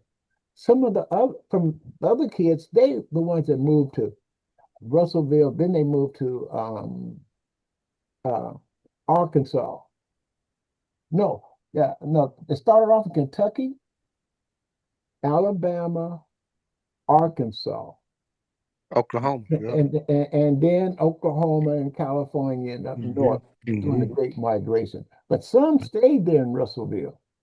Mm-hmm. When you're that far out Well, in the country, you there are some matches, as you said, and I'll be glad to share that information with you. well, I know some of them moved to California. I've got some in my tree with the last name Moss, and they're in California. It's a But lot of moss in California. yeah, the A ones that lot of stayed moss. in Russellville didn't have the Moss surname. They married into other, like Neely, Winston, Butler. Yeah, but they match. They Mm-hmm. could be They women, they match they could what? be I don't. men, they could be women or men. That's why you said they could have these other names. It could have been a woman at one time as a Moss, and I, then she married someone. The Y and the X's. that's what I'm telling you. They were Mosses, but what was left in Russellville were Butlers, Winstons. They were not Moss. Okay, so yes, some people got married. Mm-hmm. Mm-hmm. Yeah. So the ones that stayed in Russellville were farmers. They had their own land, their own property, but they were Winstons and Butlers. But I'm telling you, going further back, Moss is one of the ancestors. Edmund Moss. You Well, just you had the females. Of course, the females had to change their name. So that's when you have Exactly. to get into the changing of the name, and Exactly. and some told them not to do it, especially if they married a Caucasian. Yeah. You feel me? Yes. That was hidden. So now we have to we have to dig up the unforgettable. You feel me? So Yep. yeah, yeah, yeah. It's a task. It's a task. But I love this though. I told you I was going to only be in here for a couple minutes, but you see how this is so addictive. It is so addictive, like crack cocaine. It's just like when you want to know about our people and different people share their stories. It's just like Freeman Fridays. It's like I've been on it at 1:30 in the morning. I was on there with Shelly. I was like, man, I can't get off. But Yeah. this Yeah. turned into a mini one, and I love y'all. I think that y'all got the power to crack some codes, that we need to know, us as the newbies. Like I'm a newbie, and to be able to to fulfill and to pass it on to our surroundings. And so I love the information. I love what y'all doing. And it's all in love too. I mean, we ain't had no argument on here. It's just like, I mean, basically if it was an argument, it was like it was settled, it was peaceful. And another thing, that's what unity and black folk need to do. We need to be able to agree or disagreeably. You know what I mean? Just to be able to say, well, just like cousin Jerry said, I'm gonna bring that white lady back on here. Just like I was like, hey, bring her back on here. He said, I'm gonna bring her back on here because I was on here when she was so smooth with it, and I had to salute her at the end, and she had so much information that with y'all questioning, it was accomplished. Cousin Jerry, I mean, I saw that. It was more like she was like, yeah, this is what the plantation and everything that was cracking. You know what I'm saying? Before our time. So, and that's our John Brown Army, people of this world that we need to be able to be our allies and to be able to help us connect the dots because a lot of them don't even want to do it. And I yield. I yield. They don't want to do it. I yield. Thank you, Delwar. Thank you.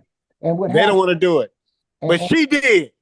And what happened is that being said, some of the information I shared with her helped verify her records and her documentations. Yeah, of course. Yeah, absolutely. So it was both ways, and so it was very good negotiations.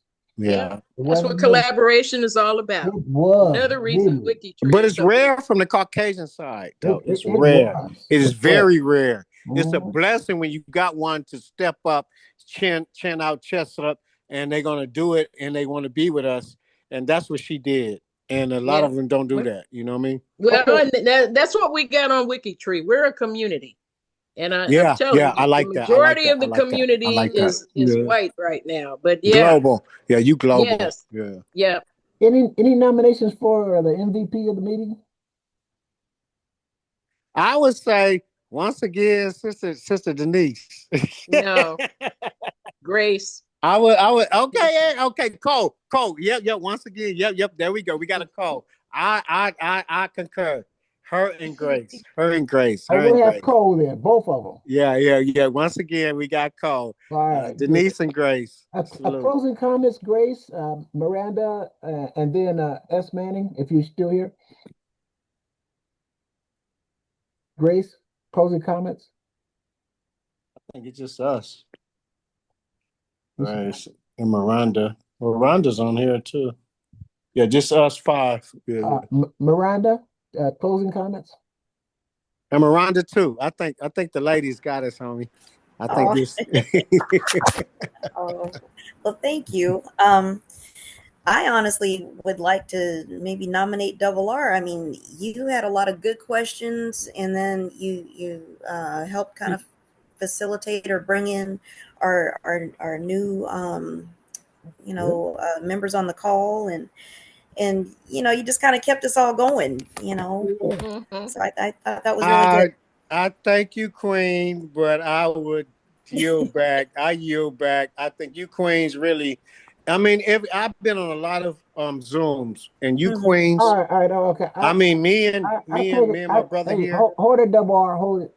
We got another nomination now. And wait a minute. She said I was nominated, but can I speak? You can't talk your way out of it. You just gonna have to accept it. No, but I'm gonna just tell you. I ain't got no hat on right now because I'm gonna tell you why. And I'm gonna tell you why, because these queens in every Zoom that I do, from CJ to everything in the Sacramento for reparation, everything, the queens really hold it down, bro. But Miranda, I think we need to lift them up. Lift them up. Let them keep doing what they're doing because we rare, bro. Bro, we rare. He's almost getting ready to get I yield. Black power every second of the. You know the rest. But I agree, Miranda. He did add some sparks to the meeting, and he was he was balanced with his approach. I recommend that it is. No, what you said, I'm ignorant. I'm ignorant, and I love to be a part of you scientists. All of y'all. Matter of fact, I'm the dumbest one on here. I ain't gonna nominate the dumbest one. I'm learning from every single one of y'all on here. Every single one of y'all, I salute because I'm learning from y'all. I take what y'all tell me, and I put it to another stage to my people. You know what I'm saying? Actually, I'm the national chairman of New Black Panther Party too. Salute, you know what I mean? But I just put, I love with y'all queens, and of course my cousin, of course, he'll get it every time. But to me, it'll be biased if I give it to him. Yeah, But let's be I biased go now. to We're gonna everybody who take yours checked him and away. correct Hey, him, and I'm gonna stick with checked it Grace. and I'm corrected gonna stick him. with Grace That's why I and want to give Denise. it to y'all. Look, Okay, don't talk while I'm done, talking, cuz. done. Grace and Hey, Denise, y'all got it. to the queens, salute. All you sisters on here, you sister queens, I salute all of y'all. I nominate all y'all, and I don't even hear. I'm gonna hang up. Okay, good. S. Manning, S. Manning, S. I'm gonna Manning, are hang you up. I'm still gonna here? drop the mic. I'm gonna hang Yes, up. I'm here. Okay, But thank you, your closing Queen. I comments. You're salute you welcome. too because I Oh, believe that you gave a lot. Hold it, First of all, I WR. We like got your. hold First of it, all, I was about WR. to say, where you fishing at? Let I'm me at put a the pole up zoo. in there. Where you fishing at with that pond? Hold it, Um, WR. Hold it, WR. Hold it. Okay, come on, S. Manning. We having closing oh, comments. I just thank you man, for I letting can't me finish. participate, and I look forward to the next meeting. Well, we appreciate you. We appreciate you coming in, and it seems like you put a lot of thought into it, and we appreciate that.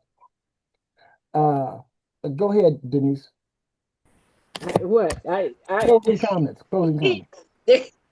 There's nothing else left to say. I think Miranda and Double R, it tied it all up in a bow.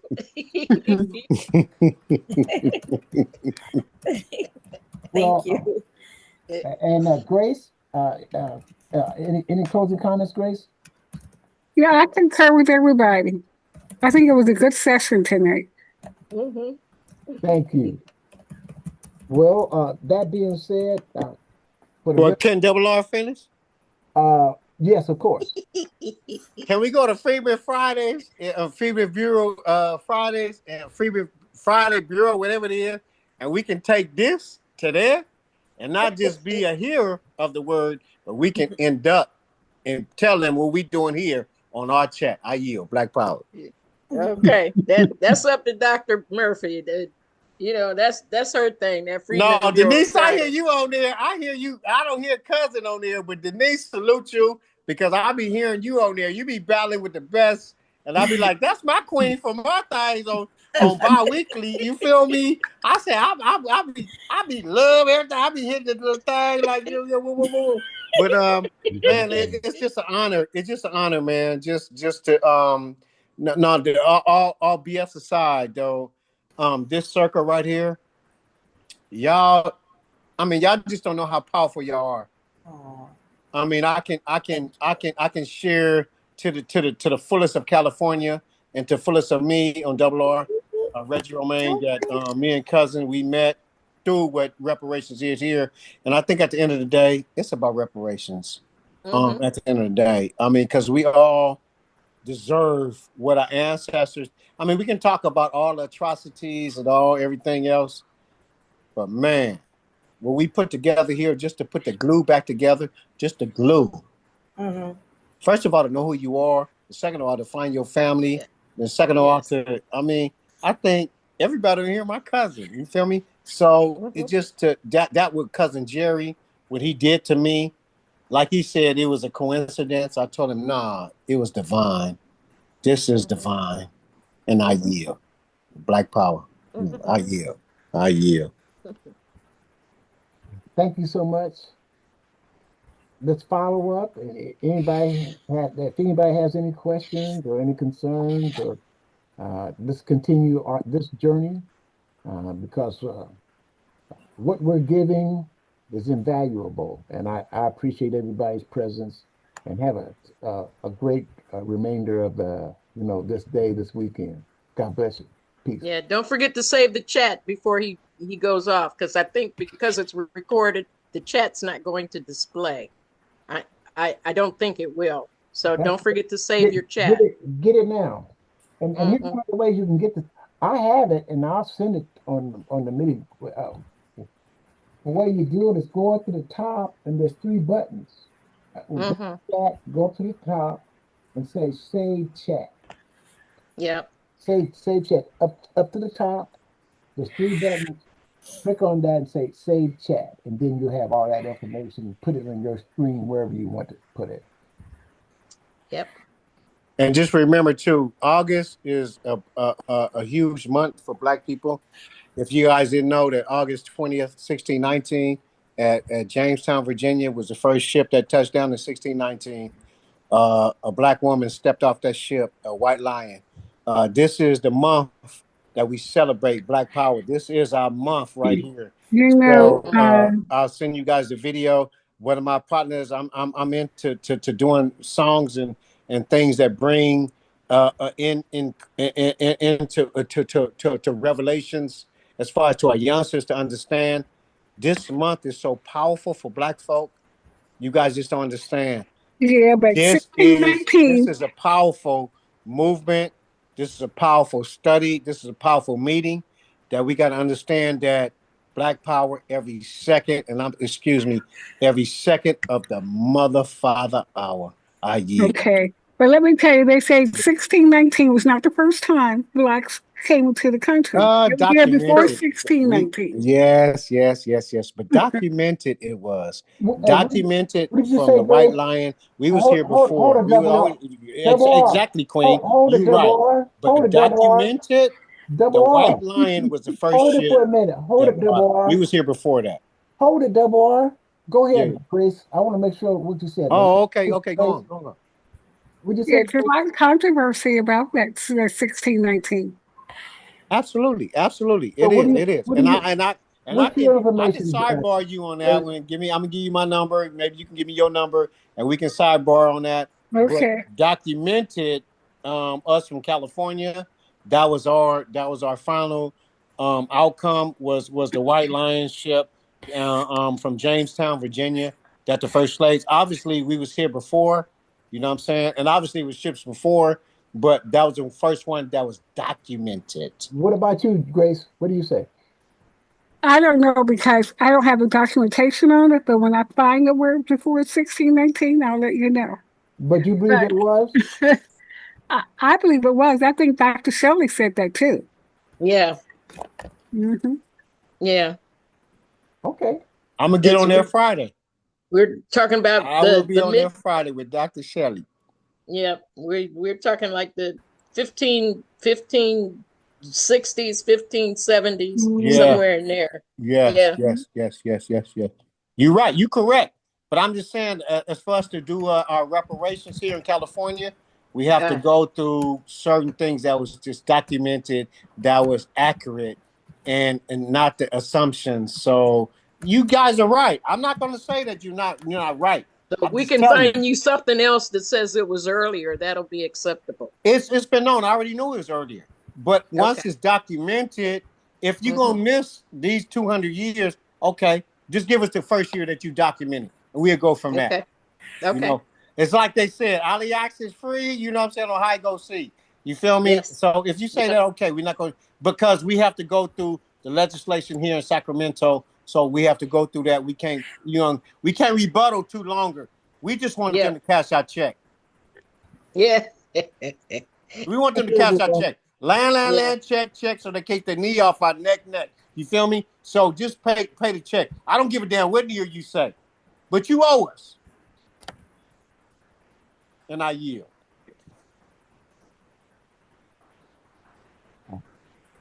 Thank you, everyone. It's been a very fruitful meeting, and I look forward to the next one. It'll be August, It's still Black August. Still August, Black August. it'll be August 17th, if the Lord will. Black August, right before August It's 20th. all Black good. August. It's all God. Peace. Oh God, Black August. Salute. Appreciate y'all. Black Power.